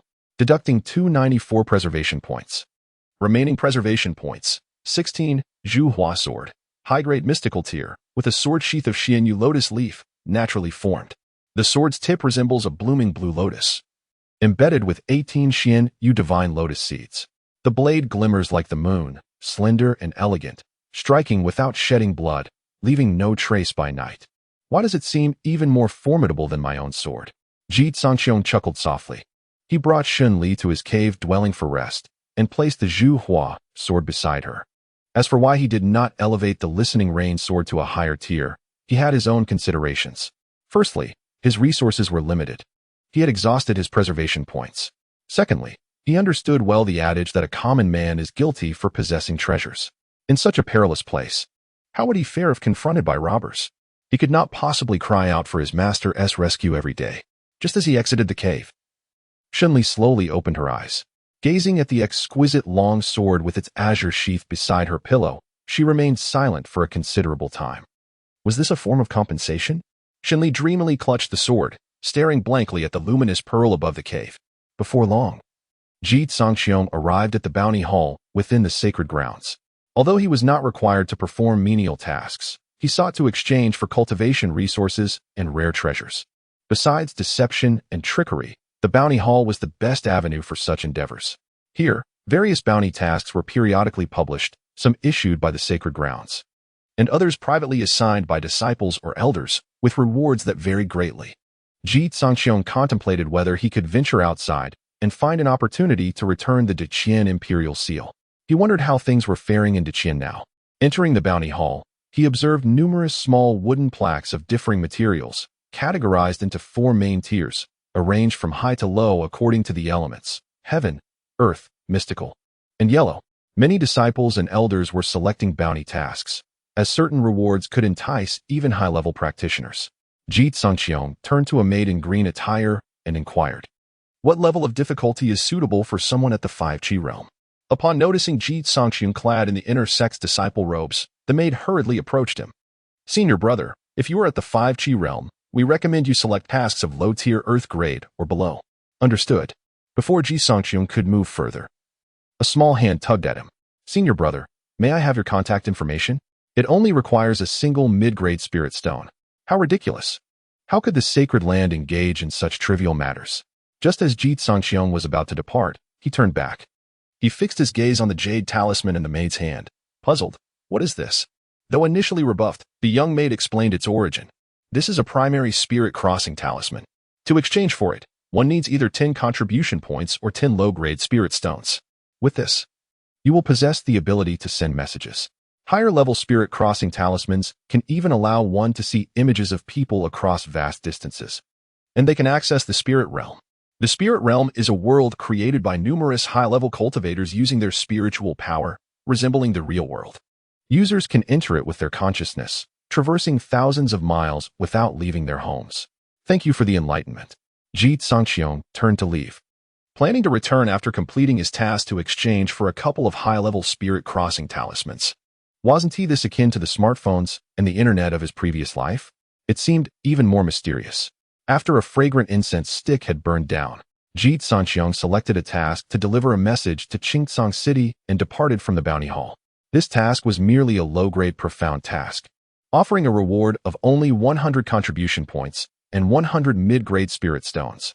The main reason for choosing Qingcang City was that it lay within the territory of Daqian, only 1,000 miles from the imperial capital.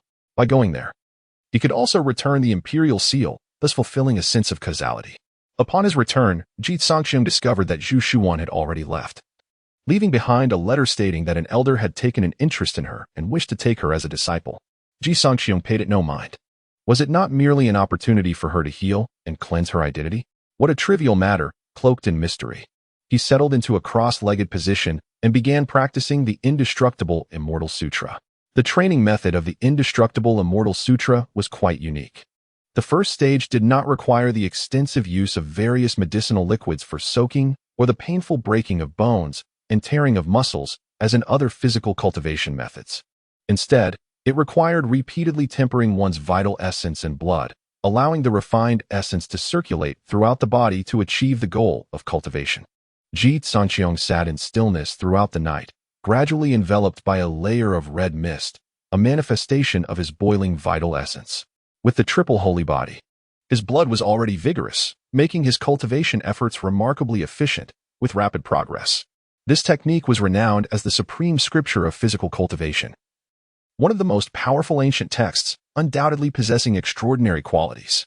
After a night of arduous cultivation, his physical body had undergone significant transformation.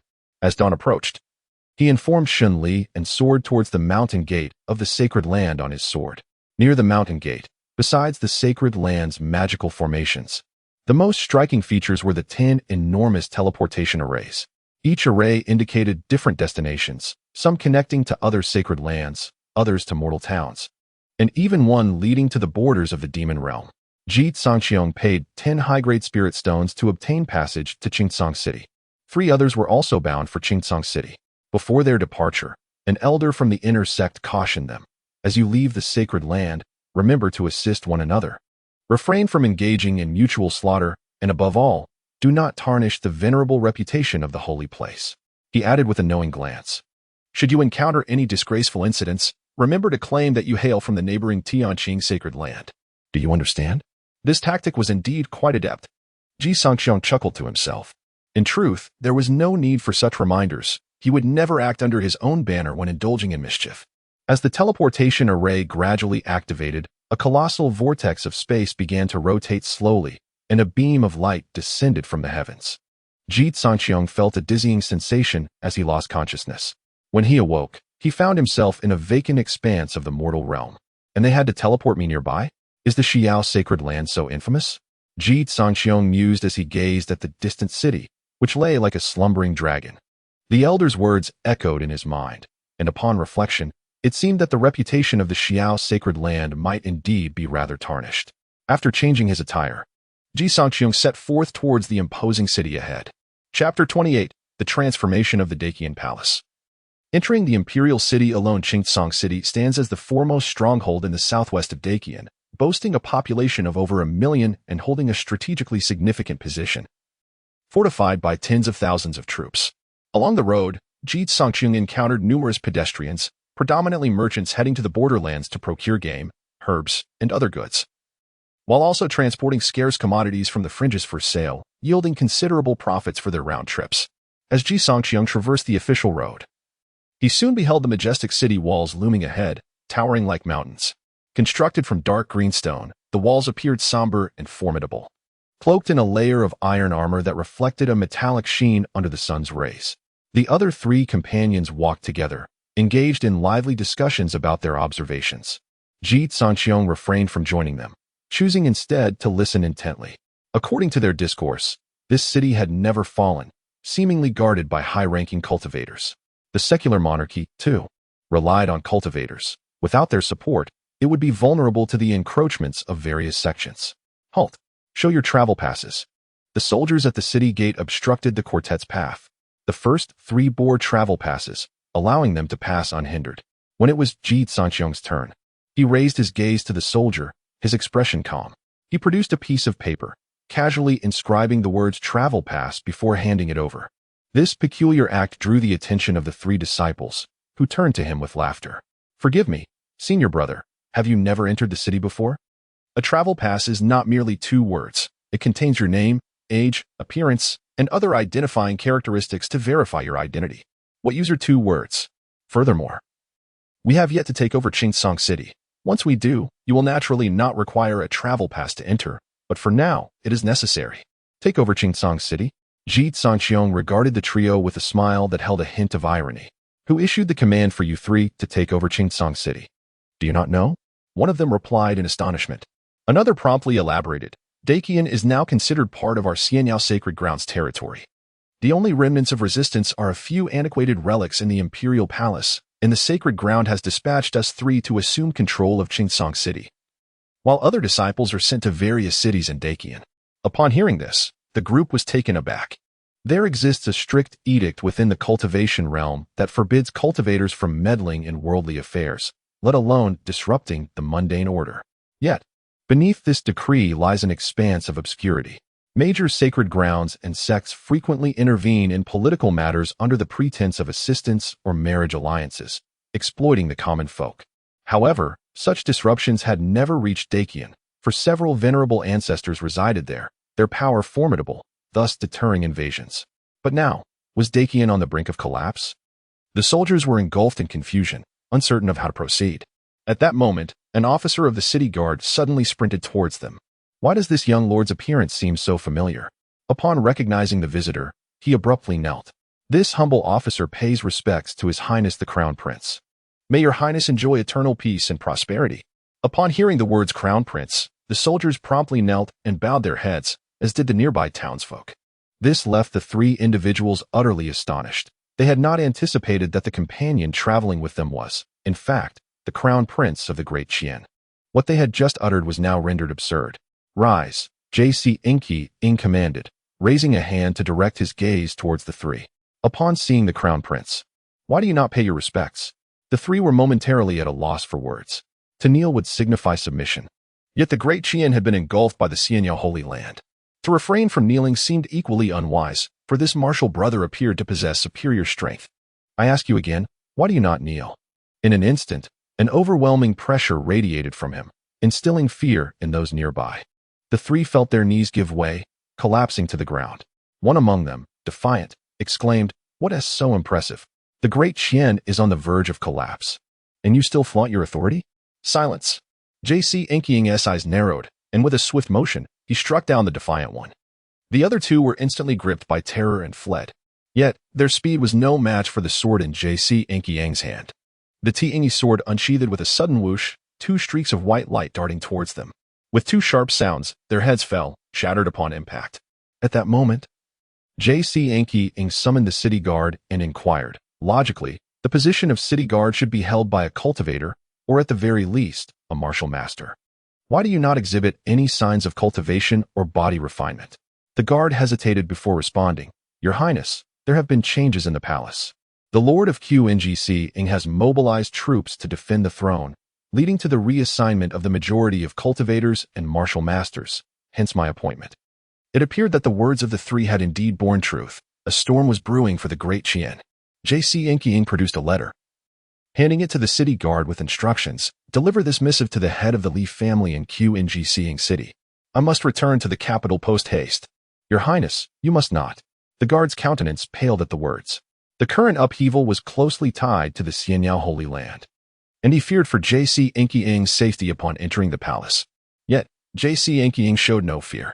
He mounted the Tianyi sword, soaring into the sky, hastening towards the imperial capital of the great Qian. Left behind, the city guard could only look helplessly at the letter in his hand, silently praying that this valiant prince, who risked his life for the peace of the great Qian, would remain unharmed. Ji Cangqiong moved with astonishing speed, traversing 1,000 miles in less than the time it takes for a stick of incense to burn.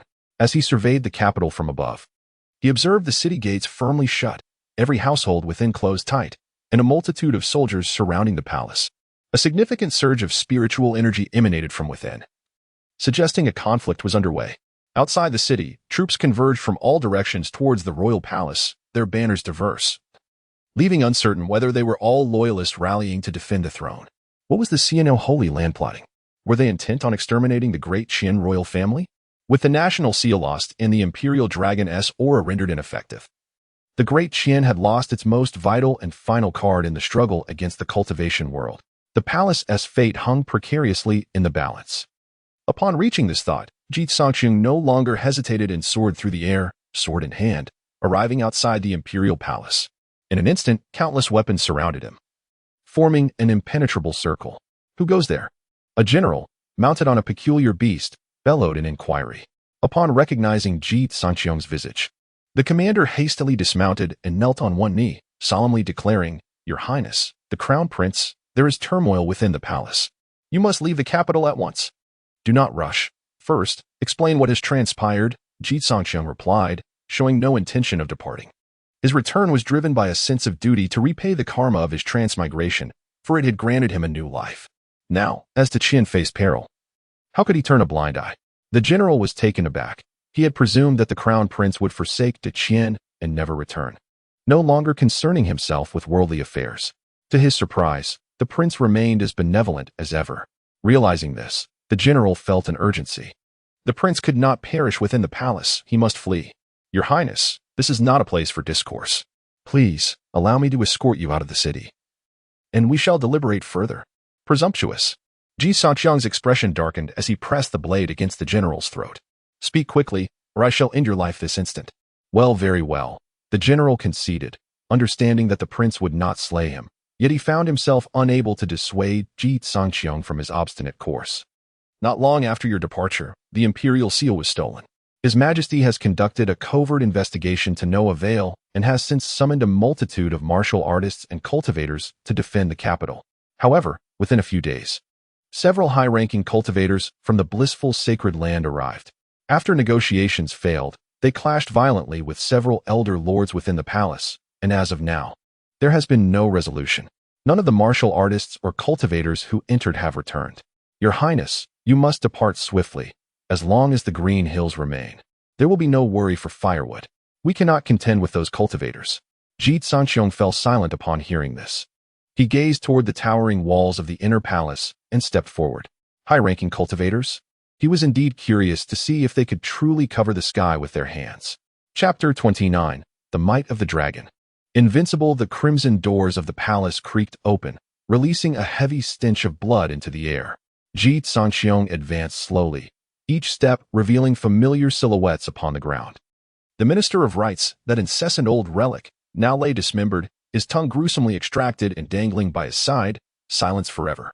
The Deputy Minister of Justice, a taciturn young man, wore a grin that stretched grotesquely to the back of his ears, never to close again. the governor of Qingzhou, the transport commissioner of Lanzhou, the left minister of the imperial court, and the commander of the imperial guard, all lay dead before the hall. Not to mention the nameless soldiers of the imperial guard and the forbidden army, whose identities had faded into obscurity.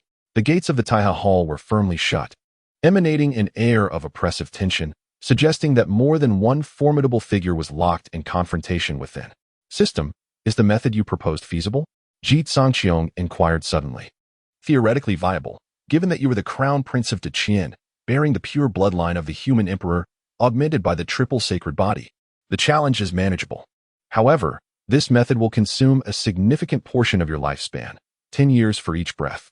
You currently possess a remaining lifespan of over 500 years, which translates to approximately 50 breaths of endurance. Very well, I shall venture into this den of dragons and tigers. Ji Cangqiong's eyes sparkled like lightning as he strode towards the Taiha Hall. Inside the Taiha Hall, under the pretense of accepting disciples, they dispatched powerful individuals into the palace to stealthily abscond with the imperial seal of Daqian. What a carefree sanctuary, what a transcendent figure in Xiaoyao. King Wunanzhao of Kaiping coughed blood violently, his war spear long shattered, yet his gaze towards the elders of Xiaoyao remained hostile. Brother Nanzhao, why waste words with them? A mere death is all that awaits us, but Daqian shall never become a puppet of Xiao, Qiyang Wang Guanwen declared, brandishing his heavenly spear and pointing it at the adversaries before him. The other four lords had already lost their fighting spirit, and even the Daqian Emperor Ji Cangqiong had descended into a near-death state. What use was a desperate struggle? One elder spoke coldly, spinning a crimson gold gourd in his hand, from which poured forth a torrent of blood. This blood was imbued with a thick malevolent aura, clearly a manifestation of the reluctance of Daqian's valiant warriors at the moment of their demise. Were your imperial seal still in your possession, you might have had a chance to retaliate. But now, alas, the other elders burst into laughter, having long since targeted Daqian's greatest reliance, the imperial seal, which contained the essence of the dragon chi of the imperial way. The imperial aura of a nation is potent enough to rival the world's top-tier powerhouses. This is the balance of the heavenly Tao. Even in the face of these cultivators, the mundane realm possesses its means of self-preservation, thereby preventing it from becoming mere fodder. However, with the seal stolen, Daqian had become a piece of meat on the chopping block of Xiao. Enough prattle, eliminate them, and Daqian will be ours to claim, the second elder of Xiyu declared, striking forward with a palm, unleashing a terrifying pressure that filled the entire Taiha Hall. Hiss. It seems you have neglected to consult my opinion. A voice interrupted from outside the hall as the door was pushed open. Ji Cangqiong entered the Taiha Hall, his gaze fixed intently upon several elders. The second elder, Song He, furrowed his brow slightly. But upon seeing Ji Cangqiong dressed in the garments of an inner disciple of the unfettered Holy Land, his expression transformed into one of delight. Little fellow, do not rush. Let us deal with these two old fools. His words were abruptly interrupted by Wang Kaiping. Crown Prince? Why have you returned? Leave at once. This is no place for you. King Qiang similarly cautioned. The two, despite their grievous injuries, strived to escort Ji Cangqiong away, drawing the attention of several elders. Crown Prince, are you truly the disciple spoken of by them, whom the Holy Master has accepted? Eliminate him, and we shall seek forgiveness from the Holy Master afterwards. We cannot afford any failure in seizing Daqian. Multiple figures surged towards Ji Cangqiong simultaneously. The two kings' eyes brimmed with despair and madness. They fought valiantly to obstruct the onslaught, but their efforts were futile against the overwhelming strength of their adversaries. However, Ji Cangqiong, in the face of the impending assault, revealed a benevolent smile. He slowly raised a radiant yellow seal, upon which a five-clawed golden dragon coiled majestically. Not good, it is the imperial jade seal. Stop him at once. An elder shouted, but it was too late. In the next moment, the yellow cloth was unveiled. In this time of demonic chaos, defying heaven and transgressing order, desecrating the might of the dragon, such crimes are punishable by death. I, as the crown prince of Daqian, shall act in imperial capacity. With the might of the dragon and the grandeur of sacred virtue, I shall shake the heavens. His voice resonated like the grandest of bells, echoing thunderously. As his words concluded, a five-clawed golden dragon soared into the sky, descending from the celestial heights, directly merging with Ji Cangqiong's being. In that very instant, the great sun and the mysterious yellow battle dragon manifested simultaneously. Ji Cangqiong's figure surged upward by several dozen zhang, enveloped in divine radiance, his eyes flashing with lightning. as mist ascended around him. To steal the imperial seal of Daqian, the first sin. As he spoke, his dark hair transformed into a brilliant golden hue, akin to being cast in molten gold, radiating dazzling light. The overwhelming pressure caused the spines of those present to bend involuntarily, despite their bodies being adorned with divine inscriptions. They could not withstand it. He has lost his mind. How dare he invoke the dragon's might while still a mere prince? Is he courting death? Songhye's bones shattered, blood flowed, yet he clung to life. The crimson gold gourd erupted with a torrent of radiant light, all directed skyward, contesting the imperial dragon's might. Nevertheless, Ji Cangqiong's eyes turned cold, and the power in his palm intensified. To slay the subjects of Daqian, to disrupt the imperial order, the second sin. The five-clawed golden dragon trembled violently, emitting a divine sound of the great path, as an incomprehensibly terrifying chaotic mist enveloped the elders, obliterating their spirits. Such a level of dragon might could annihilate deities, yet it still could not extinguish these old men. At this moment, Ji Cangqiong's physical endurance had reached its limit. His body was cracking, blood continuously seeping forth. Yet, he persisted in his onslaught. To invade my imperial palace, to recklessly slay princes and ministers, the third sin. The golden dragon coiled, its might rippling outward, shattering their protective divine light, causing their flesh to fracture, blood to splatter. The battle has reached its denouement. The elders of the serene sanctuary, in a desperate struggle, emanate a tremor that sends shivers down the spine, yet their efforts are in vain, as total suppression looms imminent. At last, one could no longer endure. Their form shattered into fragments, and their primordial spirit began to dissipate, leaving behind but a trace of soul imprint concealed within their life as treasure. In that moment, a white silhouette descended from the heavens. Cease at once. The newcomer spoke with an air of indifference, their cold gaze devoid of any emotion. You invade my territory, slay my subjects and common folk, steal my imperial seal of Daqian, and harm my father. Now you dare to utter cease? Ji Cangqiong wiped the blood from the corner of his mouth, his smile a chilling and sinister grimace. It is too late. With a mere pinch of his hand, the imperial dragon surged with intensified vigor, releasing strands of chaotic mist that struck several individuals, prompting them to erupt in dazzling divine radiance. With a series of cracking sounds, the foundations of several individuals disintegrated, their millennia of cultivation reduced to mere dust. Simultaneously, Ji Cangqiong's body shook violently, a torrent of blood gushed forth, and his aura diminished instantaneously. Above the Hall of Supreme Harmony, resplendent rays of light illuminated the sky. Flesh and blood ignited, the most primal essence nourishing the cosmos. As threads of divine dawn permeated throughout the imperial city, numerous recently deceased subjects began to coalesce, gradually regaining their vitality. Even the collapsed palaces began to rise anew, restoring to their former glory, a sight reminiscent of divine miracles. The figure materialized, a woman clad in an exquisite white gown, appearing before Ji Cangqiong. You squander the imperial dragon's energy to save some inconsequential mortals. How magnanimous of you. As she spoke, an overwhelming pressure enveloped Ji Cangqiong. Chapter 30. Solitude. A bold notion emerged within him. The overwhelming pressure nearly caused Ji Cangqiong to faint, yet he still struggled valiantly against it, relying on the residual dragon might within him. A tough nut to crack indeed. Gu Xiyan's lips curled into a cold smirk. Alas, what she feared the least was a tough opponent. In an instant, the pressure surged again, exceeding the previous intensity by 100-fold. A crisp crack echoed as Ji Cangqiong's bones misaligned and fractured within, his primordial spirit also showing signs of fissures. Surrender the jade seal, and I shall spare your life. Otherwise, I shall not be lenient, Gu Xiyan stated icily. Huh. I did not expect the esteemed Qi and Shinzuan to be such a duplicitous scoundrel, Ji Cangqiong retorted with a sardonic smile, meeting her gaze head-on. A man of honor knows when to act and when to refrain. With the nation at stake, what value is life? Moreover, I truly do not believe you would dare to kill me. Indeed, his words ignited a flicker of anger in Gu Xiyan's eyes, quickly overshadowed by a glimmer of admiration. This admiration did not stem from mutual respect, but rather from satisfaction with a vessel, a furnace, awakening two additional sacred bodies. Once he elevated his power to another level and absorbed them, it would undoubtedly aid her ascent. However, she also recognized that Ji Cangqiong had grown arrogant, repeatedly defying her will due to the unique nature of his innate furnace body. While the crime of death may be avoided, the punishment of a living death is inescapable.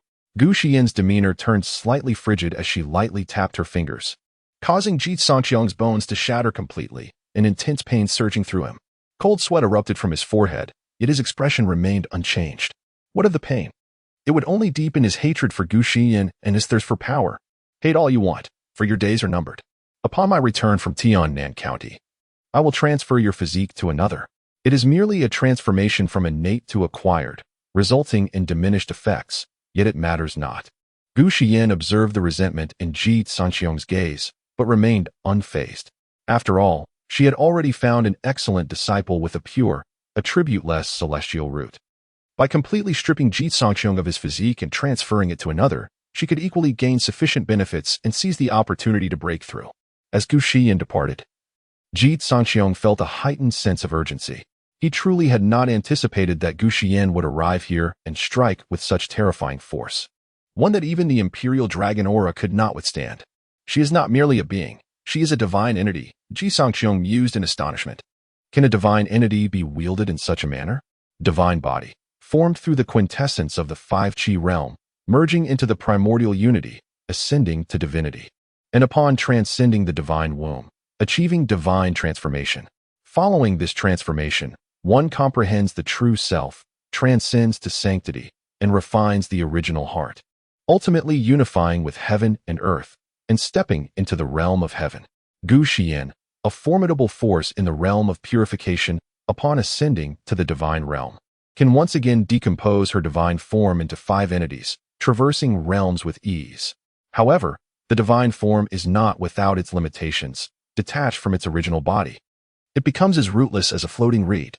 A divine form unaccompanied by a practitioner of the ascendant realm cannot absorb the essence of heaven and earth, relying solely on its stored divine power.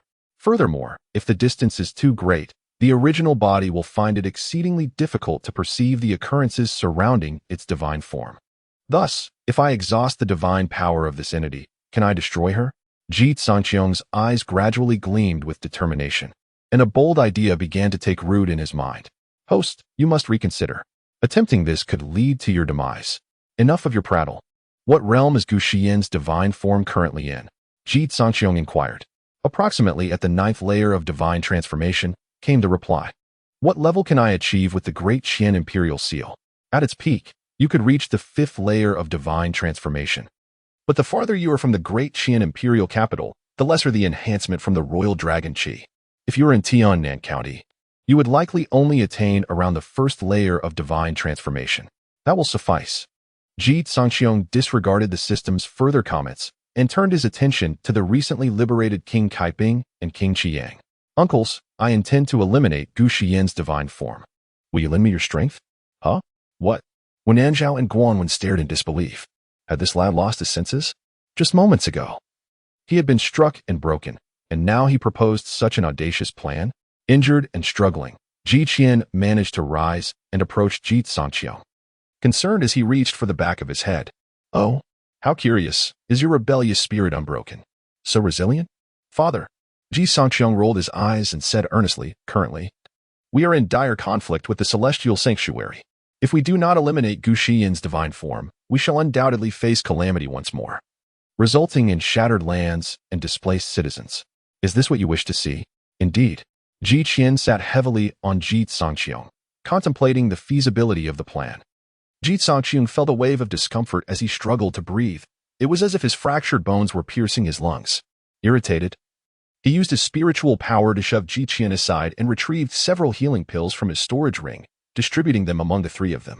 After consuming the pills, the 4 began to recuperate. Among the 6 vassal kings of the Great Qian, 4 had perished, leaving the remaining 2 at around the 1st layer of divine transformation. However, it would be challenging for them to regain their peak combat strength in a short time. As for Ji Qian, he was an ordinary man without any cultivation. Due to his status as the Great Qian Emperor, he was endowed with the Royal Dragon Qi, allowing him to contend evenly with any practitioner below the Ascendant Realm. But only within the confines of the Great Qian Imperial capital. Outside of it, his strength would similarly diminish. Furthermore, given his current physical condition, it was a struggle for him to survive, let alone engage in combat, where he risked depleting his lifespan with a single strike. As Ji Cangqiong healed, he pondered how to orchestrate a trap to eliminate Gu Xiyan's divine form. The 9th layer of divine transformation was an exceedingly lofty pinnacle to attain. Ascension to divinity required 9 transformations, and the 9th layer of divine transformation was a formidable challenge. The disparity between each realm is as vast as the heavens and the earth. To transcend it, one must step into the legendary Forbidden Domain, capable of traversing 9 minor realms to vanquish foes. Alas, the system's marketplace offers no means for such a redemption, only methods for cultivation, which necessitate enduring countless bloody battles to forge an invincible momentum. Clearly, time is of the essence. With this thought, Ji Cangqiong cast an expectant gaze toward Ji Cangqiong. Father, I have a question. Speak. Did our ancestors of the Ji clan leave behind any formidable weapons as a contingency? Upon meeting Ji Cangqiong's eager eyes, Ji Cangqiong smiled slightly. Can you guess why I did not employ them just now? However, Ji Cangqiong looked skyward, pondering. It seems that when successive emperors pass away and are interred in the royal tomb, a portion of their remains transforms into pure imperial dragon bone. That might prove somewhat useful. As he spoke, he noticed Ji Cangqiong had already risen and was heading toward the door. You rascal, where do you think you're going? What does it look like? Ji Cangqiong turned, eyes wide with determination. To excavate the royal tomb and procure the dragon bone. What? Ji Cangqiong and the 2 others immediately sprang to their feet. You wretched child, do you dare disturb the remains of our past emperors? Father, you simply do not comprehend. Since ancient times, it has been the duty of emperors to safeguard the realm. A king dies for his country. Retrieving a few bones will not incur the wrath of the late princes. With those words, Ji Cangqiong leaped onto the listening rain sword and sped toward the royal tomb. The prince seems to have a point. Prince Jiang pondered hesitantly. How dare you? Ji Cangqiong fumed, hastening to retrieve that rebellious child. Otherwise, dire consequences await. Worse than the fall of Daqian? Wu Nanzhao questioned, perplexed. Sigh, the royal tomb is guarded by tomb sentinels, puppets established by the founding emperor of Daqian. No one but an emperor may enter. Those who do so shall be met with lethal force. As Ji Cangqiong spoke, he hobbled toward the palace gates. Rebellious child, wait for me. I shall accompany you to excavate our ancestral grave. Chapter 31. Forget it. Let us dig up your grandfather first. Above the imperial city, Ji Cangqiong soared towards the Qian imperial tomb, guided by memories. He traversed through the clouds at an astonishing speed, arriving before a majestic mountain range in the blink of an eye. The Qian imperial tomb lay within the Tang Mountain. Tang Mountain not only served as a barrier for the tomb, but also as a northern shield for the capital, stretching westward into Yunzhi Prefecture. It meandered for tens of thousands of miles, with an unbroken chain of peaks culminating at the northern Song Pass, where countless summits soared and twisted eastward, rising prominently to form Taiyang Mountain. The mountain stood tall and grand, embodying strength and magnificence.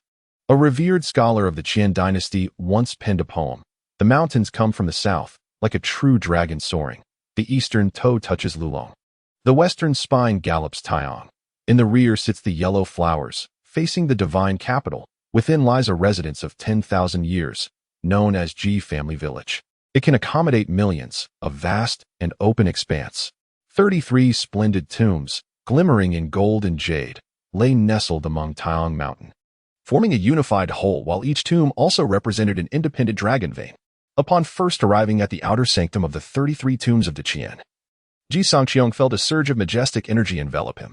Daqian had endured through 33 generations of emperors, each a sage ruler, thereby establishing this vast territory and becoming the foremost dynasty in the mortal realm. As Ji Cangqiong landed before the stone archway, gazing at the broad divine path ahead, a sense of pride welled up within him. This was the nation he now inhabited, a flourishing era forged by the accumulation of 33 enlightened monarchs. Were it not for the existence of the immortal realm, Daqian's grandeur would undoubtedly be unassailable. Let us take a look inside. Ancestors of the Ji lineage. The Daqian faces peril today. Your unworthy descendant, Ji Cangqiong, has come to beseech the remains of your noble bones for aid in vanquishing the malevolent spirits. As his words echoed, Ji Cangqiong stepped onto the divine path. Yet, the moment he crossed the stone archway, he felt an overwhelming presence fixating upon him. What was happening? Had Gu Xiyan followed him? Ji Cangqiong warily surveyed his surroundings, only to find nothing but stone figures and equine statues. However, the 2 massive stone generals ahead caught his attention. It seemed that with each step he took forward, their gazes shifted to him, intensifying the sense of dread within him. Crack! The stone general on the left lowered his bronze spear, blocking Ji Cangqiong's path. Advance further, and you shall die. An ancient and weathered voice emanated from the stone general, striking Ji Cangqiong like a hammer to the chest. Cough, cough. After coughing up blood and retreating, Ji Cangqiong hastily raised the jade seal in his hand, declaring loudly, "I am the crown prince of Daqian. Step aside at once."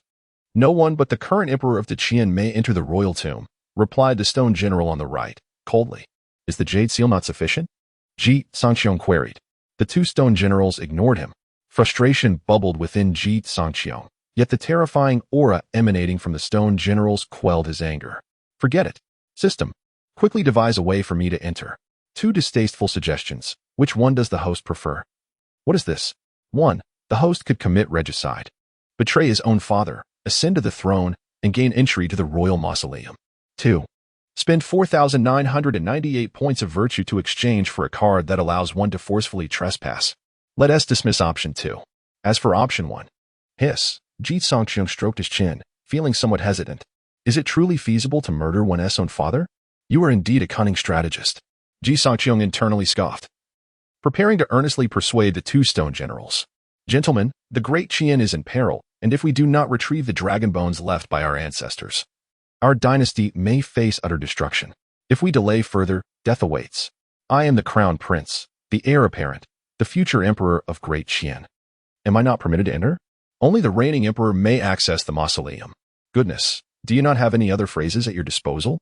Just as Ji Cangqiong found himself at a loss, intending to force his way in, the two princes, accompanied by Ji Qian, hurriedly arrived. "My son, do not act recklessly," Ji Qian shouted from afar. Upon hearing this, Ji Cangqiong halted in his tracks. The hastily approaching Ji Qian, hair tousled by the wind, appeared as if he were fleeing from disaster. "Ahem, let me handle this." He straightened his attire, took the jade seal from Ji Cangqiong, and approached the two stone generals. "I am the 34th emperor of Great Qian. Our nation is in dire straits, and I have come to request the release of the ancestral bones to aid me. Your Majesty, please wait. Do you intend to excavate the mausoleum?" One stone general inquired. "What? Is the left general refusing?" Ji Qian shot a sidelong glance. The left general looked at the right general, his wooden expression betraying a hint of human hesitation. This seemed irregular. "It is indeed against protocol," the right general stated solemnly. "Nonsense," Ji Qian retorted. "My rules are absolute. You must comply, whether willingly or not. The issue is..." "The issue?" At this moment, Ji Qian's imperial authority was palpable, his expression devoid of emotion as he continued. "The issue is that if I do not summon the ancestral emperors, Great Qian will perish, and is it not your duty to guard our forebears and protect the descendants? Step aside, or I will command that you both be dismantled and turned to rubble for use as latrine stones." With a grand flourish of his sleeve, Ji Qian advanced. The two stone generals exchanged glances, momentarily unsure whether to intervene. Ji Cangqiong furrowed his brow and followed suit. The two continued to the end of the spirit pathway, when suddenly, Ji Qian's legs buckled, nearly bringing him to his knees. "Quickly, assist your father. My legs have gone weak." Ji Cangqiong, witnessing this, felt a mix of amusement and exasperation, hurried to support Ji Qian, and chuckled. "Father, were you not just brimming with confidence?" "Confidence, my foot. I am terrified. Should they turn against me, how shall I take you to excavate our ancestral tomb?" Leaning against Ji Cangqiong, Ji Qian panted heavily. He gazed toward the mausoleum ahead, seemingly troubled, unsure of which royal tomb to commence the excavation. "Let us proceed, then, to unearth your esteemed grandfather." Contemplating this, Ji Qian activated the entrance to the Qianming imperial tomb. Within the winding passage, luminous night pearls illuminated the subterranean realm, while murals depicting valiant achievements unfolded before them. The duo made their way to the main burial chamber, where Ji Qian gazed upon the coffin crafted from golden silk Nanmu with a hint of bashfulness, scratching his head. "Ah, dear father, your unfilial grandson seeks to disturb your rest. I truly cannot dissuade this endeavor. What say you?"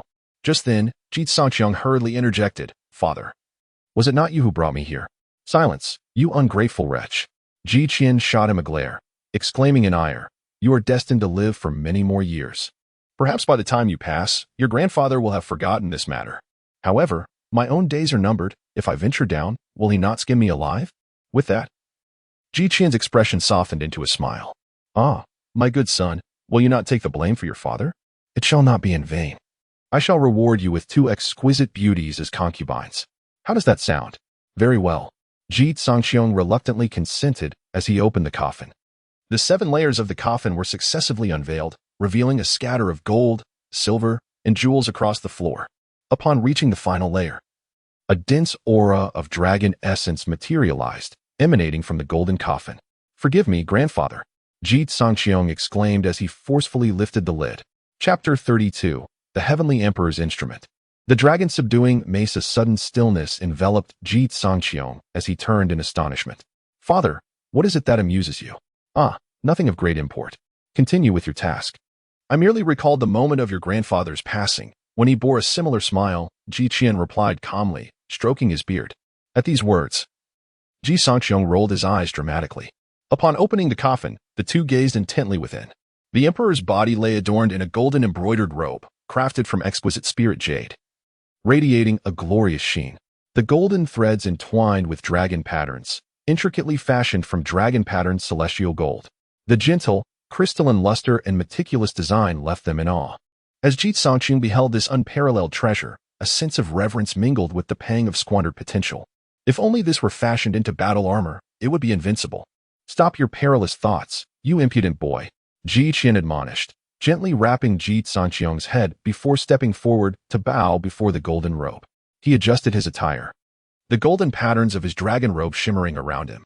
In that moment, Ji Cangqiong transcended from a jovial father to a sovereign of formidable might. "I bear the sins of the realm. If the realm is guilty, the fault lies with me," Ji Cangqiong proclaimed, advancing slowly as he carefully unveiled the hood of the golden robe, revealing the upper body and sleeves. "Father, urgency compels us to act with authority. It is preferable for one family to mourn than for the entire court and populace to weep," he stated gravely, observing the divine essence radiating from the emperor's skeletal remains. "Today, to request the bones of father is a necessity born of desperation. I beseech your forgiveness." With that, Ji Cangqiong solemnly lifted the bone, offering it to Ji Cangqiong. "Thank you, father."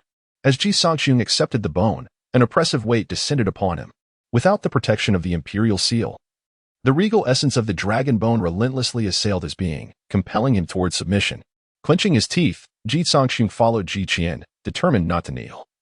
This was merely the first trial of enduring the dragon bone. Should he falter here, how could he ever hope to confront the deity Gu Xiyan? After approximately an hour, with Ji Cangqiong's assistance, Ji Cangqiong gathered 33 pieces of dragon bone. As these fragments coalesced, an extraordinary phenomenon ensued. The bone split and fused, unleashing a magnificent beam of light that overshadowed even the sun. This radiant spectacle emanated an unparalleled majesty, eclipsing the very essence of the bones, casting reflections of countless fallen dynasties and the strewn corpses of the vanquished. Could this herald the emergence of a genuine treasure? Ji Cangqiong keenly sensed the anomaly. Before him, a pair of resplendent golden maces began to take form, each with 16 or 17 segments, one mace longer than the other. Their brilliance dazzling and the dragon's might palpable. The dragon patterns emerged, their marks astonishing, as divine light cascaded down, and an aura of lethality permeated the surroundings. Ji Cangqiong reached out to grasp the twin hammers, feeling the ethereal brilliance flowing upon them, a mysterious and formidable aura that exuded a heart-stirring power. Each hammer measured 3 to 4 feet in length, their entire body a resplendent gold, constituting an extraordinary treasure of immeasurable worth. Though the twin hammers appeared dull, the ancient patterns etched upon them suggested a might capable of cleaving mountains and splitting seas. If nurtured with care, they could foster a spirit and, in time, transform into a devastating weapon. The dragon hammer emerged, inheriting the imperial way above, guarding the common folk below. "My son, wield it wisely. Do not commit unwarranted acts of slaughter." Ji Cangqiong gazed at the twin hammers with a sense of comfort, a proud glimmer illuminating his aged eyes. In all the world, apart from the great Qian, which dynasty could forge such a treasure from the dragon chi contained within the bones of the late emperor? Let it be named the dragon-suppressing hammer, for with its might, it shall command the mountains and rivers for 100,000 miles. Ji Cangqiong waved the twin hammers, an inexplicable confidence surging within him. Dragon-suppressing hammer, no spirit yet transcending the realm of heavenly artifacts, it stands as a quasi-empire-shaking weapon. The foundation of the great Qin dynasty, the imperial way unyielding, the imperial arms indestructible. Should the host ascend to the celestial realm, this treasure shall evolve into a true empire-shaking weapon. Is that so? Ji Cangqiong caressed the patterns upon the dragon-suppressing hammer, sensing that, despite lacking a spirit, it ought to possess greater prowess than a top-tier heavenly artifact. As for its ultimate potential, that could only be discerned through trial. Presently, his cultivation was insufficient to unleash the true power of such a treasure. Before long, outside the royal mausoleum, Ji Cangqiong stowed away the jade seal and the dragon-suppressing hammer, bidding farewell to Ji Cangqiong and, along with the two princes, soared into the sky on swords. "Hey, unfilial son, treacherous ministers, you have left me behind," Ji Cangqiong shouted hoarsely. Once the three had vanished from sight, he cleared his throat. Dozens of shadows materialized beside him. "Commander Ye Chong of the Hidden Dragon Guards, paying respects to your majesty." The leading figure knelt on one knee. "Rise." Ji Cangqiong spoke coldly, his expression impassive. "Ye Chong, heed my command. I order you to lead your troops to the major cities of the Great Qian and slay all invading foes. As you command." As soon as the words left his lips, the shadows vanished simultaneously, reappearing in multiple cities of the Great Qian within mere moments. Before the mausoleum, Ji Cangqiong stood with his hands clasped behind his back, gazing at the setting sun gradually sinking in the west, murmuring softly, "Chonger, your father understands your lofty aspirations. This empire may become a burden to you. Yet, born into royalty, you must shoulder your responsibilities. Not merely as the crown prince, but as the foremost protector of the Great Qian. Your father is growing old, unable to shield you for much longer. Grow swiftly." Having spoken, he cast a glance at General Shi behind him and commanded, "Take me back to the palace." "As you wish." In the southern region of the Great Qian, wait, someone is there. Prince Wunin Zhao stood amidst the clouds, cautiously scanning the southern territory. A battle raged against a beast. Could it be Gu Xiyan? Ji Cangqiong turned his gaze toward the sound. Far away, at the entrance of a mystical realm, Gu Xiyan stood resolutely, wielding a 3-foot azure blade, surrounded by a mountain of corpses. Opposite her stood a grotesque great demon, its voice filled with a menacing ferocity. "Woman, the floating spiritual realm is the territory of my demon clan. Do you intend to violate the covenant between the demon and human races that has endured for millennia? Huh? Weren't several of your demon lords jointly invading the northern borders of Central Continent? What covenant remains to be discussed?" Gu Xiyan's expression was as cold as frost, and her strikes were merciless. In the midst of her sword's fierce energy, the great demon king was forced to retreat, his body marred with wounds, even losing considerable flesh from his forelimbs. Though weariness was evident, the ferocity of his combat prowess remained undiminished. Gu Xiyan felt a surge of frustration. Having battled this demon for several hours, she had inflicted severe damage to both its physical form and spirit, yet it still clung to life. The vitality of demons was remarkably tenacious, capable of absorbing the demonic energy from lower-tier demons and corpses to bolster their own strength. Gu Xiyan, a deity, had expended nearly half of her divine power, and thus far had only managed to bring the demon to the brink of death. There was no time to delay. With this thought, Gu Xiyan acted without hesitation. Dawn Radiance Manifestation. Chapter 33. What is surprise? Divine brilliance descended from the heavens. As sacred patterns swirled like the rising and setting sun, Gu Xiyan's aura surged steadily, swiftly reaching a peak. Clad in flowing white garments, she appeared as delicate as a willow, yet, with a graceful sweep of her pristine arm, she carved an elegant arc through the air, conjuring a gale that reverberated across the land. A breathtaking divine light enveloped the formidable demon king, and in an instant, it erupted in a cascade of crimson blossoms. A piercing wail escaped the demon king's lips, as it unleashed a terrifying display of scales, transforming into an array of demonic patterns that seemed to imprint themselves upon the void. The intensity of the vibrations escalated abruptly, and its form swelled ominously before contracting sharply. Startled, Gu Xiyan realized that the creature intended to self-detonate in a bid to take her down with it. She resolved to retreat at once. Just then, Ji Cangqiong's eyes sparked with determination. It was now or never. With regal might coursing through him, he activated the Xian Wang battle body, the solar holy body, and the Tianhua divine furnace scripture, summoning the dragon-subduing hammer with lethal intent. In the blink of an eye, he harnessed the entirety of his life as training, channeling all his power into the hammer. The twin hammers erupted in an extraordinary radiance, unleashing a cataclysmic beam that soared to the heavens and pierced the earth, striking fiercely upon Gu Xiyan's back.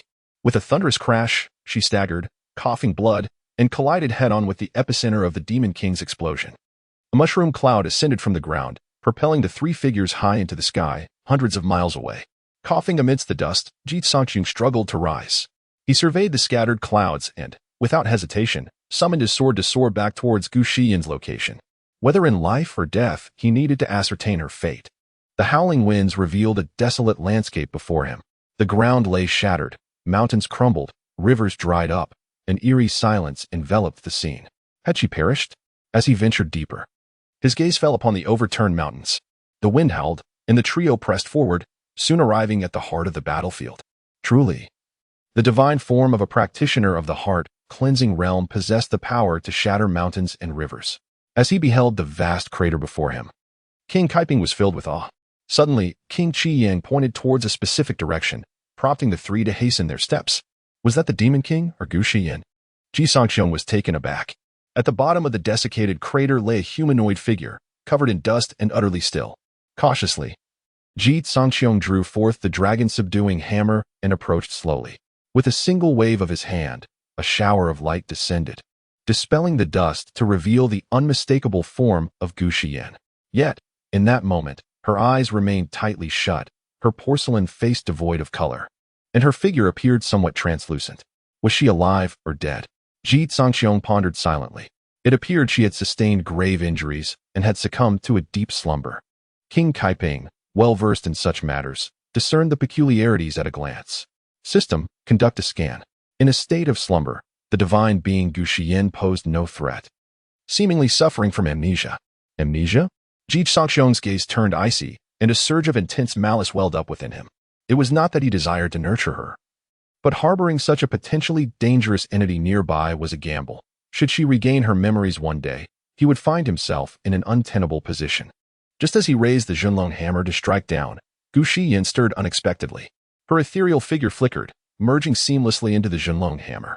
Ji Cangqiong was taken aback. How could she, on the brink of death, suddenly vanish into the hammer? Reacting swiftly, he channeled his spiritual energy into the hammer, attempting to compel her out. Yet, his efforts were as futile as casting a stone into the ocean. The king of Cangqiong and the king of Qiang rushed over in alarm. But their divine powers could not penetrate the Zhenlong hammer. Only Ji Cangqiong's could. It was absurd to witness such a phenomenon in broad daylight. Ji Cangqiong's expression darkened. Everything transpired too swiftly, unfolding in a flash, leaving him no opportunity to retaliate. Then, the once lifeless Zhenlong hammer seemed to awaken with a spirit of its own. A slender, graceful figure emerged from the hammer, half-crouching before Ji Cangqiong. "Master, why would you wish to harm me?" The soft voice resonated in his ears, leaving him utterly astonished. "Ah, so this is how it is. A contrast?" Ji Cangqiong scrutinized Gu Xiyan, noticing her bewildered expression as she gazed at him with wide eyes. "System, translate this for me. What is a surprise?" A surprise is when the divine being Gu Xiyan is drawn into the Zhenlong hammer, transforming into its spirit. The host may also be perceived as the deity of the Zhenlong hammer. So this is the essence of surprise. Ji Cangqiong comprehended, then extended his hand to assist Gu Xiyan to her feet, a cryptic smile gracing his features. "Of course not, my dear. Why would I harm you? Come. Stay by my side." "Yes, master, a hug." Please. Gu Xiyan obediently nestled closer, wrapping her arms around Ji Cangqiong's arm. The gentle weight was soothing to the soul. "Let us change your name. You shall be called Gu Xiyan, but from now on, I will call you Xiaoxi. I will listen to my master. Whatever you decide is fine with me." Xiaoxi beamed sweetly. Was he this far better than the wicked Gu Xiyan? Ji Cangqiong felt a surge of joy. This spectacle left the two kings in awe, as they simultaneously raised their thumbs in approval. Truly, the crown prince executed this beautifully. "Your Highness, does this not imply you could also share a bed?" The king of Qiang revealed a knowing expression. "Uncle, please refrain from jesting." Ji Cangqiong chuckled. "Now, I kindly request that both of you return the imperial seal to the palace and inform me of the nearest teleportation array to the leisure sacred land." "Your Highness, do you intend to return?" the king of Cangqiong asked, puzzled. Ji Cangqiong offered no explanation. He returned to the land of carefree sanctity for pressing matters, yearning to expedite his ascension and cultivation. Indeed, the land of carefree sanctity was currently the unparalleled choice. After all, where else could one find such a multitude of seductive women vying for his attention? Furthermore, as his strength grew, certain indulgences could indeed be entertained.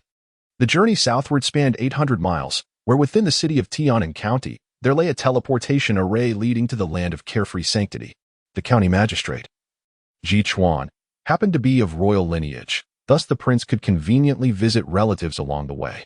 Upon receiving the news, Ji Cangqiong hesitated no longer and took to the skies, soaring southward. Farewell, until we meet again. After a single incense stick's worth of time, Ji Cangqiong arrived at the outskirts of Tianan City. Upon entering the city, he advised, "You may either remain within the Jinlong Mace or don a veil to avoid unnecessary trouble." "Understood, master." Xiao Ji obediently retrieved a veil and adorned herself with it. Surprisingly, the veil added an ethereal allure to her appearance. Ji Cangqiong's intention was to avoid attracting the attention of wandering cultivators due to his appearance. Yet now it seemed, never mind, let it be. The two descended from the heavens, swiftly drawing gasps from the onlookers. Celestial beings have descended to the mortal realm. Before the astonished crowd, they gracefully landed upon the street. Shortly thereafter, a troop of elite cavalry approached. The leading commander dismounted and bowed respectfully, stating, "This humble officer pays his respects to His Highness the Crown Prince. The county magistrate is en route. May I inquire as to the purpose of your visit, Your Highness?" The likenesses of the high-ranking officials of the Great Qian were well known to all. So Ji Cangqiong was not taken aback by being recognized. He responded calmly, "Simply take me to the teleportation array. There is no need for any elaborate formalities." The commander appeared troubled and replied, "Your Highness, I regret to inform you that this may be difficult to fulfill." Chapter 34. The reluctance to let go. Why is that? Seeing the commander hesitating, Ji Cangqiong's expression darkened as he lightly admonished, "I command you to reveal the truth. Please, Your Highness, do not be angry. Perhaps you should inquire directly with the governor." The commander replied, his face reflecting his dilemma.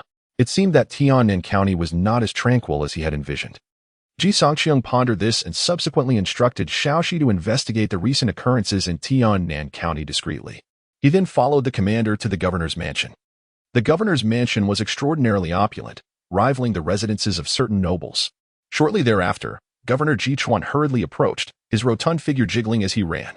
Upon seeing Ji Cangqiong, he immediately knelt with a thud. "Your Highness, I humbly beg your forgiveness for my tardiness in welcoming you. There is no need for excessive formality. Simply activate the teleportation array," Ji Cangqiong commanded.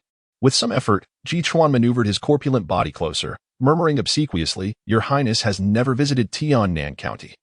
Why not stay for a brief while, allowing this old minister to extend the hospitality of a host?" Hospitality of a host?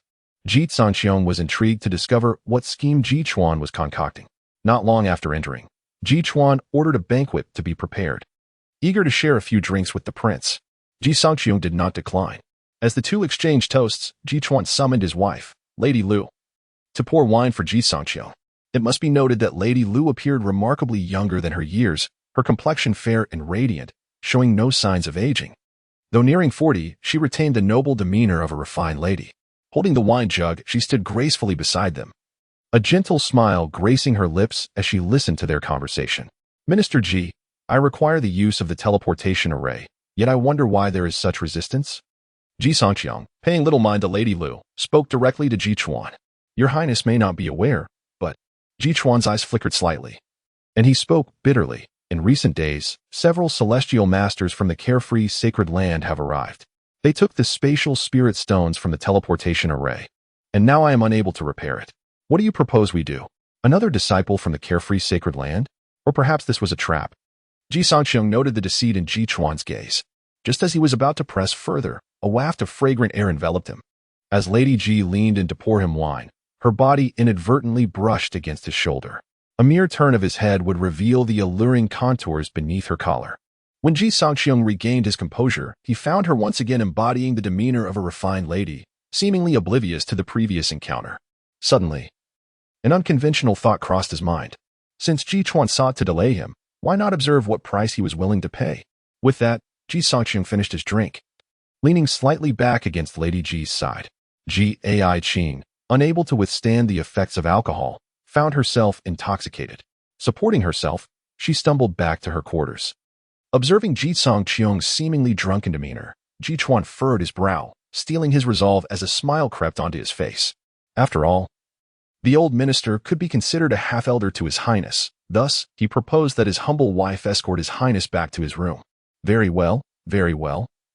Ji Cangqiong responded, rising and leaning dreamily against Madame Ji's shoulder. His hand, ostensibly to support himself, was brazenly pressing down on her arm, creating chaos under the guise of assistance. Madame Ji bit her lip, casting a sorrowful glance at Ji Chuan. However, Ji Chuan gritted his teeth and muttered to himself, "It matters not, it matters not." At his words, a deep disappointment flickered in Madame Ji's eyes, and she ceased her resistance, leading Ji Cangqiong away. Upon delivering Ji Cangqiong to his room, Madame Ji attempted to depart but was halted by his grip on her wrist. "Madam, will you not brew me a cup of sobering tea?" Turning back, she found Ji Cangqiong, who had appeared drunk, now gazing at her with a playful smile.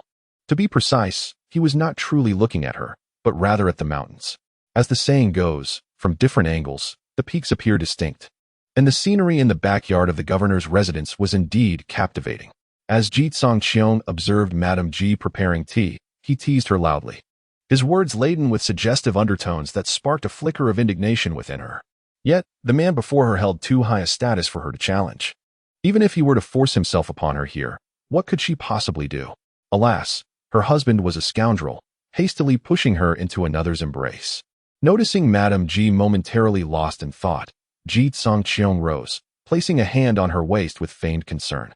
"Madam, what troubles you? You seem preoccupied."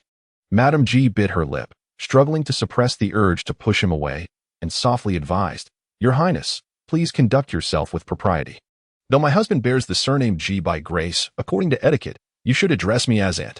"Then I cannot let go," Ji Cangqiong replied, his grip tightening around her soft, delicate hand, his expression a mix of mockery and indifference. Treated with such blatant disrespect, Madame Ji found it increasingly difficult to conceal her aversion. She forcefully pushed Ji Cangqiong away, fury painting her exquisite features. "Your Highness does not wish to emulate the tyrannical rulers of the past, does he? To insult mothers and sisters? And what if I do?" Ji Cangqiong's tone turned frosty. "Then please, proceed as you wish." With that, Madame Ji boldly began to loosen the bindings of her skirt. Standing defiantly before Ji Cangqiong, faced with such a fierce woman, Ji Cangqiong felt a wave of apprehension. His original intent had been to test Ji Chuan's boundaries. However, it was Madame Ji who seemed to falter first. He averted his gaze, refraining from looking at her. In truth, if he desired, this voluptuous and elegantly poised beauty before him could easily become his plaything at any moment. Yet he is, after all, a person, unwilling to take advantage of another's misfortune. With this thought, Ji Cangqiong rose and gently placed Ji Foran upon the bed, a sinister smile adorning his countenance. "Thus, I shall indulge myself." As he spoke, a whisper found its way into Ji Foran's ear. "Do not be alarmed, my lady. Please inform me of the happenings in Tianan County, and I assure you, I shall not demean you in the slightest." A look of astonishment crossed Ji Foran's face as she scrutinized Ji Cangqiong, bewildered by how the recently debauched prince had transformed into someone so earnest. Could it be a ruse to lower her guard? "If you do not trust me, my lady, would you rather place your faith in the husband who delivers you to another's bed?" Ji Cangqiong pressed on, seizing the moment. His words evidently struck a chord within Ji Foran. After much hesitation, a resolute expression emerged on her face. "I can divulge the information to your Highness.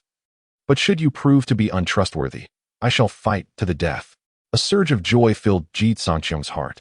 "I implore you, my lady, please share what you know." Chapter 35. Let him go?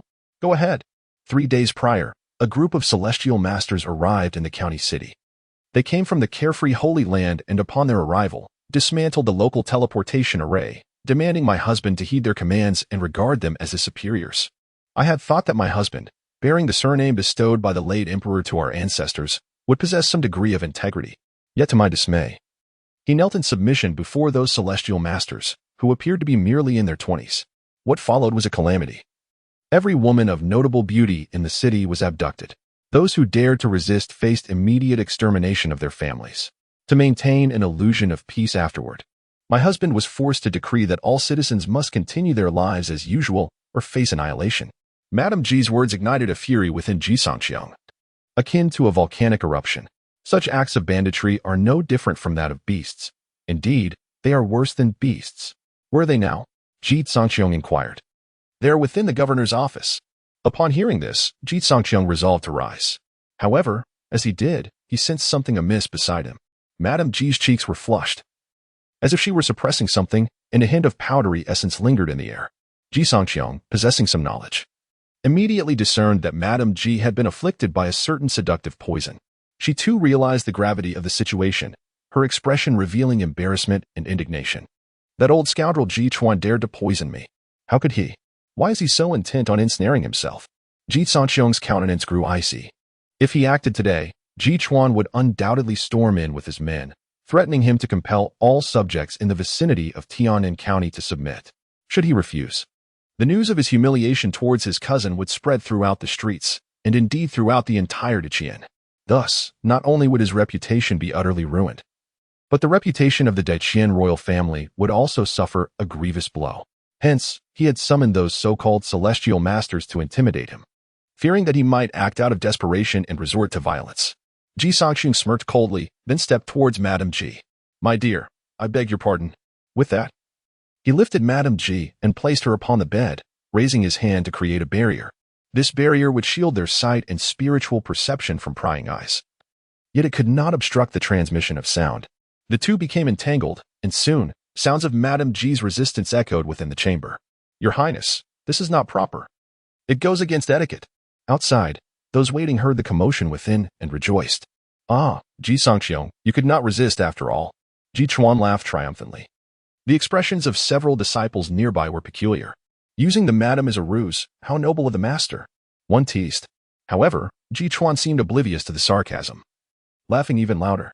With Ji Cangqiong's assistance, Madame Ji overheard the voices outside.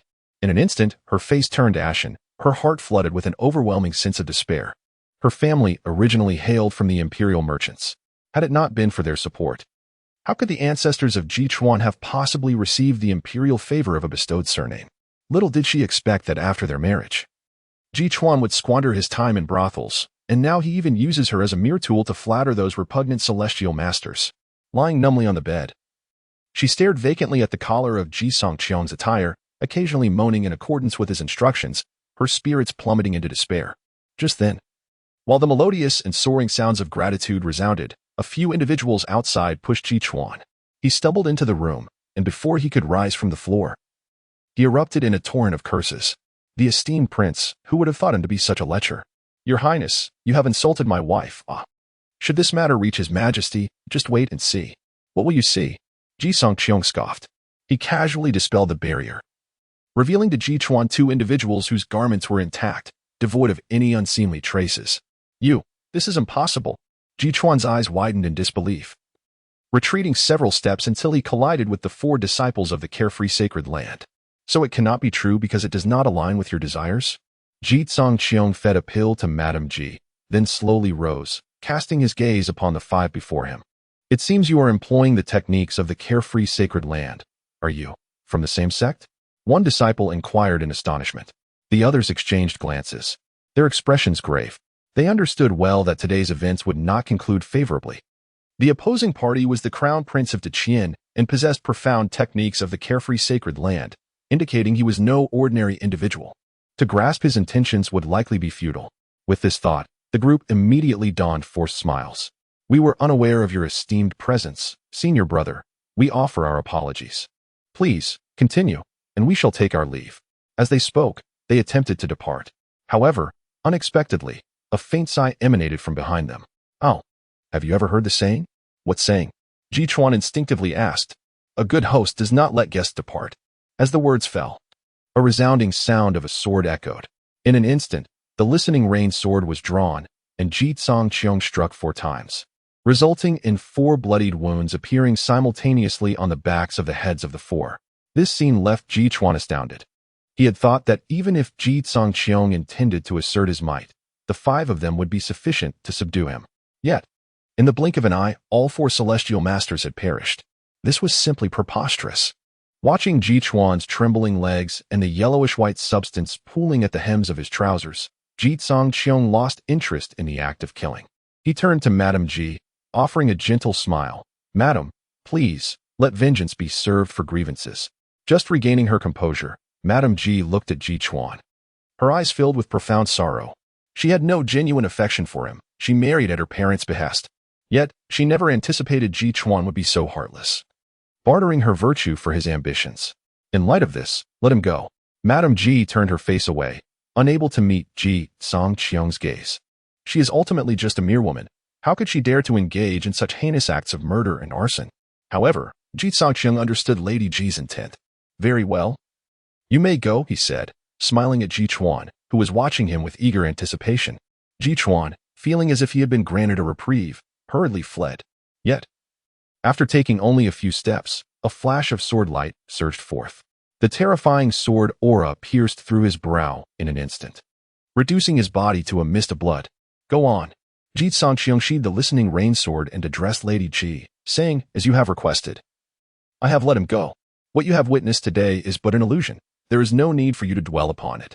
Upon returning to your family, should there be any matters of forced marriage, feel free to invoke my name, declaring that I have granted you the freedom to choose your own spouse, free from the constraints of parental matchmaking.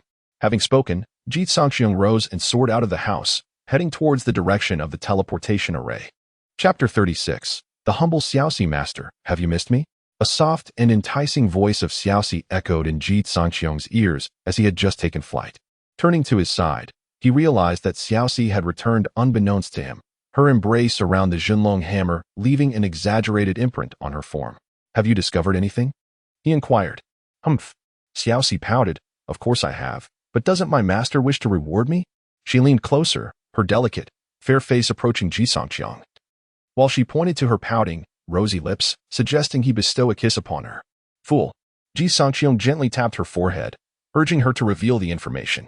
However, this seemingly light gesture caused Xiaoxi's cheeks to flush crimson, her body quivering slightly. He had thought he had struck too hard. To his surprise, her next words nearly dropped his jaw. Thank you for your kindness. Master, could it be that she was a submissive? This development appeared to be quite intriguing. Would Gu Xiyan become infuriated upon discovering her deity had transformed into such a form? Observing the bashful Xiaoxi, Ji Cangqiong hastily pressed her, quickly tell me what you found, or else I shall never strike you again. Please, master, follow me. I have freed the women abducted by the thieves. But there is something here that will surely pique your interest. Without waiting for his response, she soared into the air, guiding Ji Cangqiong beyond the city limits. They soon arrived near a small teleportation array, which lay in disarray, its spatial spirit stones long since removed. So, we cannot return? He mused. The one-way teleportation arrays in Tiannan County were all in such disrepair. The two-way arrays in Qingcang City were likely in an even worse state. Why don't you ask me, master? Xiaoxi inquired, her large eyes glimmering with curiosity. Do you possess spatial spirit stones? Alas, I do not. Can you repair the teleportation array? Neither can I. With a frustrated sigh, Ji Cangqiong delivered a sharp smack to her pert rear. Xiaoxi's face turned beet red as she playfully protested. But I have a way to secretly bring you back to the blissful sacred land. What a revelation. He had encountered many who sought to deceive for wealth and affection, but never one who sought to provoke punishment. Stop teasing me, or else. Ji Cangqiong's threat trailed off. Xiaoxi leaned in closer, her garment slipping slightly from her shoulders, revealing just enough to captivate the eye. Her gaze was intense, her words laden with meaning. Master, please feel free to ravish me. Ji Cangqiong found himself both amused and exasperated, realizing he had not been sufficiently stern. Otherwise, why would she repeatedly invite punishment? With a teasing smile, he replied, very well, once we return to the blissful sacred land, I shall take good care of you. Xiaoxi's face flushed even deeper, and after a shy nod, she prepared to tear through the fabric of space with her bare hands. At this moment, several auras approached from afar, causing the recently released women to scream in terror. Run, more scoundrels are coming. Scoundrels? This term piqued his interest. Ji Cangqiong glanced back and observed a group of 5 bald figures rapidly advancing, clearly not lacking in cultivation. As he focused his gaze, he discerned 4 men and 1 woman. A monk and a nun? What an unusual pairing. The lead middle-aged monk stepped forward, holding a string of prayer beads, and saluted with one hand, proclaiming, Ba, I am a disciple of the Luoan Hall of Putua's sacred land, named Wuyou. May I inquire as to which sacred land you belong, benefactor? Putua's sacred land? Isn't that one of the arch-rivals of the Xiaoyao sacred land? Just as Ji Cangqiong was about to respond, Xiaoxi stepped forward first. My master is. Ji Cangqiong instinctively moved to cover her mouth. The crown prince of the great Qian Empire. Thankfully, this girl was clever, unlike that cold girl, Gu Xiyan. I have met His Highness the Crown Prince. We have come to eradicate demons. May I ask if you have encountered any evil beings from the Xiaoyao sacred land? Although the question was directed at Ji Cangqiong, Master Wuyou's gaze was fixed on Xiaoxi. Sensing the monk's unsettling stare, Ji Cangqiong subtly positioned himself in front of Xiaoxi and replied calmly. I have not encountered any. Not at all. Master Wuyo furrowed his brow, only to smooth it out shortly after. Your Highness, I cannot help but feel that the young lady behind you possesses a deep connection to the Buddha. Might I request an audience with her? At this remark, Ji Cangqiong's expression gradually turned frosty. Xiao Ji was a divine being. No matter how one looked at her, it was impossible to discern her true form or cultivation. The notion of a Buddhist connection was absurd. The only plausible explanation was that these individuals had set their sights on Xiao Ji, either due to her beauty or her extraordinary aura, which might indicate a unique constitution.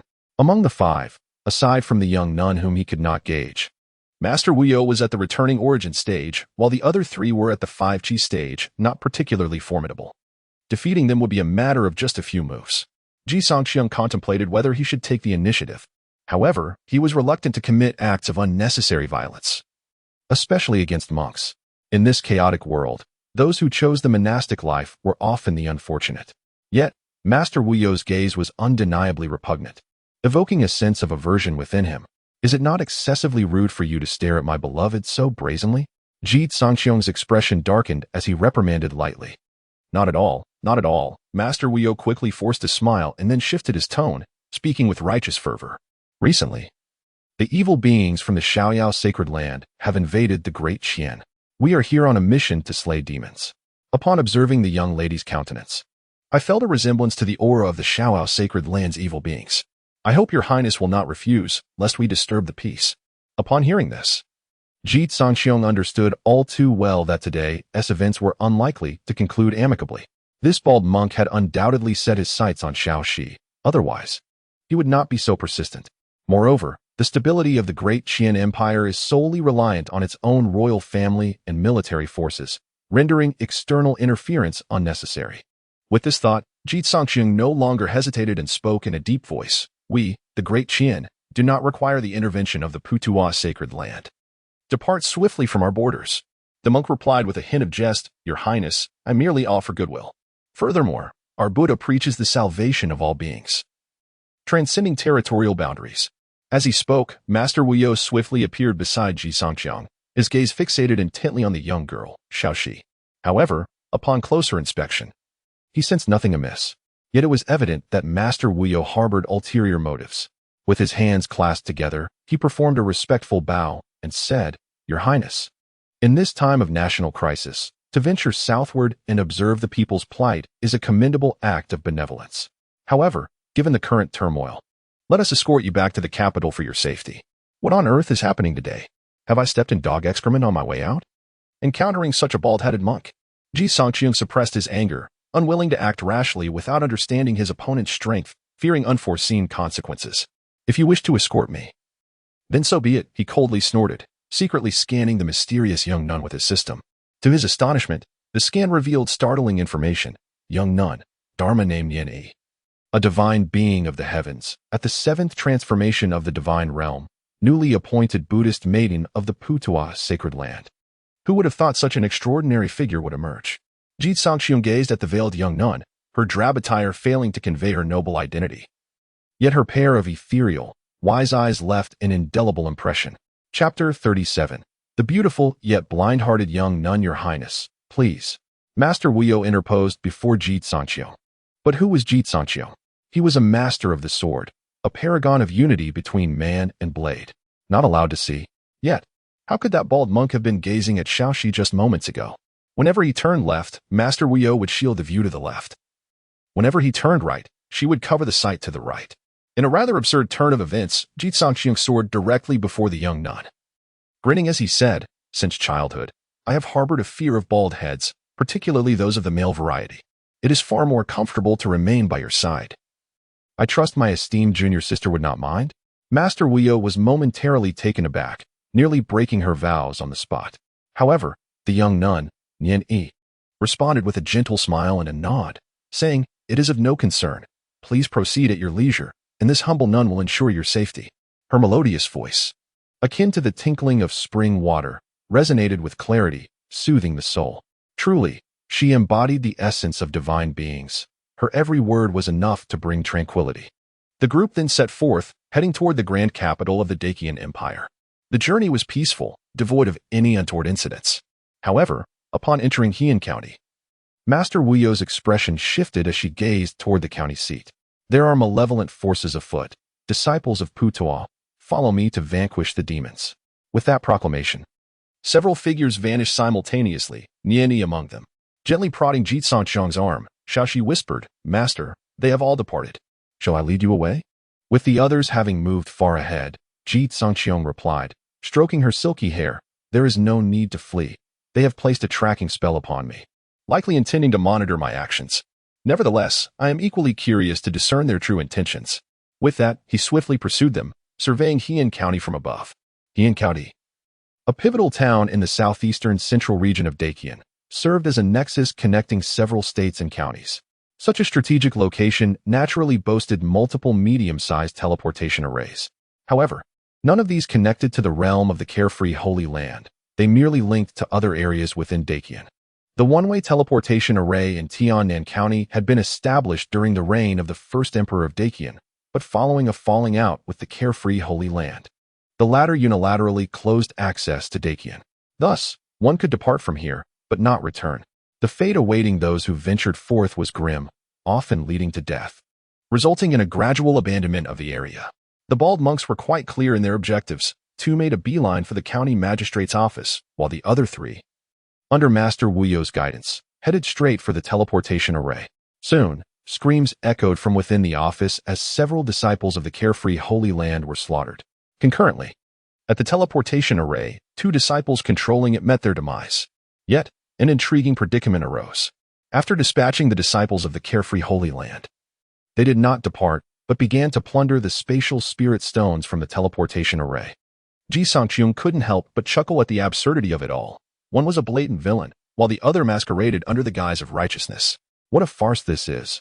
All factions are driven by self-interest, he remarked with a wry smile. Who among the wicked and the hypocrites possesses greater nobility? Ji Cangqiong descended with a swift motion, unleashing a terrifying spiritual pressure. The three individuals, having taken without permission, were they not thieves? The onlooking populace, upon hearing these words, expressed their thoughts candidly. Indeed, was it not the eradication of demons and evil? Slaying innocents only to pilfer their belongings, how did that differ from the malevolence of demons? They were all but a band of celestial scum. Listening to the crowd's discourse, the Wuyo master remained unfazed, turning his gaze toward Ji Cangqiong. Your Highness, one must not be so narrow-minded. It is said that Buddha embodies compassion, and monks must cherish life. If we slay demons and evil yet gain nothing, how might we continue to guide sentient beings? Moreover, we do not steal. These spatial spirit stones are of no use to you. In truth, it is a matter of eliminating harm for you, and you should be grateful to this humble monk. Ji Cangqiong, consumed by rage, laughed ironically. To articulate the logic of a robber with such boldness, you must be the first of your kind in the world. Let there be no more idle chatter. Either surrender all the treasures you have stolen and depart from the borders of my Daqian, or you shall remain here. As the words fell, the sword of listening rain was drawn, its blade shimmering with radiance. Even Wuyo master, faced with such scorn, felt his composure wavering. His gaze darkened as he sneered. Surrendering our possessions is out of the question. Your Highness must realize that compelling us to stay is equally unfeasible. With that, he produced a golden staff, striking it against the ground, causing the earth to crack. The nearby citizens were alarmed, yet some brave souls defiantly cursed aloud. What sanctity of Putuo! What guidance of sentient beings! It is all a sham, a congregation of hypocritical bald monks. To insult the sacred realm was punishable by tongue extraction. The Wuyo master's expression soured as he waved his hand, unleashing a streak of energy directly toward the blasphemer's mouth. Clang! The sound of metal clashing resonated. The Wuyo master's expression shifted as he redirected his gaze toward Ji Cangqiong. I underestimated you, it seems. I did not anticipate your skills to be so formidable. Ji Cangqiong, ignoring him, addressed the crowd. I am Ji Cangqiong, the Crown Prince of Daqian. I urge you to retreat swiftly and not involve yourselves in this matter to avoid any innocent casualties. The Crown Prince has arrived. No wonder I felt such valor. The citizens proclaimed, Your Highness, though I am but a humble peasant, I wish to stand with you in this fight. The cries echoed as the populace surged forward, brandishing their tools in defiance. Ji Cangqiong, feeling helpless, instructed Xiao Ji to safeguard the citizens while he faced the three adversaries. At this moment, Two individuals approached the county governor's office, forming a tight encirclement around him. Despite being surrounded, Ji Cangqiong remained composed, fixing his gaze on the unmoving Nian Yi. For in his eyes, Nian Yi's stance would determine the outcome of this confrontation. The young nun is a formidable practitioner at the 7th level of the Ascendant Realm. Without the esteemed imperial seal of the Great Qian by her side, she possesses little combat prowess, relying solely on the dragon-subduing rod. Senior sister, do you perhaps share their sentiments? Nian Yi furrowed her brow in confusion. Is it not true? We assist you in eradicating malevolent forces, taking only what you deem unnecessary, and even risking calamity upon you. This act is a benevolent deed, and you ought to harbor gratitude rather than resistance. Her voice remained light and airy, yet it lacked the previous charm it once held. So it is. All are cut from the same cloth. I had hoped you might possess some profound insight. Ji Cangqiong scoffed. Subsequently, he stood firm with his sword, coldly declaring, if we are to engage, what are we waiting for? With that, the already charged listening rain sword was unleashed, sending forth hundreds of beams of sword light in all directions. As the sword was drawn, four bald men formed a formation, charging towards Ji Cangqiong, their staff techniques impenetrable, brimming with lethal intent. Chapter 38. Is a bride price required for a reverse door? With a swift stroke of his sword, four individuals hastily evaded. However, the might of Ji Cangqiong's blade was too formidable. In an instant, the other three could not withstand it. In the blink of an eye, their heads were severed from their bodies. The Master Wuyo was taken aback, wielding his golden staff to parry, manifesting waves of Buddhist light that revealed his terrifying prowess. Seeing that the Master Wuyo was somewhat challenging to deal with, and with the small nun Nian Yi watching closely, Ji Cangqiong resolved to eliminate the Master Wuyo first. Just as the Master Wuyo made his move, Ji Cangqiong suddenly unleashed his strength. Solar Sacred Body, activate. In the next moment, a radiant sun furnace descended upon the Master Wuyo. His expression shifted dramatically as he swung his staff to deflect it. Yet, while Ji Cangqiong's Solar Sacred Body was manifesting, he secretly infused the extraordinary imagery of the Xian Wang battle body into the sun furnace. At the moment the furnace was struck, a resplendent golden Xianhuang battle dragon erupted from its mouth, crashing fiercely into the chest of the Master Wuyo. This impact left him with a dry throat and a metallic taste of blood. He was taken aback, realizing that the Crown Prince of Daqian possessed such divine abilities. Indeed, he had underestimated his opponent. The Master Wuyo's expression contorted with a hint of ferocity as the head of his golden staff melted away, leaving the shaft in tatters.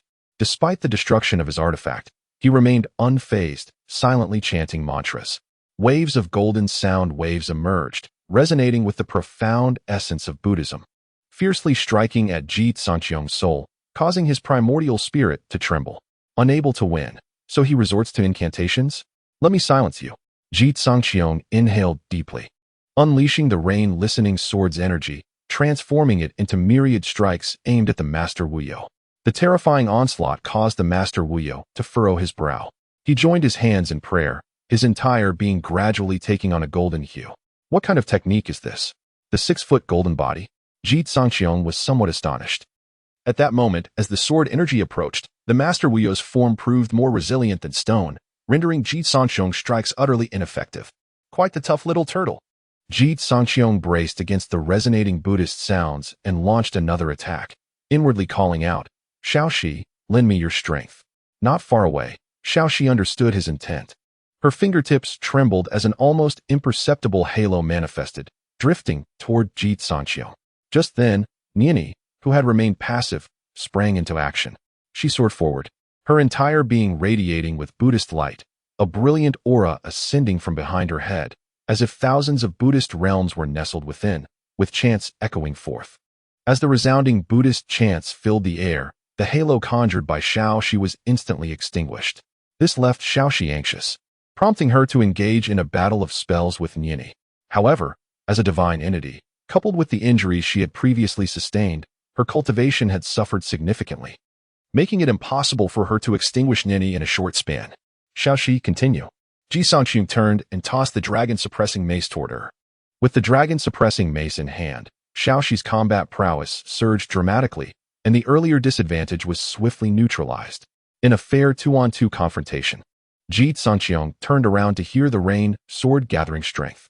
Just as he aimed to decisively slay the Wuyo mage, Niani, who was fiercely battling with Xiao Ji, spoke up. This matter is our fault. Let us cease here, brother Wuyo, and return what we have taken. Niani's unexpected words left the Wuyo mage momentarily disoriented. He had intended to argue, but upon recalling Niani's status, he refrained from speaking further. Take it. The Wuyo mage tossed a storage ring from a distance. Ji Cangqiong raised his hand to catch it, inspecting its contents before turning his gaze toward Niani. What is the meaning of this? Niani's clear eyes remained unchanged as she calmly replied, This weapon of yours is fated with my Buddha. Let it end here today. If we meet again, it shall be brought to my Putuo sacred land. Of course, should you wish, I could make an exception and allow you to become a Vajra warrior under my tutelage. Therefore, you expect to take this as a gesture of goodwill? Ji Cangqiong's tone was flat, yet a hint of coldness began to emerge in his eyes. Indeed, I hope that you will appreciate this. Niani stood gracefully in midair, surrounded by a radiant aura of Buddha light. Ji Cangqiong suddenly felt disinclined to speak. He had initially thought that the disciples of the free and easy sacred land were all wicked women. But now it appeared that the shaven-headed nuns of the Putuo sacred land were even more troublesome and foolish. Here he was, a prince in good standing. Even in the free and easy sacred land, he was thriving. Yet she suggested he marry a nun from Putuo and bring along a treasured item? Was he expected to pay a bride price for entering her sect? Little nun, return the items, and I shall refrain from further comment today. If you dare to mention it again, test me and see if I will not go to any lengths to slay you. In response to Ji Cangqiong's dismissal, a flicker of confusion crossed Niani's clear gaze. Is this condition not acceptable? What nonsense! Ji Cangqiong could no longer contain his frustration. What kind of bandit logic was this? Did she truly think him a mere plaything? If it came to it, he would rather have Xiao Ji self-destruct than let these bald-headed monks gain any advantage. The Wuyo mage had returned to Niani's side and quietly advised, Let it be. This boy harbors too much killing intent and malice. He is not suitable for our Buddhist teachings. Yet it is precisely such a vicious individual that merits salvation, Niani thought, casting a puzzled glance at the Wuyo mage before turning resolutely back to Ji Cangqiong. Fear not, I shall surely lead you to enlightenment. With that, she floated away, followed closely by the Wuyo mage. Ji Cangqiong was nearly apoplectic with rage. Were it not for the absence of his imperial seal, he would have thoroughly subdued this naively foolish little nun and taught her a lesson in true banditry. Master, please calm down. If it comes to it, you could always take a few swings at Xiao Ji, she suggested, leaning closer, her heavy burden resting upon him, feeling the gentle breath against his ear. Ji Cangqiong's fury gradually subsided. He turned to pat Xiao Ji's head and smiled. It's good to have you by my side, Xiao Ji. However, the master did not reward me. Little Shi pouted slightly. Suddenly, her eyes brightened as she leaned closer to Ji Cangqiong. With a gentle flick of his hands, he created a scene reminiscent of a poetic landscape, partially concealing his visage like a people player. Swiftly, Ji Cangqiong reacted, hastily closing the collar of Little Shi's garment and giving her a sharp tap on the head. Are you foolish? There are so many people here. What if someone sees? Doesn't the master desire a bit more excitement? Little Shi nestled against Ji Cangqiong, her fingertips delicately tracing his chest. Another day, perhaps. At this moment, Ji Cangqiong was not in a playful mood. His thoughts were occupied with another matter. The current Daqian was plagued by the malignant presence of the Xiaoyao sacred land. While the Putuo sacred land lurked with intent, resolving this issue would be exceedingly difficult. If only his strength were greater, if he were at the Gu Xiyan realm. Neither of these two would escape today. He felt too weak and needed to devise a means to enhance his power. Otherwise, glancing at Little Shi, he noted her bewildered gaze, filled with an attachment so profound it seemed it could almost spill over. I want to eat. Chapter 39.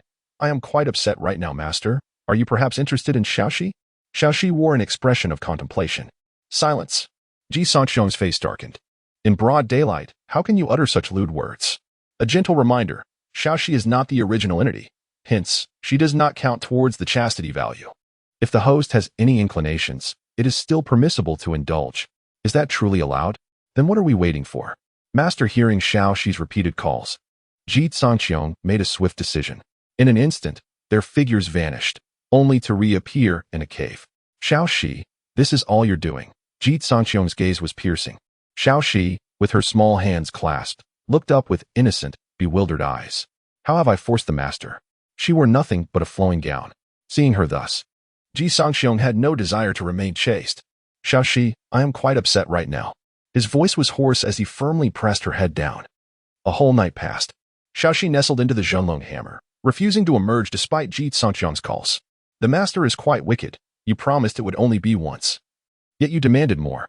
Then you could simply refuse. Ji Cangqiong, in a jovial mood, couldn't help but tease her. But the master insists if the master desires. Then I must comply? Well, who else could you possibly obey? Then, shall we continue? No, the master is a great villain. Silence enveloped the Zhenlong hammer. Ji Cangqiong understood that Xiaoxi was likely exhausted, so he did not press further. He stepped outside the cave, inhaling the fresh air, tinged with a hint of brine. Recalling the tumultuous waves of the previous night, he suddenly realized that he had not been susceptible to seasickness before. He had been rather quick to vomit yesterday. I must enhance my stamina. I shall practice the stopping challenge with Xiaoxi later. Now that they had arrived at Qian County, Ji Cangqiong had no intention of retracing his steps, but rather set his course towards Qingsong City. That city was the sole bidirectional passage between the blissful sanctuary and the Daqian dynasty, making the return journey considerably easier. Halfway there, Xiaoxi finally emerged from the Zhenlong hammer. Her lips still bore a hint of redness, slightly puckered, and her skin was marked with numerous red impressions from the candles. Casting a particularly indignant gaze at Ji Cangqiong, amid her embarrassment, there seemed to be a hint of relish. Master, are we returning to the blissful sanctuary? Xiaoxi inquired. Indeed, but prior to that, we must first clear away the refuse. Ji Cangqiong had no intention of returning immediately, since there was nothing pressing awaiting him. He preferred to wander through Daqian first and eliminate the remnants left by the two great sanctuaries. Very well. I had hoped to retrieve some treasures I stored in the blissful sanctuary, Xiaoxi murmured softly. Upon hearing this, Ji Cangqiong immediately turned his attention to Xiaoxi. Xiaoxi's gaze appeared somewhat bewildered. It seemed she retained a faint trace of memories, though not many, particularly after recognizing Ji Cangqiong as her master. Her thoughts were entirely consumed by him, rendering her previous memories even more nebulous. Yet, if Xiaoxi were to regain her memory, could she not one day turn against her master? With this thought in mind, Ji Cangqiong casually inquired, Xiaoxi, have you recalled something? Xiaoxi nodded emphatically. I remember my previous cultivation was exceedingly high, but now it has dwindled to this. It was my master who saved me, otherwise, I would have perished long ago. Ji Cangqiong pondered for a moment. If her memories were indeed like this, it seemed there was no substantial issue. This reflection brought to mind the moments when he had imparted everything to Xiaoxi, and he mused that the connection between a deity's form and the true self was not particularly strong, especially after the deity had been transformed into a spirit tool. If he could fully tame Xiaoxi before she completely regained her memories, the possibility of her rebelling in the future would likely diminish significantly. The most effective way to tame Xiaoxi, he concluded, would be through a small whip and her beloved candles. Master, are you thinking of something mischievous again? Xiaoxi blinked her large eyes, looking suspicious. Ji Cangqiong's expression stiffened momentarily before he smiled. How could that be? Master dotes on Xiaoxi and grants all her wishes. How could I think of anything bad? All right then, shall we set off to catch some beans? Xiaoxi exclaimed with enthusiasm. Catch beans? Before Ji Cangqiong could question further, Xiaoxi's figure suddenly vanished. When she reappeared, she held in her hands 7 or 8 heads. Look, beans. Wait, aren't these beans a tad too large? Ji Cangqiong remarked, noticing something amiss in Xiaoxi's eyes. Is this what you meant by catching beans? Xiaoxi pointed to the 3 bald heads and 5 hairy ones. They are disciples from the Putuo sacred land and the Xiaoyao sacred land. Aren't their heads just like beans? Rest assured, master. Xiaoxi only harms the bad beans and spares the good ones. With that, Xiaoxi vanished once more. With her taking action, Ji Cangqiong was free to relax. He soared high above, wielding his sword while admiring the vast landscapes of the Daqian. However, upon Xiaoxi's 4th return, he keenly observed that the heads she brought back were rather peculiar. Initially, she had returned with 7, then 6 or 7 in the subsequent visits, yet this time, she had brought back a staggering 18, including 2 heads belonging to those in the first transition of the divine realm. Ji Cangqiong instantly realized that the 2 major sacred lands had likely become aware that someone was hunting them and were beginning to band together for warmth. The next step would undoubtedly be to set a trap to surround and eliminate the 2 of them. Xiaoxi, come back. Do not go again. What is the matter? Master? Xiaoxi, who was about to depart, paused momentarily and then questioned, there are still several hundred beans over there.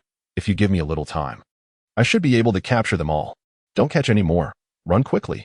But someone is coming. You need to enter the Jinlong maze first. Ji Cangqiong sensed the ominous aura from afar, and his heart jolted with alarm.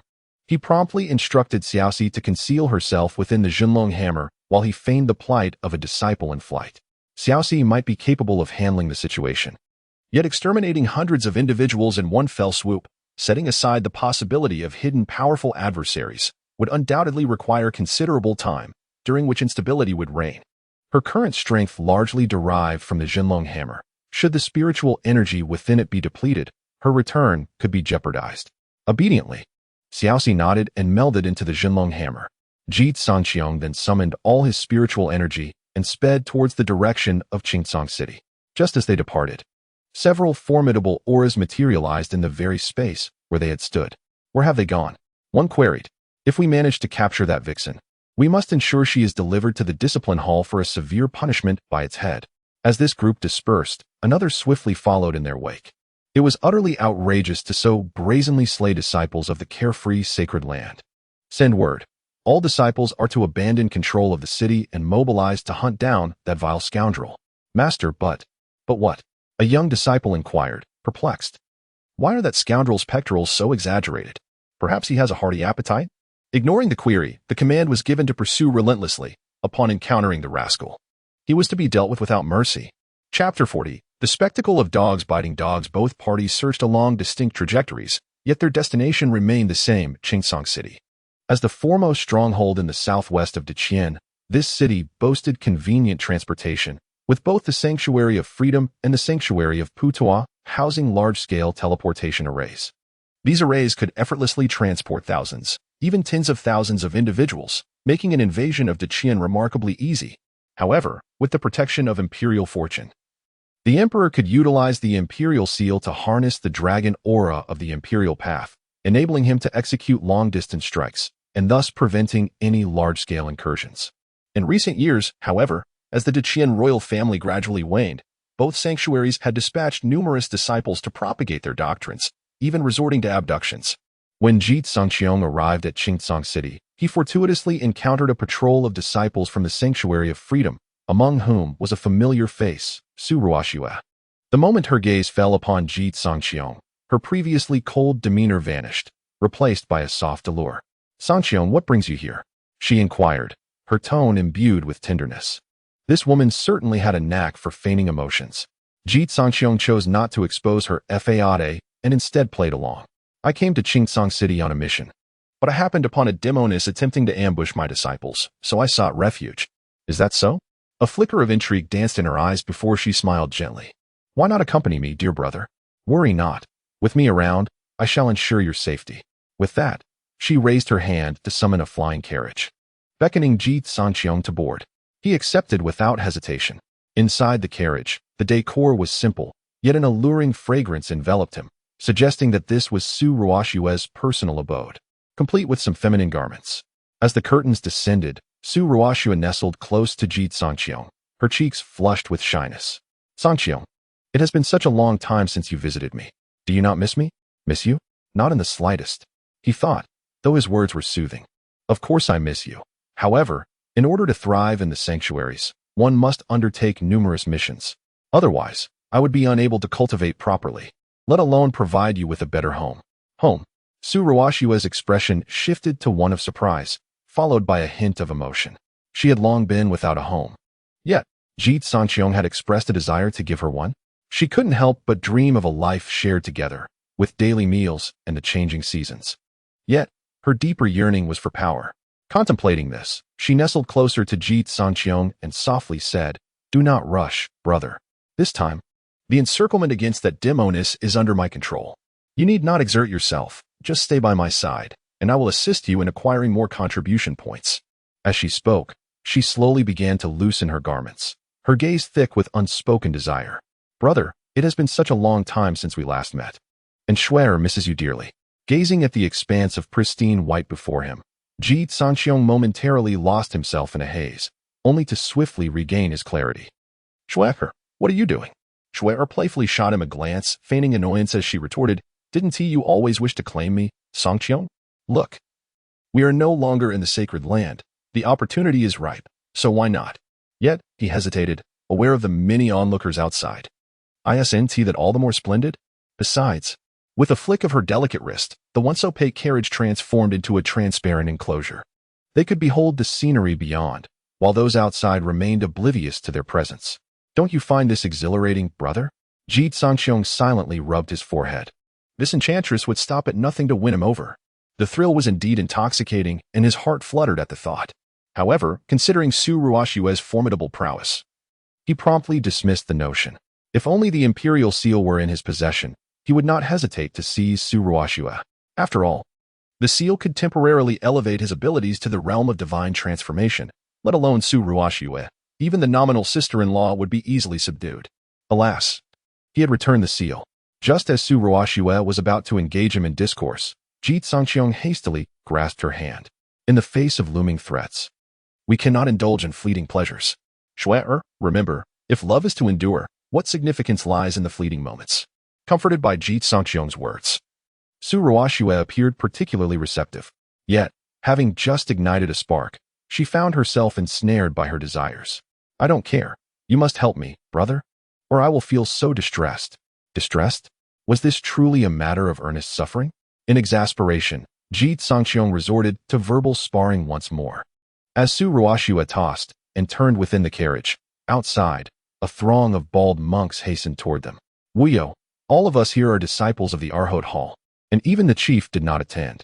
Can we truly contend with the wicked beings of the carefree sacred land? In response to his disciple's query, Wuyo the master remained remarkably composed. He cast a glance at the distant Buddhist maiden, declaring with pride, what is there to fear? Though our chief is absent, we have formidable beings surpassing the chief. When the time comes, we shall match force with force, and we will not falter against the carefree sacred land. At that moment, a disciple hurriedly returned to report, Wuyo, disciples of the carefree sacred land have sealed off Qingcang City, and the enchantress has vanished, likely having entered the city limits. I told you that the enchantress hails from the carefree sacred land. Otherwise, they would not protect her so fervently. Wuyo's expression shifted, and he promptly issued orders. Go.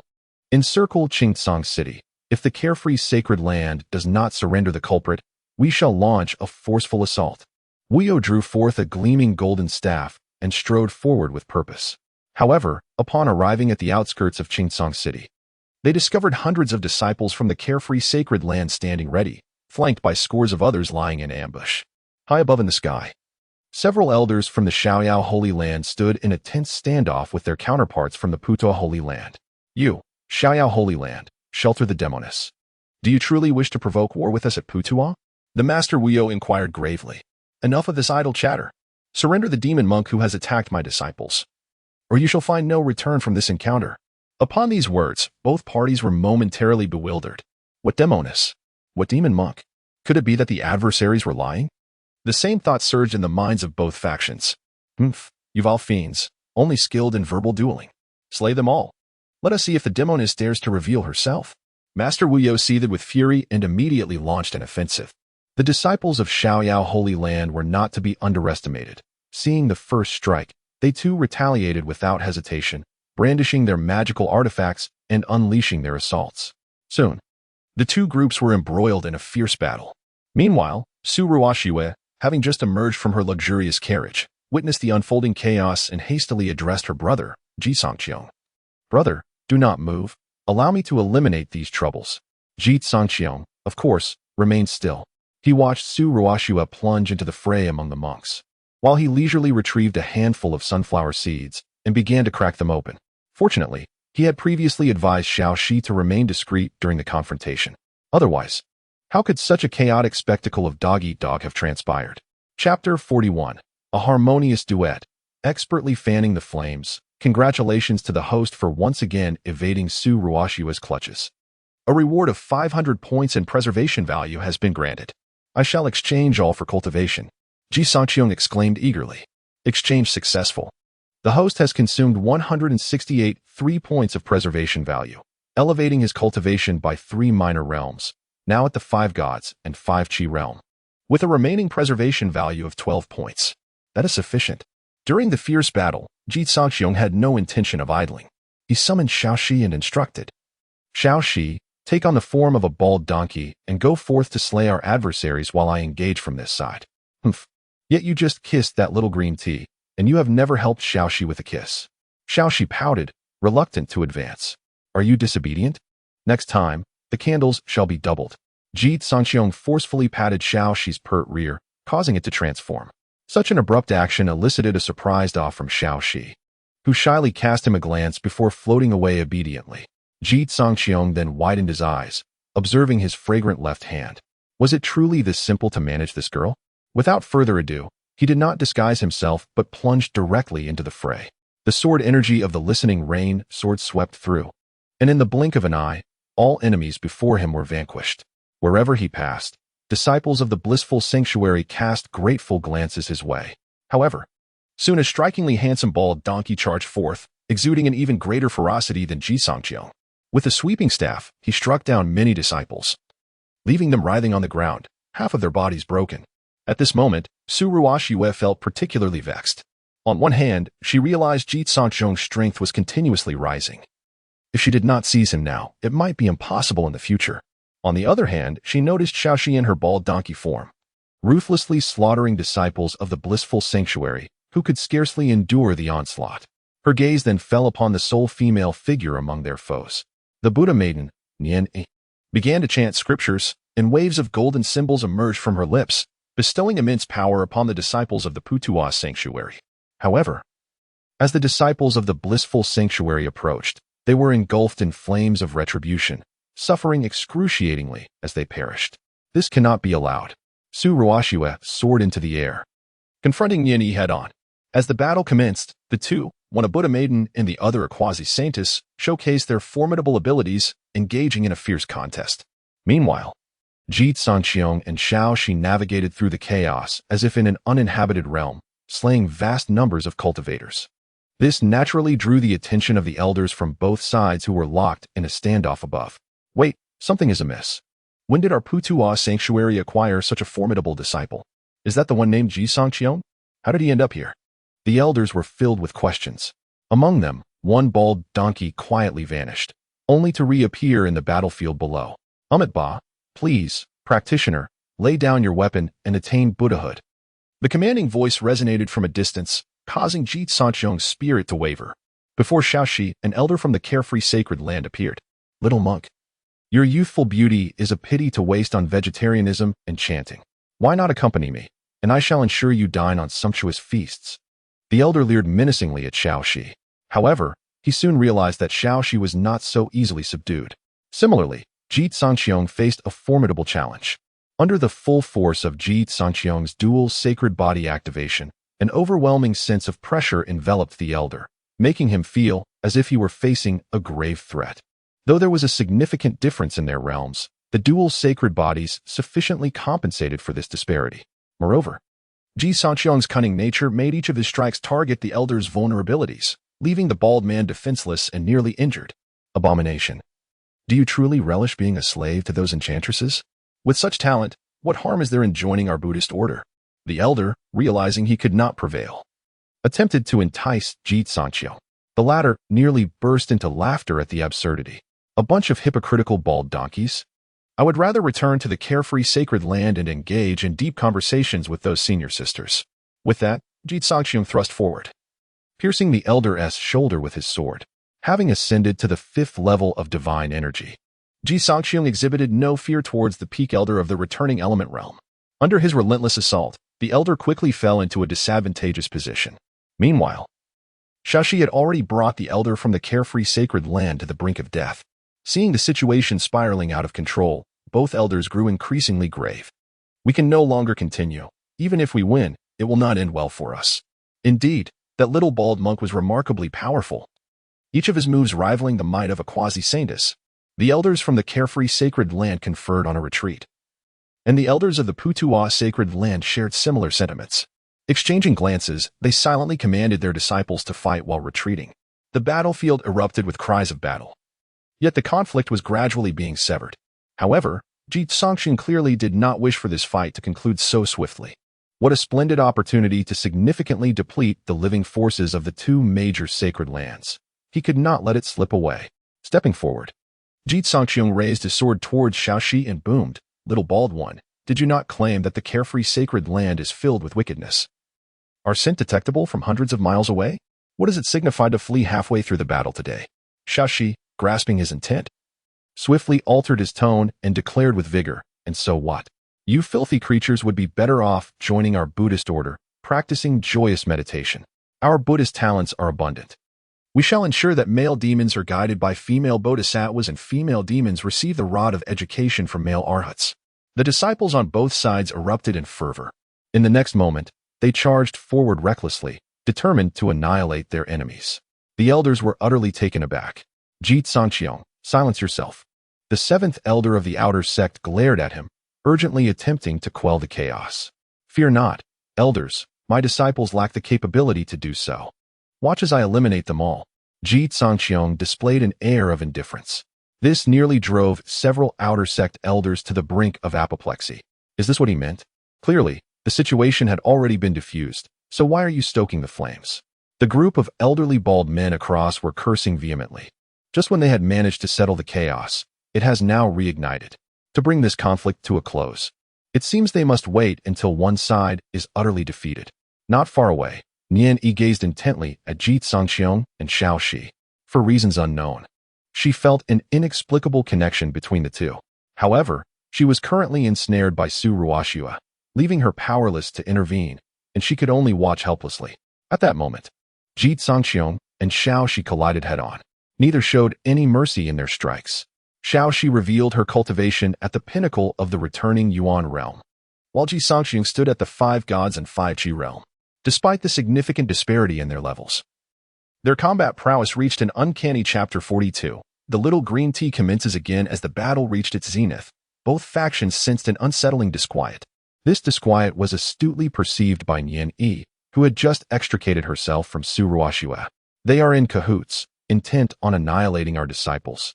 Upon uttering these words, she launched herself towards Ji Cangqiong, her hands pressed together, unleashing a formidable wave of light that sliced through the air.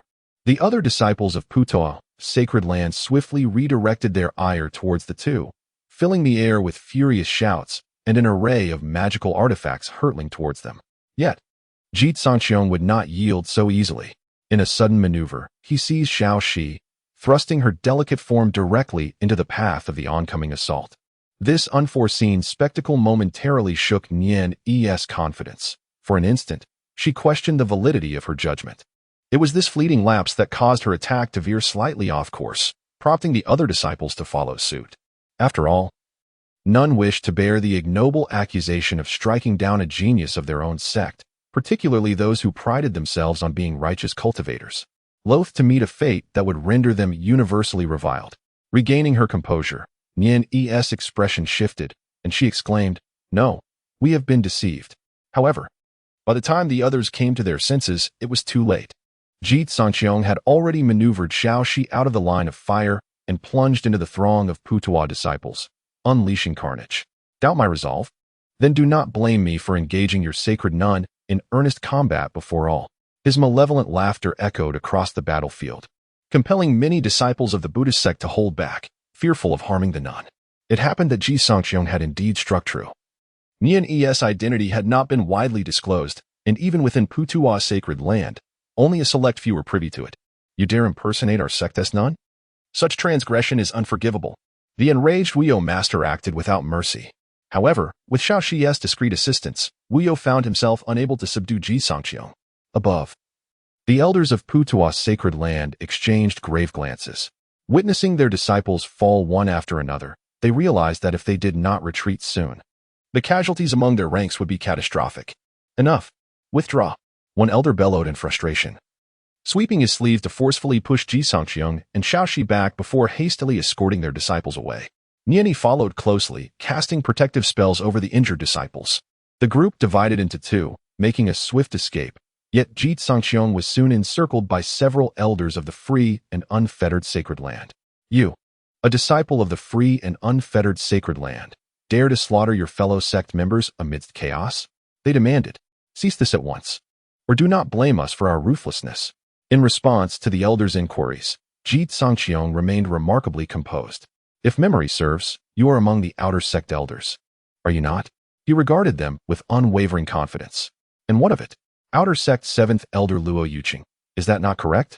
Apologies, but in truth, I am a disciple of the Law Enforcement Hall, under the tutelage of Ye Lingyan. In terms of lineage, I rank higher than your inner disciples. If you cannot manage the inner disciples, what right have you to dictate to me? Ji Cangqiong stood resolutely, exuding neither deference nor fear. Luo Yuqing's countenance darkened progressively. He understood that given Ji Cangqiong's stature, he was indeed unfazed by their interrogation. However, the over 100 disciples brought along had suffered near annihilation, and an explanation was imperative for the sacred land. Otherwise, their superiors would likely exact a severe punishment upon them. Consumed by indignation, Luo Yuqing felt a surge of malevolence. Within the sacred land, he held the position of a revered disciple, yet outside its confines, strength alone dictated authority. Brothers, he urged, if we do not shift the blame onto him now, how can we hope to conceal our misdeeds upon our return? Let us collectively subdue him, and when we return, we shall profess ignorance, claiming all the glory for ourselves. In this manner, we shall not only evade culpability, but also be lauded for our valor. What say you? His words stirred the interest of the other elders. Just then, Su Ruoxue soared into the fray. No. She positioned herself beside Ji Cangqiong, subtly pushing aside Xiao Ji as she faced the elders. This was a resounding victory. Do you truly wish to engage in the heinous act of punishing a hero? Lady of the Sacred, your reasoning is flawed, Luo Yuqing retorted, his expression malevolent as he gestured toward the severely injured disciples. If we choose to shield Ji Cangqiong, what becomes of them? Su Ruoxue faltered for a moment. In the next instant, a streak of light flashed, and the heads of the surviving disciples fell to the ground. What are you saying about them? The brutality of such actions stunned several outer elders. Upon Su Ruoxue's intervention, they had already sensed a dwindling chance of victory. Yet witnessing her ruthless decisiveness revealed the depths of her intentions. It appeared that this young man likely shared a deeper connection with the sacred maiden. Otherwise, she would not have so fiercely protected him, even at the cost of sacrificing numerous disciples. Since Her Highness the Sacred Maiden has chosen to offer her protection, then bear the consequences yourself. Farewell. Luo Yuqing bowed slightly, his face grim as he departed. Once the elders had taken their leave, the cold facade Su Ruoxue maintained vanished instantaneously, replaced by an aura of delicate tenderness. She languidly leaned against Ji Cangqiong, weariness etched across her features, evoking a sense of sympathy. Brother Cangqiong, it hurts so much the little vixen was at it again. Ji Cangqiong, who had just been grateful for Su Ruoxue's intervention, now felt a wave of exasperation. As he had anticipated, this mischievous girl had kept him around for this very moment. Yet, it seemed that Su Ruoxue herself was not entirely well. Are you injured? Ji Cangqiong inquired, astonished. He sensed the divine energy within her roiling, as if provoked by some unseen force. I don't know, Su Ruoxue replied, her brow furrowed. After hearing that enchantress's melodious incantation, I felt a sudden discomfort, an overwhelming heat. She genuinely felt unwell, her body aflame, even teetering on the brink of losing control. At that moment, Xiao Ji, who had been observing from the side, approached with concern. Master, her celestial fire god furnace is incomplete, rendering her unable to withstand the pure world's sacred sound. Observing her current state, it appears that the sacred sound has drawn forth the malevolent thoughts from within her heart, yet these thoughts remain unexorcised, lingering within her being. If not released, she risks an explosive demise at any moment. Indeed, at this moment, Su Ruoxue's complexion is flushed, her gaze predatory and fixated upon Ji Cangqiong. Her face contorted in anguish, yet brimming with desire, as if she yearns to ensnare Ji Cangqiong without delay. Conducting such an operation at this altitude seems unwise. Ji Cangqiong suddenly realizes that refraining from forcibly eliminating those elders was perhaps a less than prudent decision. Now he finds himself too close to Su Ruoxue. Should this enchantress feel thwarted, her rage could erupt, rendering even Xiao Ji powerless to save him. System, could you devise a means to eliminate her? Ji Cangqiong muses privately. That is not feasible, dear. Your remaining life value is insufficient to cover the cost of eliminating a God Ascension realm cultivator. What if I write an IOU? This system does not engage in credit, thank you. How infuriating. Although Su Ruoxue's mind is clouded, she nonetheless perceives the faint glimmer of resistance in Ji Cangqiong's eyes. On the verge of mental collapse, her true nature emerges. Brother Cangqiong, should you thwart my desires, who knows what actions I might resort to in my desperation. Chapter 43. Turning the tables, finding a new path as Su Ruoxue's hand grazed the fabric of his back. Poised to unleash a fatal strike with a mere breath of divine power, Ji Cangqiong chuckled softly. How could I ever abandon you, my dear Shui'er? Though he spoke with levity, his heart seethed with frustration towards the system. Hurry and devise a plan. If I perish, you shall fare no better. Host. Have you forgotten? Your heavenly fire divine furnace scripture is an advanced version, capable of reverse plundering. I am aware. But I am currently at least one major realm beneath her. How can I possibly plunder? Ji Cangqiong lamented. At this moment, he was merely at the 5 gods and 5 chi realm, while Su Ruoxue had ascended to at least the 5th or 6th level of the divine ascension realm. What on earth had this little green tea done to surge in power so rapidly? Only recently she was at the 5 gods and 5 chi realm, and now she had reached divine heights in the blink of an eye. The disparity was staggering, leaving him at a loss for how to compensate for his lack of protective value. Wait, there seems to be another option. Ji Cangqiong's thoughts sparked, and he began to recite the Ice Heart mantra. If the heart is as clear as ice, the heavens may collapse without fear. Amidst myriad changes, calmness shall prevail. Forgetting oneself, maintaining unity, the 6 senses will find tranquility. The Ice Heart mantra, a method of the Taoist school, soothes the soul, allowing one to briefly transcend worldly concerns. This was his first attempt to employ it on another individual, and he was uncertain of its efficacy. As he continued to chant, Su Ruoxue's pained expression softened slightly, though she remained far from lucid.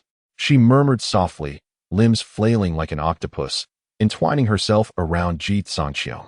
He could only forcefully sever his 5 senses and persist in his recitation. If it were possible, he would undoubtedly drain this enchantress dry at that very moment. Unfortunately, his strength fell short, and he had no choice but to play the role of a sage. You, touch me, it's all right, I will, eventually, have you. Su Ruoxue's whispers echoed in his ears, akin to a death knell. Unable to contain himself any longer, Ji Cangqiong quickly transmitted a message to Xiao Ji. Xiao Ji, return me to the Great Qian Imperial Palace at once. Master, are you prepared to sacrifice yourself for others? Xiao Ji replied. Astonished, she could discern Ji Cangqiong's constitution and was understandably concerned. Sacrifice my foot. If she weren't clutching my life force, I would have eliminated her already. Take me back to the palace without delay. It is urgent. If I cannot suppress this, there will be no one left to scold you later. You are so wicked.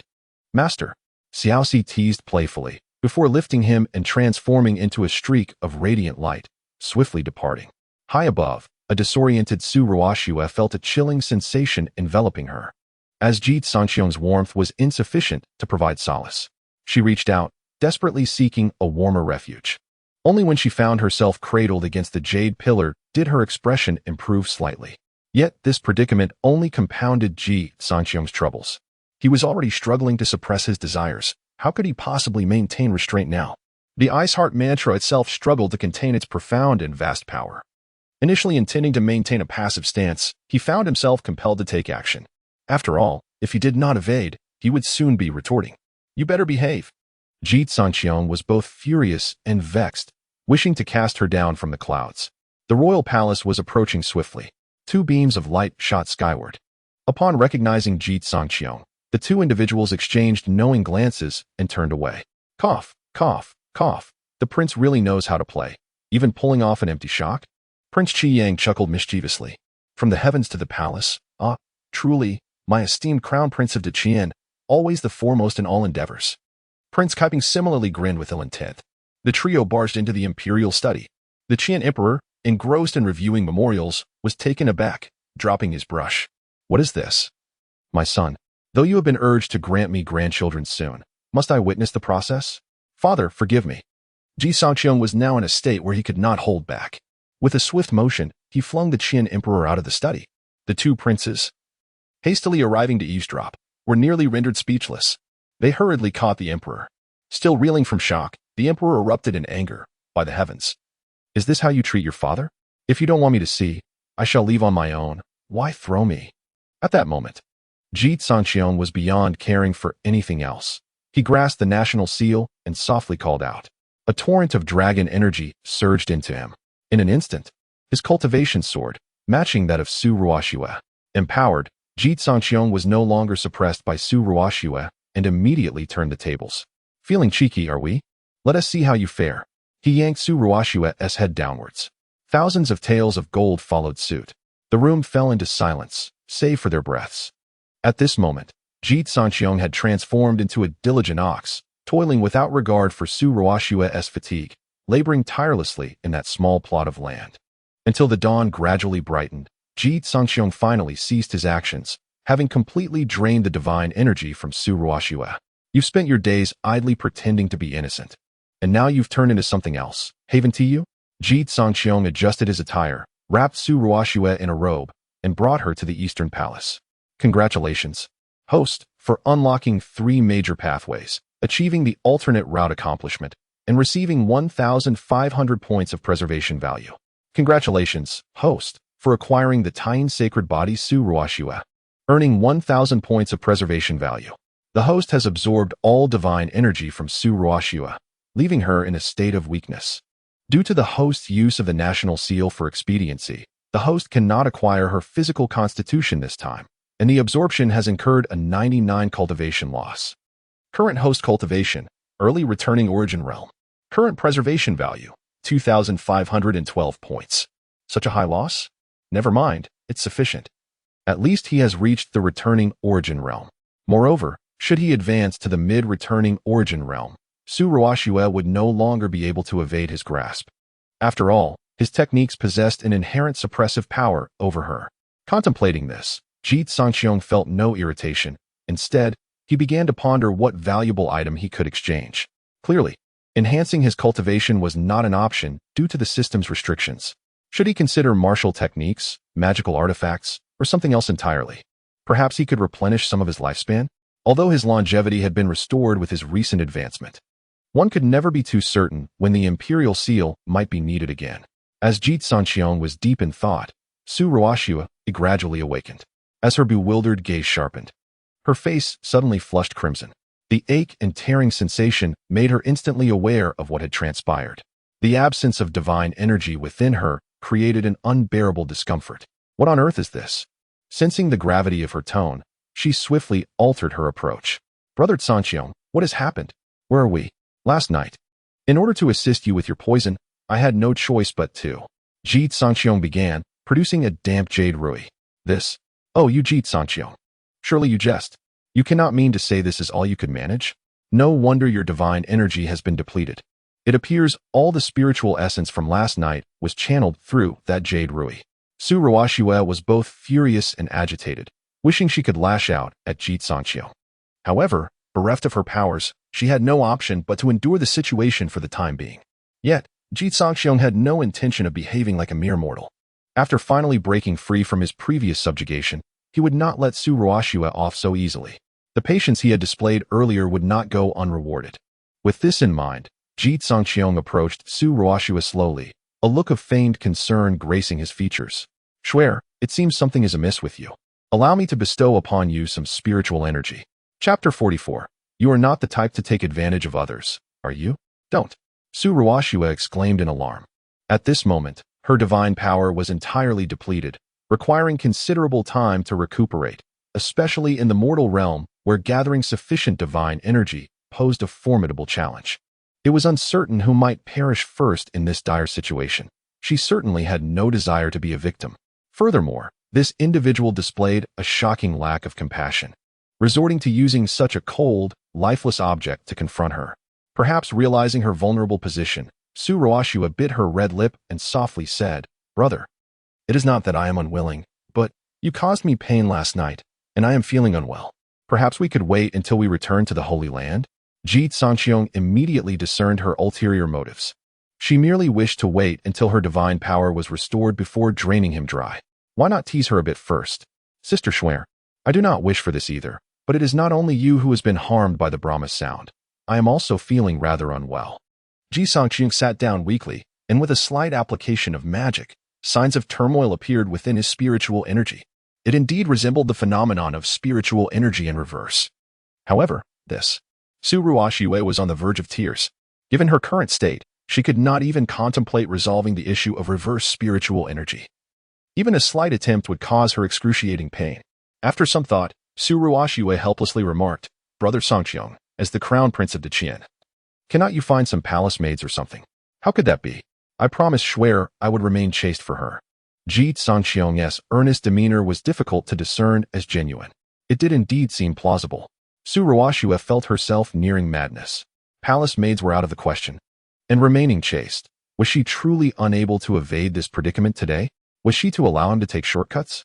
A shiver ran down her spine at the terrifying images flooding her mind. This was an unfortunate path to tread. Su Ruoxue was furious, but could not directly express it. Yet Ji Cangqiong's current condition was peculiar, and she found herself quite envious of his physique. Were it not for that, she would have genuinely considered slaying him with a single sword strike. As a dignified quasi-saintess of the free and easy Holy Land, she was not a foolish wretch. Apart from the innate sacred body that attracted her, how could she ever contemplate dual cultivation with a man of inferior strength for any other reason? But this fellow had already injured her with the jade rui and now entertained new thoughts. Might as well end her suffering.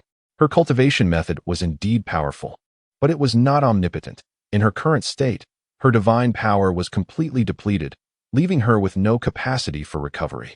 Please, bear with it for a moment. Let me think of a solution. Haha, I was just joking. I am actually fine. However, I can assist Shuer in recovering some divine power. Ji Cangqiong produced a small vial of medicinal liquid. Su Ruoxue shot him a glare and took the vial. Yet the weakness in her body rendered her unable to open the cap. Ji Cangqiong smirked. Of course, she could not open it. He had imposed a seal of spiritual power upon it, and for her to attempt to open it now was akin to chasing a dream. After several futile attempts, Su Ruoxue finally relented. She glanced helplessly at Ji Cangqiong, her lips pressed together in a silent plea. "Brother, could you lend a hand to Shuer?" Yet, the manner of her entreaty exuded a certain charm that felt almost seductive. Ji Cangqiong took the jade vial, effortlessly unscrewing the cap, and brought it beside Su Ruoxue. Observing his calm demeanor, Su Ruoxue was taken aback. Had she misjudged him? Was it truly merely a jest? Could he be considered a gentleman? Little did she realize that the very gentleman in her eyes had, the previous night, weathered storms, leaving her defenseless and recklessly exposed. As Su Ruoxue accepted the ointment, its cooling scent struck a familiar chord within her. Without a second thought, she turned her back and began to apply the ointment evenly. However, as soon as the salve touched her skin, an inexplicable sensation overwhelmed her. A sudden itch, as if a swarm of ants were gnawing at her, surged through her, causing her legs, marked with crimson lines, to entwine. She struggled to endure, her chin slightly raised, the friction of her thighs igniting a thrill within her. Yet, this fleeting solace could not quell the tumult of her desires. In an instant, she found herself emitting a soft, feline whimper from deep within her throat. The ointment. Where did it come from? Hissing from where? Faced with Su Ruoxue's inquiry, Ji Cangqiong feigned utter bewilderment. It was distributed in the Holy Land. What? Su Ruoxue turned back, hastily tugging at her skirt. Infuriated, she recognized it was indeed healing ointment, but it had also been laced with an aphrodisiac. It was meant to heighten the mood. Su Ruoxue's alluring figure writhed restlessly, reminiscent of a beautiful serpent struggling against its confines. While Ji Cangqiong relished the moment, he patiently awaited his turn. It had always been this enchantress who sought to entice him. Today, he would make her wait a while longer. He wanted her to experience the taste of desperate longing. Moreover, aside from him, there was no other man in the entire Eastern Palace. Such matters were best saved for when Su Ruoxue was utterly impatient, at the brink of despair, before he would strike decisively, conquering her heart and soul, leading her to complete surrender. Ji Cangqiong sat at the edge of the bed, one arm encircling Su Ruoxue, his fingers deliberately caressing her. With each gentle stroke, Su Ruoxue's gaze grew increasingly dazed, her flushed complexion nearly glistening. Regrettably, Ji Cangqiong chose to stop there. Su Ruoxue's clarity of mind was steadily eroded. Yet she still pushed him away. She was unwilling to engage so casually with a man, especially given her innate furnace body, which she could not currently absorb. No. You must leave. We cannot be so indiscreet together. In the face of Su Ruoxue's resistance, Ji Cangqiong did not argue, but opted to show respect. Then, he secretly intensified the potency of the drug severfold. Why wait until they return to the Holy Land to obtain the Daqian sacred body? As for the harm it might cause Su Ruoxue, that was of no concern to him. Why not consider what fate awaited him when Su Ruoxue previously intended to devour him? Without the Daqian sacred body, Su Ruoxue could still survive. However, should he lose the innate furnace cauldron's sacred body, he would forfeit not only his physical constitution, but also his very life. Thus, Ji Cangqiong felt no remorse whatsoever. Rather, his playful intentions intensified. Brother, you would not take advantage of someone in peril, would you? Su Ruoxue's frail voice echoed. Rest assured, Snow, I would not, he replied. Though as he reached to cover her with a blanket, his hand inadvertently brushed against her shoulder. The unexpected contact sent a jolt through Su Ruoxue, causing her to flinch slightly. Her cheeks flushed crimson, and she yearned to strike herself into unconsciousness. Yet, would it not be more convenient for Ji Cangqiong if she were to faint? With this thought, she dared not succumb to unconsciousness, struggling to maintain her composure. In contrast, Ji Cangqiong had already approached the table, shedding his outer robe with care and retrieving a scroll, engrossed in its contents.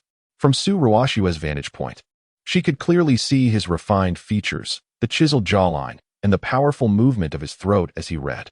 However, were she able to rise, she would undoubtedly notice that Ji Cangqiong was holding the book upside down. Chapter 45. Remember to address your master first. Su Ruoxue had evidently underestimated the potency of this ointment. It not only contained an aphrodisiac, but also a trace of spiritual energy. Once the energy entered her body, it did little to aid her recovery of divine power, yet it caused her meridians, which had been reversed, to tingle incessantly. She writhed restlessly, her garments falling away in the struggle, her alluring sounds rising in pitch with each passing moment. Her crimson skin quivered, the spiritual energy radiating from her intensifying the already precarious situation. Ji Cangqiong stood sideways to her, yet his spiritual sense remained vigilant. Sensing that she was nearing her breaking point, he finally felt a sense of satisfaction. This was the essence of temptation. Do you know what it feels like to face a lure, yet be unable to partake? That was precisely the sensation he was experiencing. After a considerable time, Su Ruoxue's resistance had waned to its lowest ebb. Her consciousness was fading, and she could only crawl toward Ji Cangqiong instinctively. However, her progress was agonizingly slow, more akin to a wriggle than a crawl. Just as she managed to touch the hem of Ji Cangqiong's garment, he callously pulled away. Be good, Xiaoyao. You promised not to take advantage of another's misfortune. With that, Ji Cangqiong wielded his spiritual power and sent Su Ruoxue back onto the bed. The impact jolted her awareness slightly, and as she gazed at Ji Cangqiong's indifferent back, a phrase suddenly came to her mind. Time flows like water. How could he refuse such an offering? He truly deserved to be cursed. She longed to strike down this insensitive fellow with a single sword. Yet she found herself bereft of the strength to even struggle. After all the turmoil, Su Ruoxue found herself utterly powerless. Her divine energy had dissipated, leaving her reliant solely on her will to endure. In the outside world, she might still be regarded as a virtuous maiden. Reflecting on the teachings of the carefree sacred land, tears began to stream down her face. In truth, the original path of carefreeness did not involve indiscriminately pairing individuals for dual cultivation. It was meant for both genders to embark together into the realm of freedom, fostering mutual consent and assistance. However, the current carefree sacred land had split into two factions, one upholding the ancient doctrine, advocating for willingness, and the other embracing a new path that sought to ensnare individuals at will. Thus, within the carefree sacred land, some female cultivators chose to maintain their integrity. She considered herself a blend of both old and new. Unless the temptation was overwhelming, nothing could compel her to compromise her principles. But now what principles mattered when her very life was at stake? As the moment approached, Ji Cangqiong stepped toward the edge of the bed. Xiaoyao, you seem quite unwell, he inquired with a smile. This inquiry was innocuous enough, yet upon seeing Ji Cangqiong's expression, Su Ruoxue instantly grasped the entirety of the situation. Was this all part of his meticulous scheme? You, the innate furnace body's sacred physique, have been coveting this for quite some time. Haven't you? Ji Cangqiong continued to smile. These words struck Su Ruoxue like a thunderbolt. He had known all along. Her own actions. Su Ruoxue dared not dwell on them. Yet she understood why Ji Cangqiong had done this. Were she in his place, her conduct would likely have been 1,000 times more despicable. You covet my constitution, yet you hesitate over whether to spare my life? Ji Cangqiong smiled faintly, leaning down to confront Su Ruoxue's struggling face. Honorable Quasi-saint, tell me, how should I treat you? How should one treat a person who seeks their life? He seized her chin, forcing her to meet his gaze. She clenched her teeth, fearing he might resort to something extreme. Ah, the tables have turned, yet the saintess still fails to adapt. Now, it is I who possess spiritual power, while you have none. With these words, Ji Cangqiong took advantage of her vulnerability, capturing her delicate tongue. Su Ruoxue burned with humiliation and fury, twisting away in vain attempts to resist. A woman's strength was already meager, and without her divine power, she stood no chance. Even when she tried to bite down, she could not leave so much as a mark. As Ji Cangqiong amused himself relentlessly, Su Ruoxue neared despair. Never had she encountered someone so shameless. They clung tightly to each other, unlike before, when she had been the one yearning while he made excuses. Now, she resisted, yet could not withstand him. Her robes now discarded. Su Ruoxue's gaze grew dazed, her heart pounding erratically. Seeing the quasi-saintess, who had always feigned innocence, reduced to such a state, Ji Cangqiong burst into laughter. Saintess, tell me, how are you any different from those seductresses now? Infuriated that this scoundrel still dared to laugh, Su Ruoxue lay back and shut her eyes. Do as you will. I am the defeated party now. My body, even my life, they are yours. Only, do not forget, if one day you find yourself in such a plight, would you endure this disgrace? Her words gave Ji Cangqiong pause. Indeed, were their positions reversed, would he submit to such humiliation? Gazing down at the breathtaking maiden beneath him, radiant as a lotus emerging from water, Ji Cangqiong found his usual teasing spirit absent for the first time. At his core, he remained human. His actions stemmed solely from vengeance. Enough. Mimicking the hand seals of the carefree sanctuary, Ji Cangqiong traced a sigil upon Su Ruoxue's forehead before pressing it firmly. A slave mark? You. Su Ruoxue abandoned all pretense now, glaring coldly at him. Your life remains in my hands. A slave mark is nothing. I could confine you in the Eastern Palace and force you to bear my child, and it would still be within my rights. Ji Cangqiong's words held no mercy. Su Ruoxue sensed the fury in him, yet took some solace in the fact that her earlier words had struck a chord. Still, considering her current predicament, unease crept over her. When do you intend to release me? Slap. Ji Cangqiong struck her rounded backside sharply. In our future conversations, do remember to address me as master, do you understand? Su Ruoxue let out a cold huff, her delicate face etched with humiliation. Yet, due to her physical discomfort, she found herself reluctantly yielding for the time being. Master, could you assist me in detoxifying first? Observing Su Ruoxue's mortified demeanor, Ji Cangqiong couldn't help but chuckle. I still prefer your former guise of a green tea princess. Despite her predicament, this fellow continued to jest. Had she known, she would have resorted to force to possess him entirely from the very beginning. However, the moment Ji Cangqiong summoned Xiao Ji and revealed her true form, she felt as if struck by lightning. This is my master. No, wait. Is this the divine form of my master? You dare. Ji Cangqiong, uninterested in Su Ruoxue's plight, commanded Xiao Ji, cleanse her, and, while you're at it, teach her some decorum. At your command, master, Xiao Ji replied obediently, nodding her head. She then approached Su Ruoxue, employing her divine power to dispel the effects of the poison. Watching the utterly obedient Xiao Ji following Ji Cangqiong's orders, Su Ruoxue was on the verge of collapse. How could even her master's divine form fall into his hands? What if her master remained unaware of this? Would it lead to even more severe consequences in the future? The mere thought of this filled Su Ruoxue with an overwhelming sense of crisis. She resolved to find a way to inform her master. Otherwise, the repercussions would be unimaginable. Chapter 46. Little she is jealous, however, as soon as this thought emerged, Su Ruoxue suddenly felt a chilling sensation enveloping her, as though she had plunged into an icy abyss. The extreme cold transformed her into a mere ice sculpture in an instant. This was not a result of external temperature, but rather an inherent, profound chill. You cannot possibly. The slave seal does not possess such an effect. How did you achieve this? Su Ruoxue stammered, her lips trembling. Ji Cangqiong, however, remained unfazed. While the slave seal indeed could not accomplish this, his techniques completely countered Su Ruoxue's, rendering her utterly incapable of resistance and amplifying the effects dramatically. With a decisive motion, Ji Cangqiong shattered the ice encasing Su Ruoxue and slung her unconscious form over his shoulder. Let us proceed. We are preparing to catch another fish. Little she nodded and soared into the air, carrying the two of them aloft. With someone of Little She's formidable prowess by her side, it was only natural to leverage her capabilities to the fullest. She now served essentially as Ji Cangqiong's personal aide. When there were tasks for the aide to perform, it was a matter of course. When there were none, perhaps she could simply assist in her own way. Master, are we to capture the Buddhist maiden Yini? Little she inquired. Ji Cangqiong stroked his chin thoughtfully, pondering, what do you know about the Putuo sacred land? The Putuo sacred land. I only recall that most of them are individuals masquerading under the banner of righteousness, engaging in deception and trickery. They often utter, benefactor, you are destined to be connected with our Buddha. As for the eminent monks within, they exist, but they are few. She could not comprehend why Ji Cangqiong was so intent on capturing this Buddhist maiden. Yet, Ji Cangqiong contemplated more deeply. After all, this young nun had already been tainted by those unsavory ideologies and had repeatedly attempted to confront him. It would be a pity not to take her back as a servant.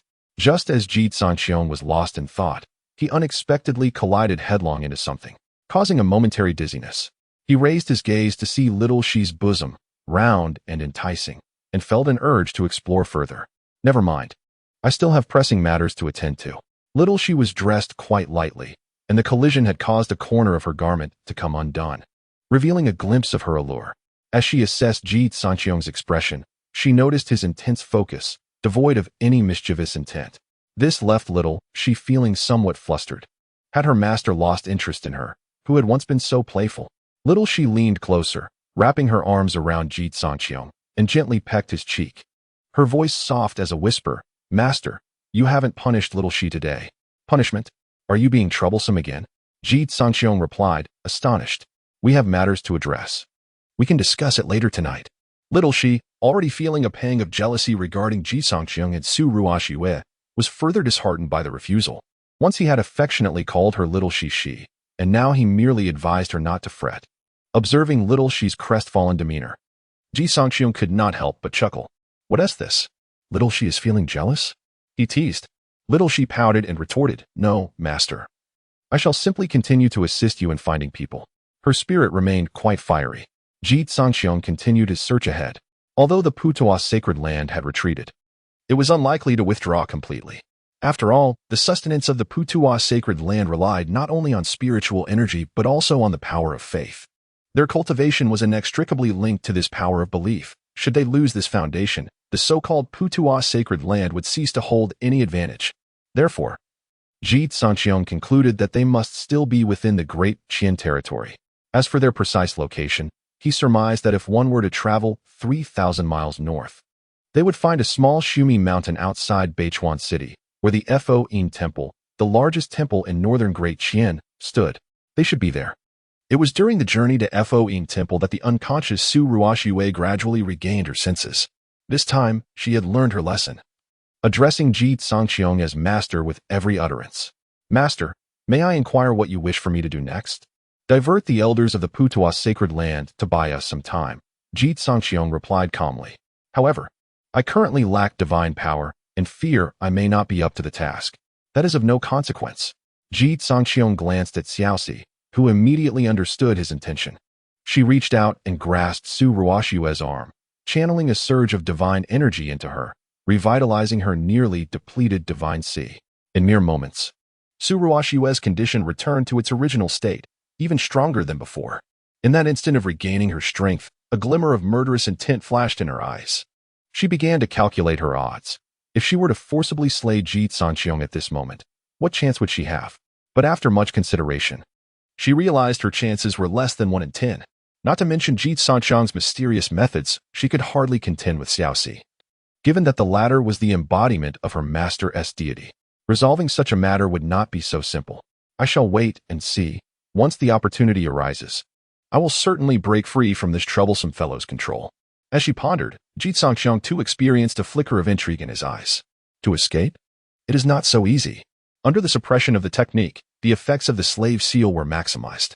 He could sense everything about Su Ruoxue, including her innermost thoughts and even the slightest fluctuations in her emotions. He could even perceive the dreams she dreamt. It could be said that before she even contemplated betrayal, Ji Cangqiong was already aware of her intentions. Before long, the group arrived at the foot of the small Shumi mountain. As they gazed at the temple nestled within the mountain, Ji Cangqiong furrowed his brow. The presence of people was undeniable. The sound of the Buddha's teachings echoed within. and throngs of devotees were ascending the mountain.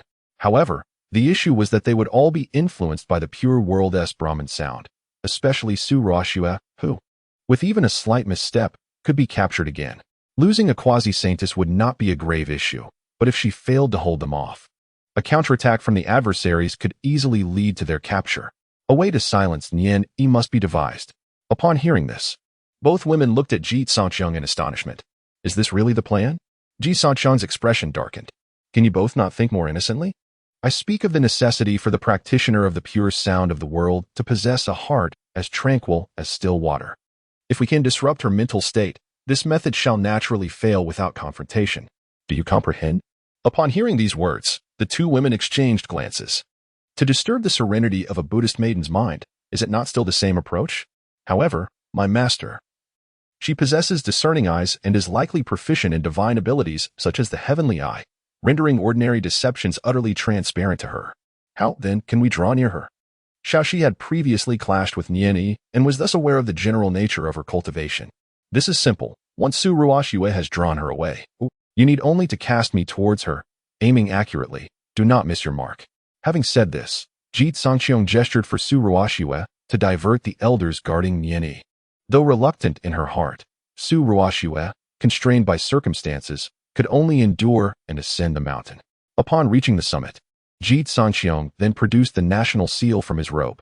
Unless unforeseen circumstances arise, she will undoubtedly betray us. However, fortunately, I have prepared a contingency. Chapter 47. A call to listen. However, my master, your life source has previously suffered depletion, likely due to the jade seal. How much longer can you endure? Xiao Ji expressed her concerns. Thus, this battle must be swift. Otherwise, once my life source is exhausted, death is inevitable. Ji Cangqiong did not respond directly to her.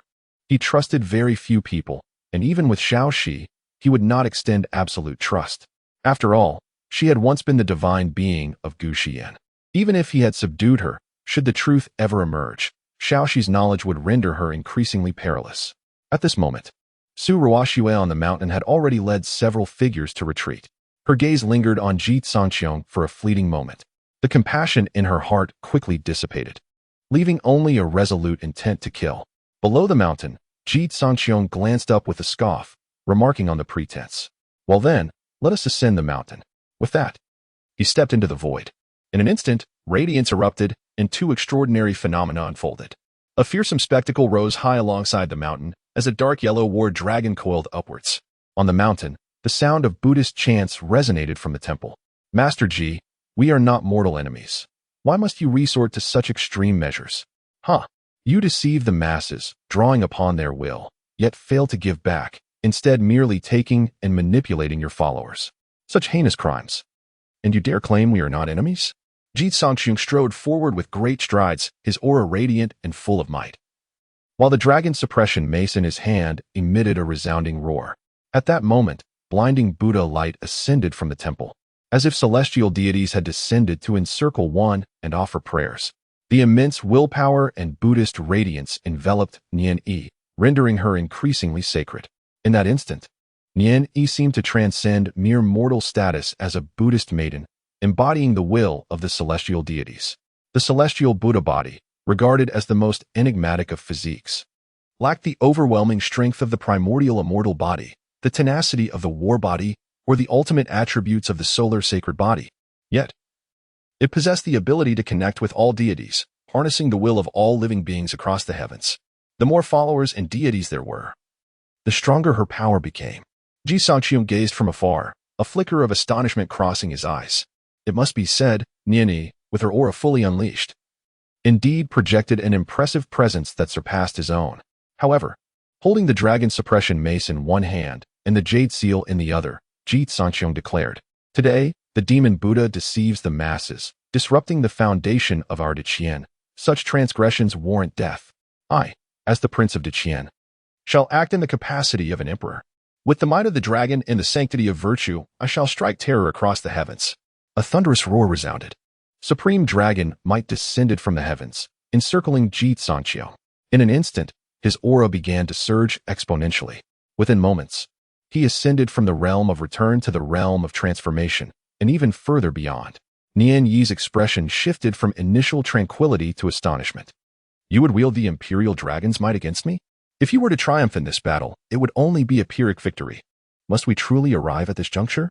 The dragon-suppressing hammer. Strike? Ji Cangqiong had little patience for idle chatter. To waste time with this woman was akin to squandering his life. With a powerful blow, imbued with the might of dragons, he instantly shattered the ethereal manifestations of the Buddhist realm surrounding Nian Yi. In just a single move, she coughed up blood, her fair complexion turning pale as she was sent flying for dozens of miles. Observing this, Ji Cangqiong hurriedly pursued her. However, Nian Yi had no intention of engaging in a prolonged battle. She simply turned to flee. Bind. A sharp command echoed from behind her. A black and yellow war dragon tore through the fabric of space, ensnaring Nian Yi tightly. At that moment, a series of cold laughs resonated. Several figures appeared simultaneously, revealing the returning elders of the Putuos sacred land. Since you wish to take the Jade Seal as a guest to our sect, please do so. Several individuals launched an attack against Ji Cangqiong. Nian Yi urgently urged, no, you are no match for him. It's best to engage in a tactical retreat. Before she could finish her sentence, an elder interrupted her. It's merely borrowed power, not worthy of our scorn. Watch closely, Buddha maiden. As the words fell, Ji Cangqiong struck with a palm, causing the elder to explode into a cloud of blood mist.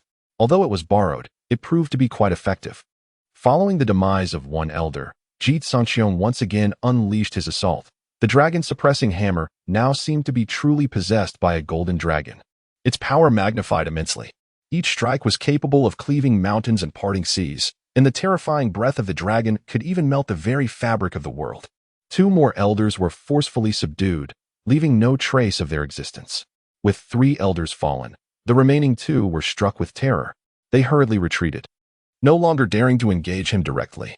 Buddha maiden, flee quickly, we will hold him off. Enough, you cannot delay him. The only option now is to evade and exhaust his energy.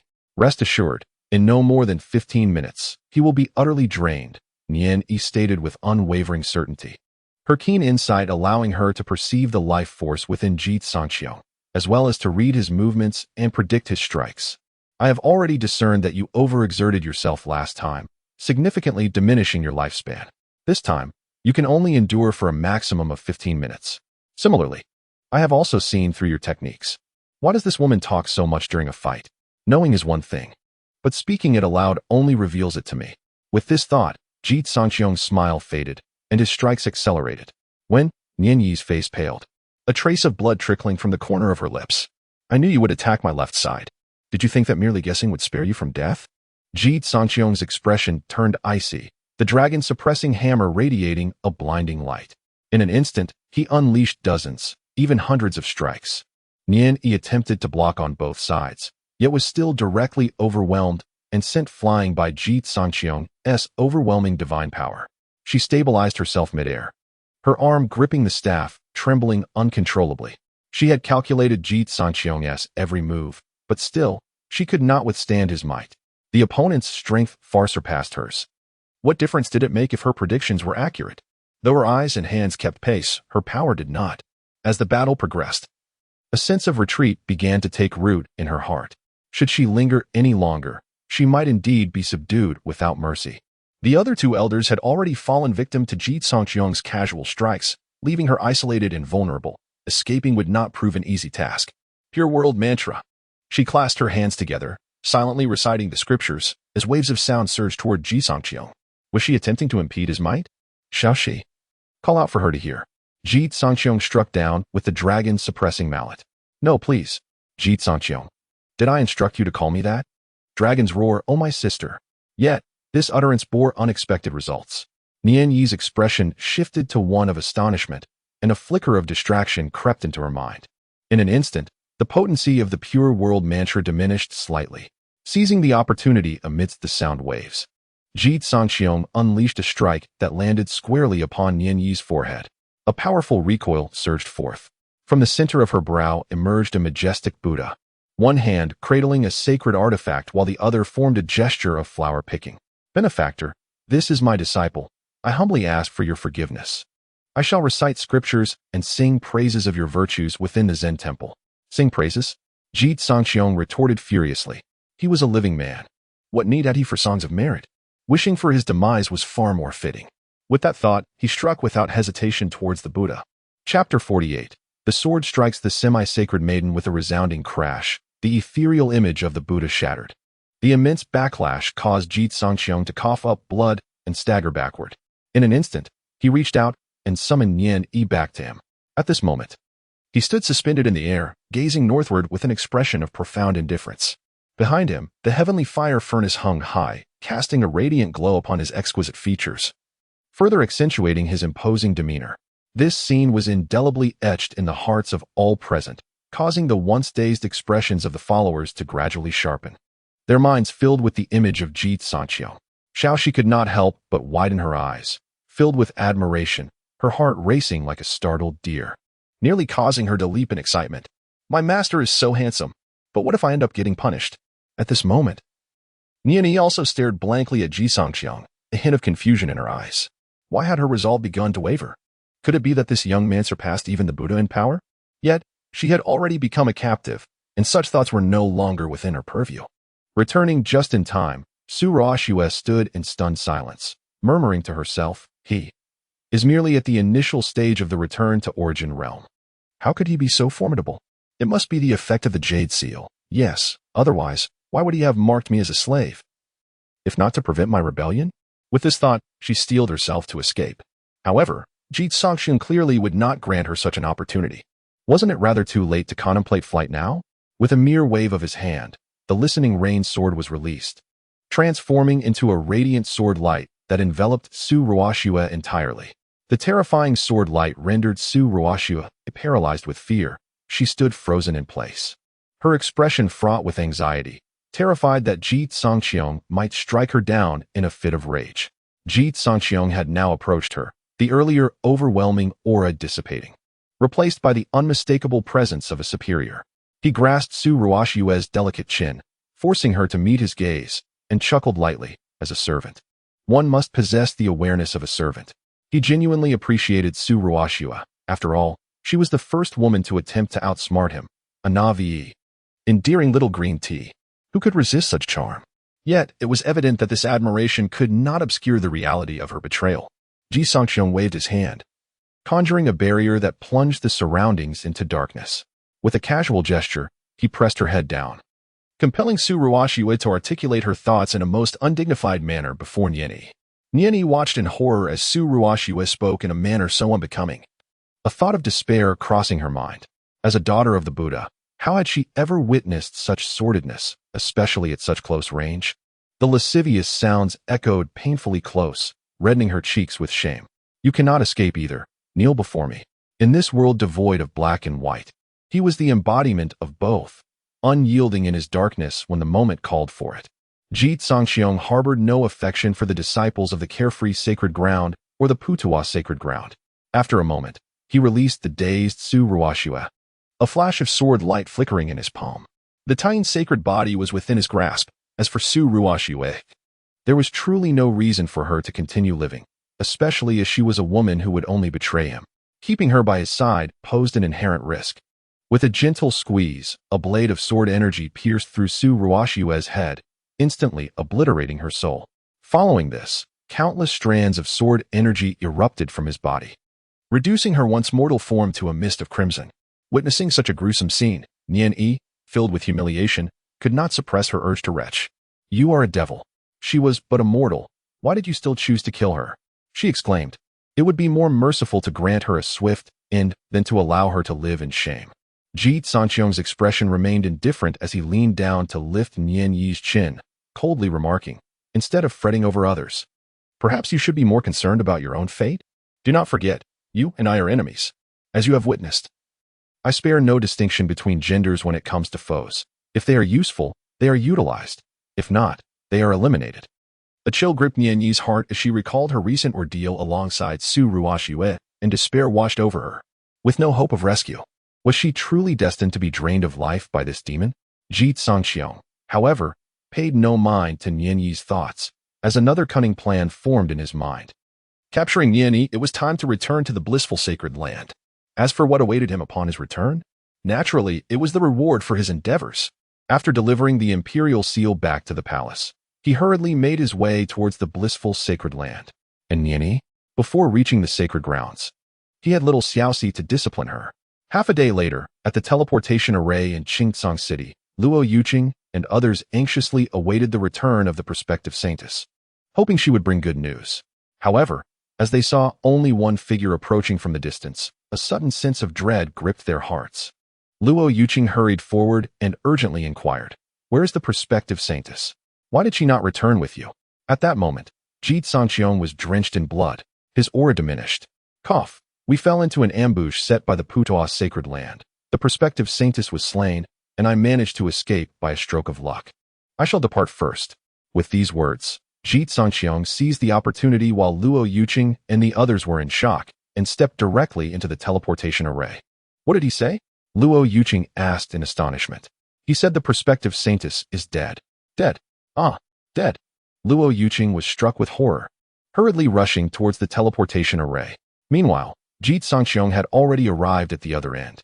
As soon as he landed, he struck the large bell nearby. Disciple Ji Cangqiong reports, "We encountered an ambush from the Putois sacred land at the border of Daqian. The prospective saintess Su Ruoxue fell on the spot, and nearly 100 disciples were slain." Boom. Terrifying auras ignited from all corners of the blissful sacred land. In the blink of an eye, hundreds of figures surged forth, their presence far surpassing Ji Cangqiong's peak state. Where is the body of the saintess? She, in order to shield us, self-destructed her primordial spirit, leaving no trace behind. Ji Cangqiong's face bore sorrow as he opened his palm, revealing only a tattered corner of fabric. "Then why do you still live?" An elder inquired sternly. Ji Cangqiong then retrieved the already instructed Nian Yi and spoke softly before her demise. The ascendant saintess captured the Buddhist maiden from Putois sacred land, specifically instructing me to hasten back to the Holy Land. She mentioned that this maiden could bring immense benefits to our sanctuary. 100 powerful individuals fell into a profound silence. Su Ruoxue, whom they had watched grow since childhood and held in high esteem, had now perished, causing them great sorrow. The pain was exacerbated upon learning that she had considered the interests of the Xiaoyao sacred land even in her final moments. Such a good child, such a good child. All disciples of Xiaoyao sacred land, heed my command. We shall immediately march forth to assault Putois sacred land. No. A voice of indignation arose in response to the obstruction from another elder. Why? The Lord has yet to return. We are no match for Putois sacred land. Shall we merely stand by and watch that child perish out there, her remains scattered? This. Many elders exchanged glances, momentarily at a loss for what to do. At that moment, a figure clad in red soared in. It was Ye Lingyan. She descended gracefully, her gaze sweeping across the assembly before finally resting upon Ji Cangqiong. Come with me, I have matters to discuss with you. Chapter 49. Never waste anything while still midway. Ye Lingyan astutely unveiled Ji Cangqiong's actions. Enslaving the saintess and then slaying her? What audacity! Her words were laden with reproach, yet her tone bore no hint of blame. This ambiguous demeanor gradually enlivened Ji Cangqiong's thoughts. It seemed that Ye Lingyan was not incensed by Su Ruoxue's demise.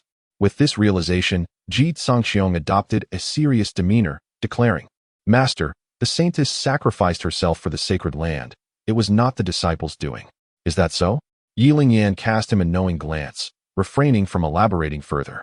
The two continued onward, reaching the law enforcement hall, where the doors immediately shut behind them upon entry. "You have been fortunate on this outing," Ye Lingyan remarked, her gaze resting upon Ji Cangqiong. "Master, it is merely a blessing that I have returned alive," Ji Cangqiong replied, yet his words failed to convince Ye Lingyan. On the contrary, she appeared to possess a profound understanding of his journey.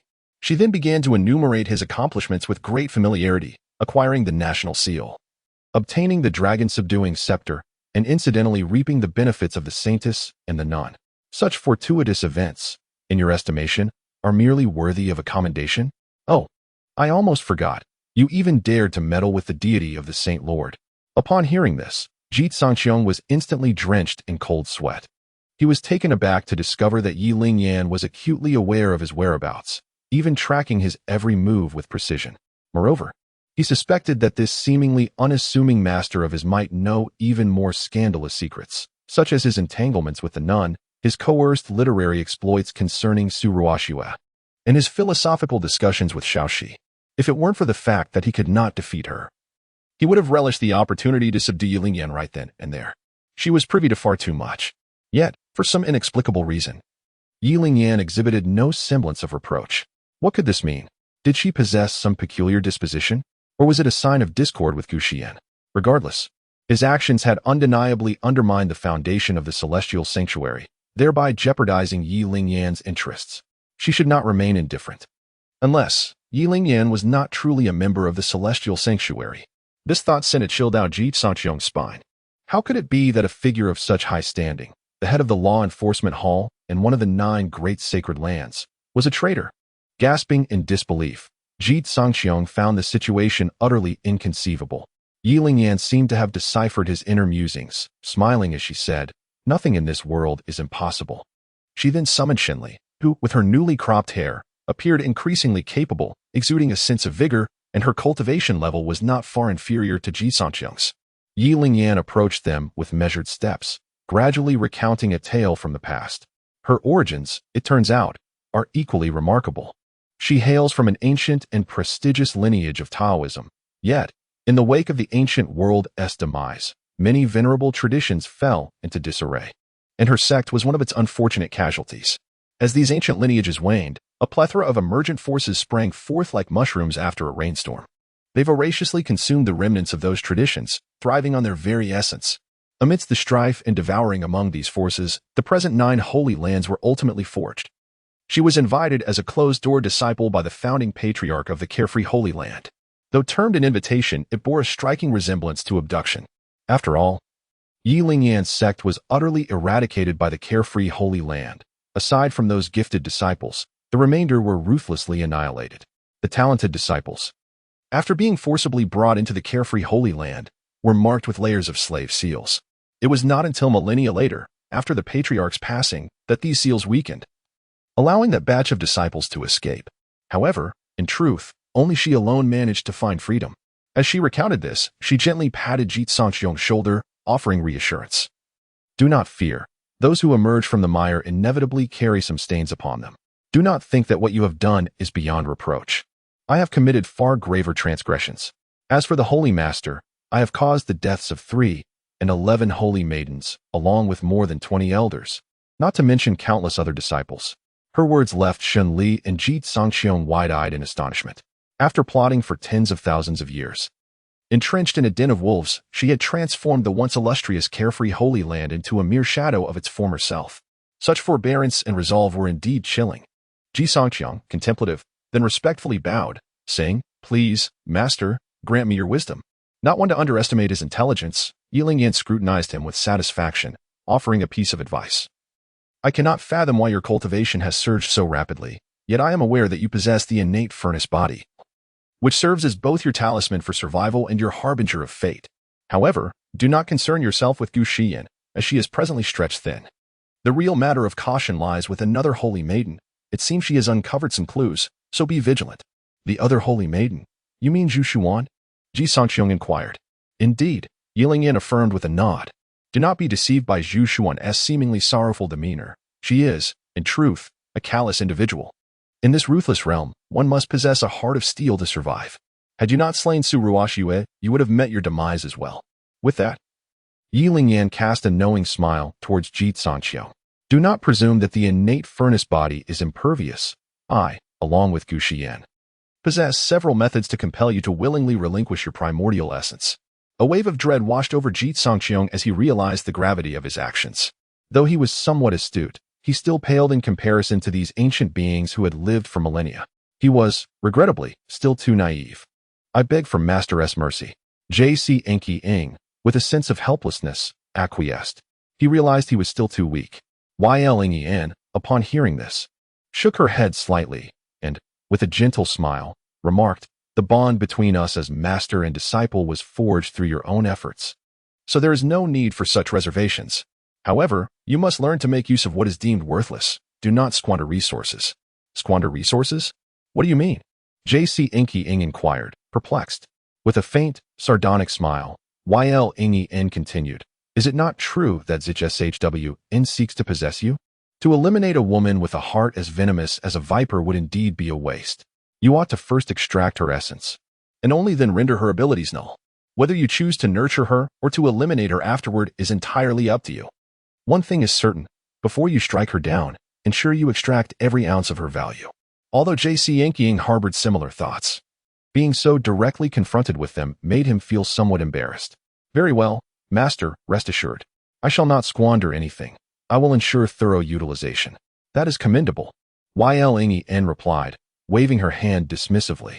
Now, you may depart. There is no need to concern yourselves with the matter of the saintess's demise. I shall handle it. With that, she gently tapped Ji Cangqiong's head 3 times. Chapter 50, After My Demise. The cycle shall conclude in the stillness of the night. At the stroke of midnight, Ji Cangqiong found himself once again at the gates of the law enforcement hall. Solitary and contemplative, he reached out, poised to knock, yet hesitated momentarily. Disciples flitted about him, their fleeting glances barely lingering before vanishing. An inexplicable sense of unease enveloped him, an unsettling feeling that gnawed at his consciousness. However, as the grand doors swung open with an ominous creak, he quelled his apprehensions and stepped inside. You have arrived. A voice beckoned.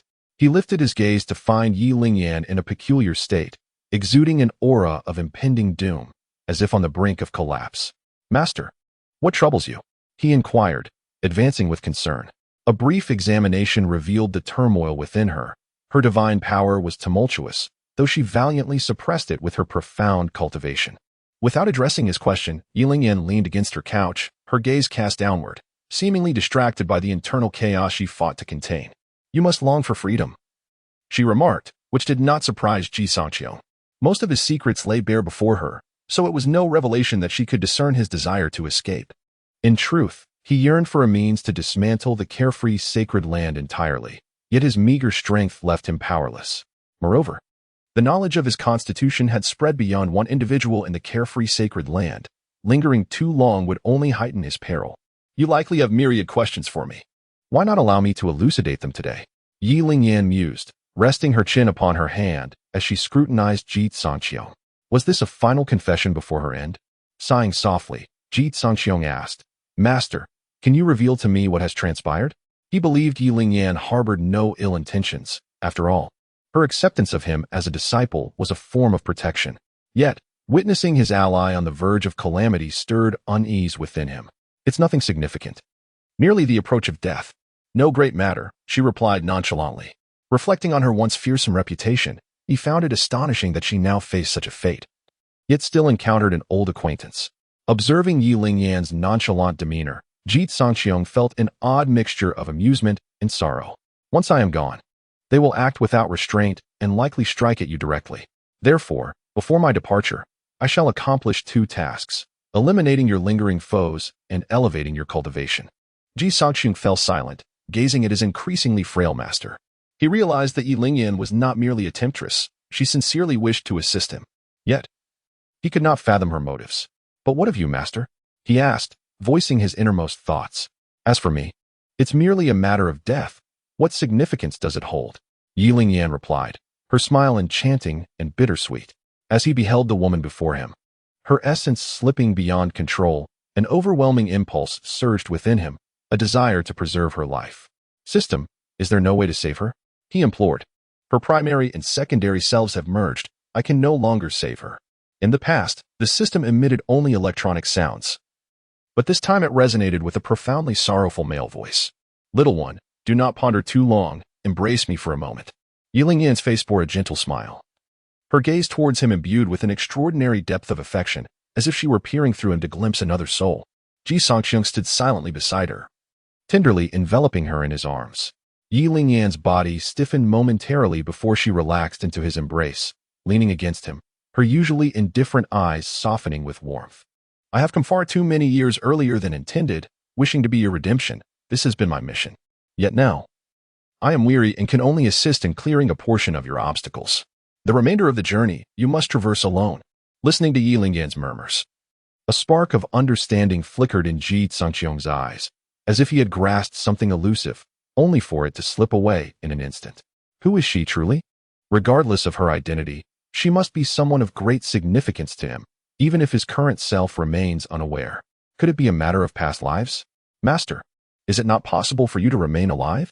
Ji Cangqiong yearned to hold on. Foolish child, I cannot survive. Ye Lingyan replied softly, gazing at him with tenderness, pinching the tip of his nose playfully. Little Li is a good girl. Remember to treat her well. As for the physical attributes within the system, I have amassed several over these millennia, and today I bestow them upon you. Choose your cultivation techniques and combat skills according to your preferences.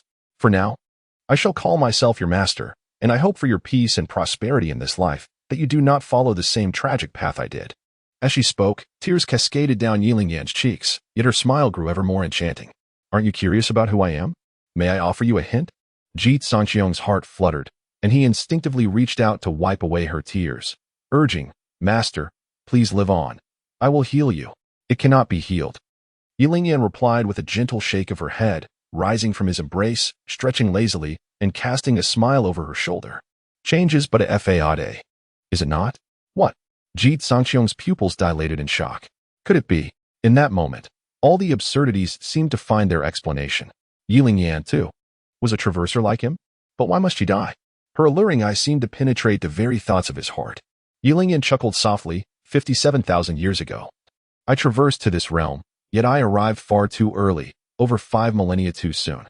At that time, I lacked a system, relying solely on my own efforts to accumulate and cultivate bit by bit. It was not until my sect was annihilated, until I was enslaved and imprisoned here, that over 50,000 years elapsed. Then you arrived, and with you came a glimmer of hope. You remain unchanged, seeking vengeance and clarity in relationships. Just as in a millennium hence, the invincible youth ascending to the pinnacle. Yet, I shall not witness your ascension. I can only accompany you for a brief stretch and observe your growth. As Ye Lingyan laughed, tears streamed down her face. Ji Cangqiong gently embraced the sorrowful woman before him, an inexplicable sense of profound grief welling up within his heart. I will find a way to save you, won't I? He implored. I wish I could, but I am powerless now. The slave seal from 50,000 years ago has become insurmountable. All I can do is perform one last act for you before it leads to my demise. Ye Lingyan shook her head in response. If I could return to the moment of my original choice, I would undoubtedly choose to keep you by my side in this world. How wonderful that would be. Yet now, there is no chance left for that. I must take my leave. As she spoke, her garments gradually turned crimson, and the divine power she had long suppressed began to surge, causing her gaze to grow increasingly frigid. In that instant, she seemed to transform back into the formidable Blood Moon Sovereign. Farewell. Before Ye Lingyan could finish her sentence, Ji Cangqiong swiftly stepped forward and embraced her tightly. The once fearsome Ye Lingyan revealed a fleeting trace of tenderness. Your survival is my utmost wish. Live well, as if it were for me. After my death, the puzzle shall resolve itself. After my death, the cycle of cause and effect shall be complete. With those final words, her figure vanished. When she reappeared, it was atop the serene divine mountain. The causes of the past yield the fruits of today. Thieves, today I shall lead you all to the underworld. Chapter 51. The end of an ancient affair. Dare you? A formidable being, consumed by wrath, raised their hand to summon a powerful artifact, which rapidly expanded to reveal a vast expanse of stars, resonating with a thunderous roar as it surged towards Ye Lingyan. Simultaneously, dozens of treasured items descended, as if their victory was contingent upon wielding such extraordinary treasures. Ji Cangqiong, taken aback, sensed the immense pressure descending from above, deeply concerned about whether Ye Lingyan could withstand such force. Yet, Ye Lingyan remained undaunted. Ethereal divine radiance enveloped her, and a pair of blood-red wings emerged from her back. With a gentle flutter, the wings unleashed a torrent of blazing light. Boom! The heavens and earth trembled as stars erupted, the residual force obliterating the approaching artifacts. The elders stood in sheer astonishment, marveling at the ferocity of this woman who had effortlessly shattered their hard-earned treasures, akin to a mere act of destruction. In that moment, a blood-patterned longsword materialized in the palm of Ye Lingyan's right hand, its blade adorned with a dense aura of crimson energy, shining like immortal runes manifesting within the void. The reckoning began at the sacred land of freedom. With a swift motion, Ye Lingyan transformed into a fleeting shadow, her wings granting her unparalleled speed, allowing her to close the distance to the elders in the blink of an eye. Ye Lingyan, an elder, bellowed in fury, his expression a mixture of shock and disbelief, clearly unprepared for her betrayal of the sacred land, rendering her the most formidable adversary in 50,000 years. It is not too late to relent, otherwise your fate will be uncertain. At these words, the disciples of the sacred land erupted in tumult. Many had heard of the Blood Moon Palace Master's renown.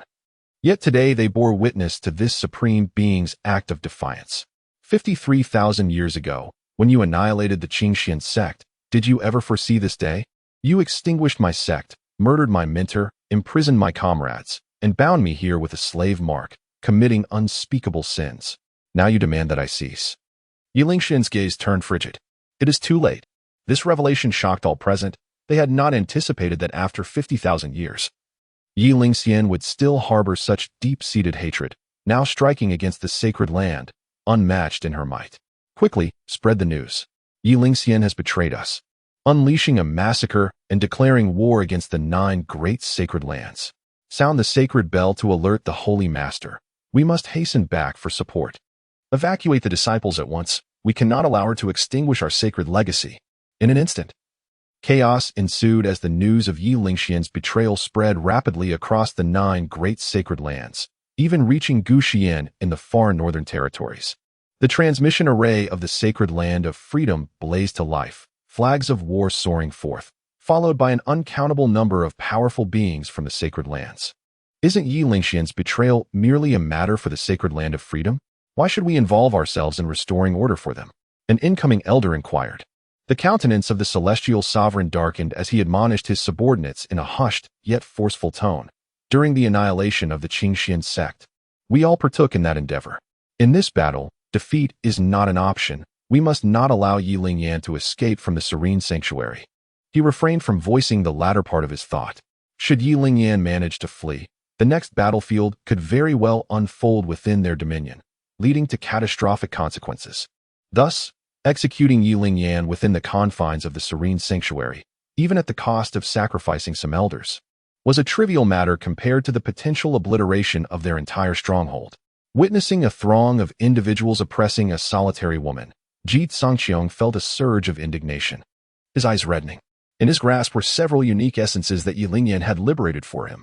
Upon fusion, his combat prowess would experience a remarkable enhancement. System. Assist me in fusion.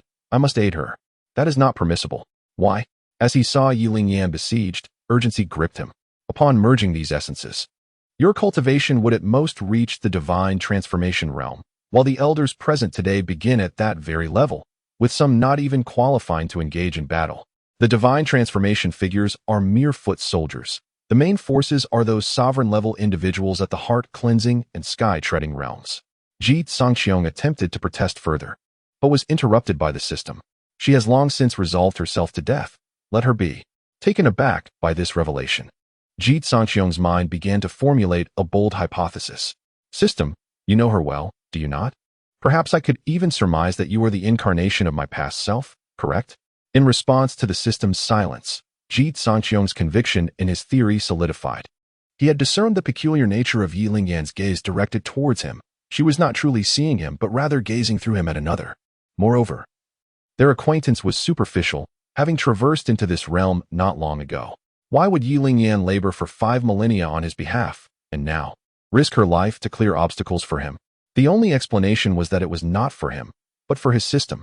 We possess great intellect, yet alas, wisdom does not wholly translate into strength. The system sighed, an invisible barrier materializing around Ji Cangqiong, providing him with protection.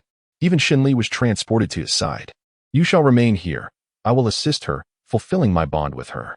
As he spoke, a sphere of light emerged from Ji Cangqiong's being, gradually transforming into a humanoid specter. This apparition bore an uncanny resemblance to Ji Cangqiong, albeit with eyes that reflected the weight of countless years, as if it had witnessed the tides of time. Allow me to borrow your weapon. The Zhenglong hammer responded, soaring into his grasp. With a thunderous resonance echoing across the heavens, pathways intertwined like threads, creating an expansive canopy that enveloped the entire serene sanctuary. The figure of the system, or perhaps Ji Cangqiong's former self, ascended into the skies, each step elevating his realm until he reached the pinnacle of the divine transformation stage. Purify the heart and ascend to the celestial realm, reaching the pinnacle of the heavens. The celestial wanderer, Tian, are you still alive? A chorus of astonished exclamations erupted from dozens of esteemed elders. Tian, a paragon from the ancient era, an unparalleled figure who had traversed the zeniths of various paths, who would have imagined he still drew breath? A collective shiver ran through the strongest among them as they instinctively turned their gazes toward Tian. Humph, Tian has long since fallen. What remains now is merely a vestige of his former obsession, possessing only a fleeting semblance of power. To vanquish him would be a matter of mere moments. The sovereign of the celestial glimmer scoffed, raising a hand to strike forth. Yet, even as a supreme being unleashed their full might, Tian remained unperturbed, offering no defense. Each assault that met him dissipated into nothingness, as if rendered invisible. Tian traversed the void, arriving beside Ye Lingyan. These years, you have borne this burden alone. He spoke softly, his words evoking tears from her eyes. You must return, I can manage. Fear not, for I have long since perished in the ancient times. What remains is but an obsession. To stand shoulder to shoulder with you in battle is already a fulfillment of my existence. As he spoke, a chilling intent flickered in Tian's eyes, the celestial radiance surging forth, sealing the heavens and the earth entirely. Since we have come this far, let us remain together. Chapter 52. Crushing through obstacles with unyielding might. Boom. The two individuals launched their attacks simultaneously, with patterns of energy illuminating the sky and thunderous roars resounding in the air, as they united to confront all the formidable beings from the 9 sacred lands. Form the formation. We must subdue them completely, bellowed the Lord of Kanglan.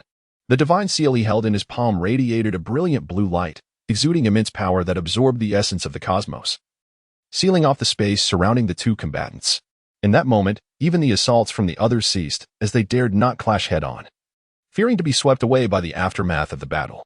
The divine seal unleashed torrents of calamity. Even a mere touch could erode one's very essence. Obsession does have its advantages. Tian stepped forward, and as the divine seal descended, he fiercely summoned the dragon suppression hammer, crashing it against the divine seal. Immediately, terrifying whirlpools began to form around him, spinning relentlessly and absorbing all the calamity. Release. The dreadful calamity surged outward. A fierce glint ignited in his eyes, and he managed to cause the divine seal to explode. Puff. As the treasured artifact was annihilated, Lord Kanglan coughed up blood. Astonished that Tian possessed such audacity reminiscent of ancient times, willing to enact such a self-destructive maneuver without hesitation, the waters surged, as numerous powerful beings were consumed and continuously fell from the sky, their forms disintegrating into ashes. Meanwhile, Tian's eruptive might surged even higher. The radiance in his eyes intensified, and chaotic mist began to seep forth, devouring the essence of the universe and absorbing all the divine power of the fallen. The path of devouring heaven resurfaced in the world. All the sovereigns were taken aback. The so-called 9 sacred bodies were, in essence, the ancient manifestations of 9 mysterious legacies transformed into seeds of the Tao. These legacies were so defiant that they shattered the laws of time, allowing them to be inherited by future generations who referred to them as sacred bodies. The path of devouring heaven, in reality, was synonymous with the modern devouring demon body. The reemergence of such esoteric secrets was astonishing enough. He appeared to be the culmination of several sacred bodies, now wielding an even more terrifying power, embodying the might of chaos. An elder trembled, his complexion drastically shifting. Crack! The overwhelming whirlpools devoured everything in their path, radiating endless divine light that melted all things in the world. Meanwhile, Tian gripped the dragon suppression hammer tightly with both hands and forcefully struck forward.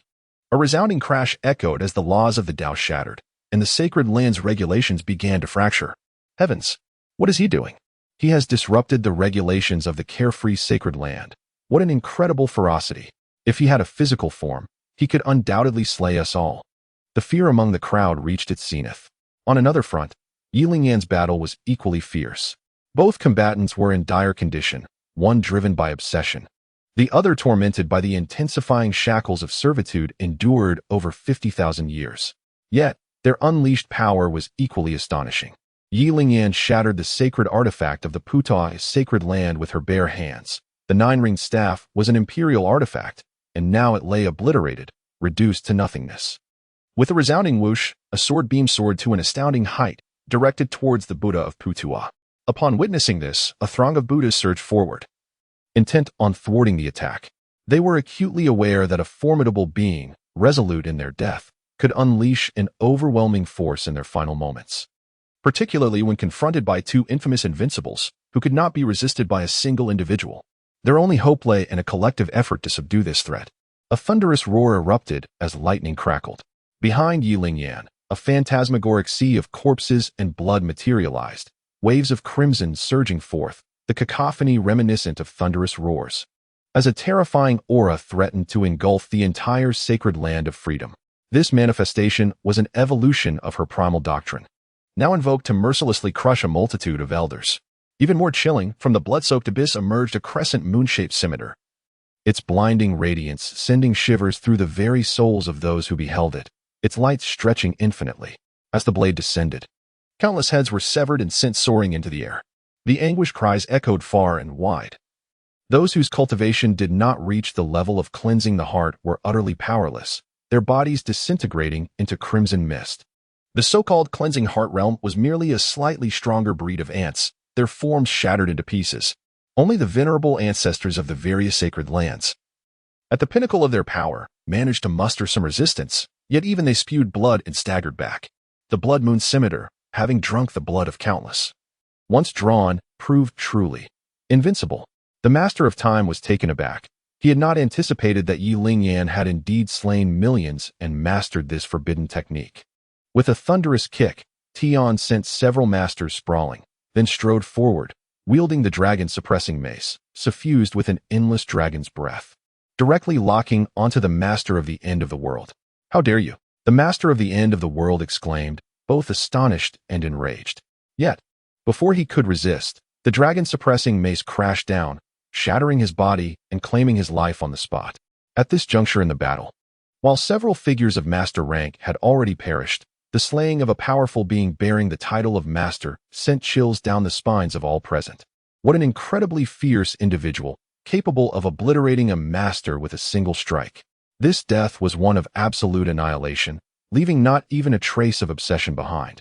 Every essence utterly dispersed, with not a single bone remaining, rendering any possibility of revival impossible. Where was Gu Xiyan? Why had she not yet arrived? If necessary, they would seek the aid of the demon race. They must eradicate these two individuals completely, for otherwise, the 9 sacred lands might face utter devastation. One master trembled as he spoke, his expression grave.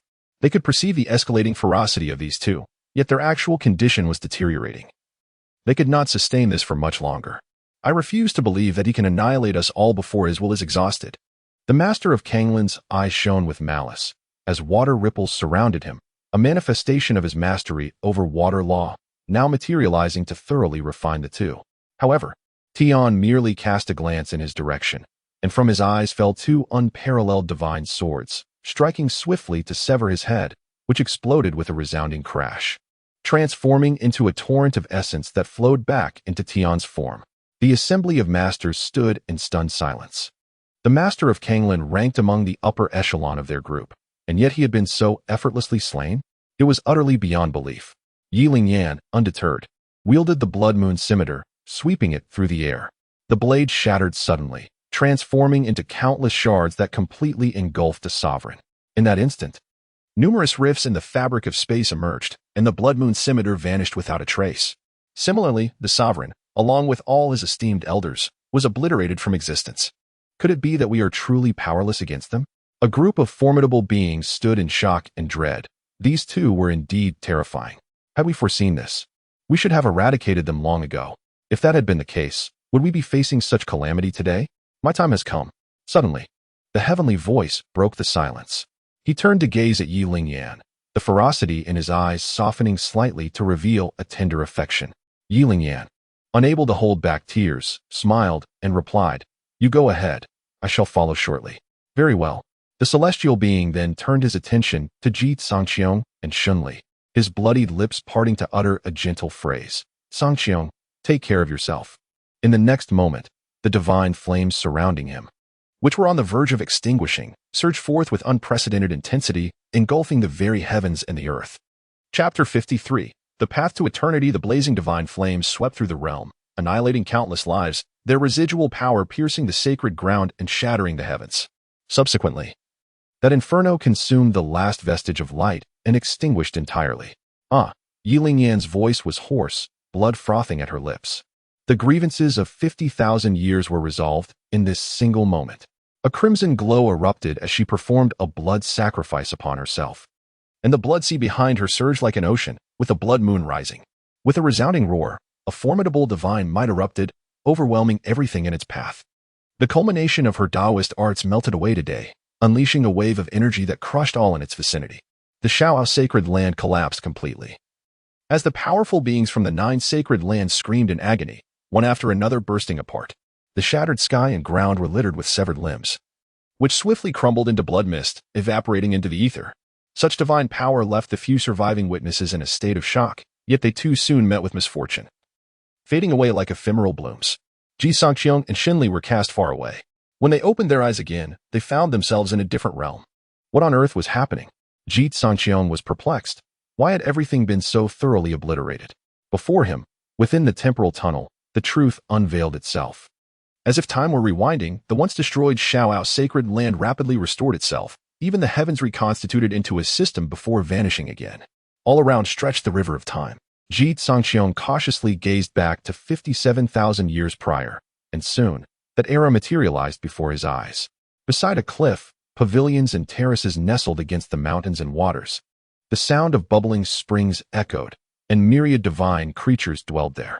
In a small pavilion, 2 figures leaned against each other, sharing their innermost feelings. At that time, Ye Lingyan was still youthful, far from the enchanting beauty she had become. The young man, too, was strikingly handsome, his demeanor gentle and free of malice, his eyes only reflecting the image of Ye Lingyan. But in the blink of an eye, the barrier above shattered abruptly. A throng of enemies surged in. Boundless Taoist powers manifested, enveloping the entire Qingxian sect. A man and a woman ascended into the sky, the young man evidently stronger, effortlessly vanquishing a legion. Yet, it proved futile. They were soon scattered. Ye Lingyan was captured, while the young man fell into siege. They watched helplessly as their fellow disciples perished one after another. Despite their furious counterattacks, it was impossible to stem the tide of relentless foes. As the scene flickered again, the young man's figure had vanished. Ye Lingyan was taken to the newly established Xiaoyao sacred land. She was imprisoned in a dungeon, where various male cultivators entered. After the screams subsided, they exited, satisfied. The dungeon was left with a tattered girl, her body bruised and battered. Initially, her eyes brimmed with rage, but over time, she became numb. Yet Ji Cangqiong discerned the truth. Her fury had never extinguished, eternally igniting within her heart. Until the brand of servitude was seared upon her, she had never forgotten. Instead, she buried it deep within her heart, as though it had never existed. Thousands of years passed, and the sacred land of freedom witnessed the emergence of true doctrines. She became one of the first survivors, liberated and permitted to cultivate. Undoubtedly, she was the unparalleled genius of the Qingxian sect, even after enduring a millennium of torment. Her progress in cultivation remained rapid. After 10,000 years, she ascended to the rank of Grand Elder. 2 decades later, the sacred land of freedom boasted a fade of being among the top 3 in combat strength, yet, in truth, perhaps the combined might of all its practitioners would not suffice to defeat her alone, were it not for the brand of servitude imprinted upon her primordial spirit, which would alert her to any slight disturbance. She would have swiftly annihilated all within the sacred land of freedom. Thus, she continued to remain in concealment for 30,000 years until she was brought to the sacred land of freedom. On the very first day of her arrival, Ye Lingyan recognized him. Simultaneously, Ji Cangqiong discerned another thread, a wisp of wandering souls. They drifted across countless realms, ultimately converging upon the blue star. With the birth of Ji Cangqiong, ancient fragments coalesced into a brand new soul. However, the primary consciousness of Ji Cangqiong was merely one strand. A greater multitude of souls remained under celestial dominion. Utilizing the power of souls to cultivate, he returned to his zenith, even surpassing it. In his quest to find Ye Lingyan, he chose to manifest as a system, expending the last vestiges of his remaining soul, leaving only an indomitable obsession. Thus, Ji Cangqiong traversed back, landing within the Daqian imperial family. He is I, and I am him. Gazing upon his own hands, Ji Cangqiong marveled at the incredibility of his journey through such extraordinary phenomena. He could scarcely fathom that for vengeance, for a chance to reunite, someone could endure humiliation for 50,000 years. Someone could drift through countless lifetimes, all to achieve those 2 objectives. And now, what path should he tread? Ji Cangqiong felt a sense of confusion. After being transported here, he caught the attention of Gu Xiyan, who brought him into the sacred land of freedom. Now, not only had the sacred land of freedom been obliterated, But the other 8 great sanctuaries had also suffered devastating losses. Where should he go? It seemed he stood before numerous crossroads, yet he remained uncertain which to take. Fortunately, he was not alone. Ji Cangqiong turned to glance at Xinli, and his resolve suddenly strengthened. Perhaps I should not hesitate. We ought to look ahead, seek immortality, and tread upon the pinnacle of eternal life. Very well. Along the path of longevity, I shall share the passage of time with you. Xinli grasped Ji Cangqiong's hand. A promise made. The end of the book.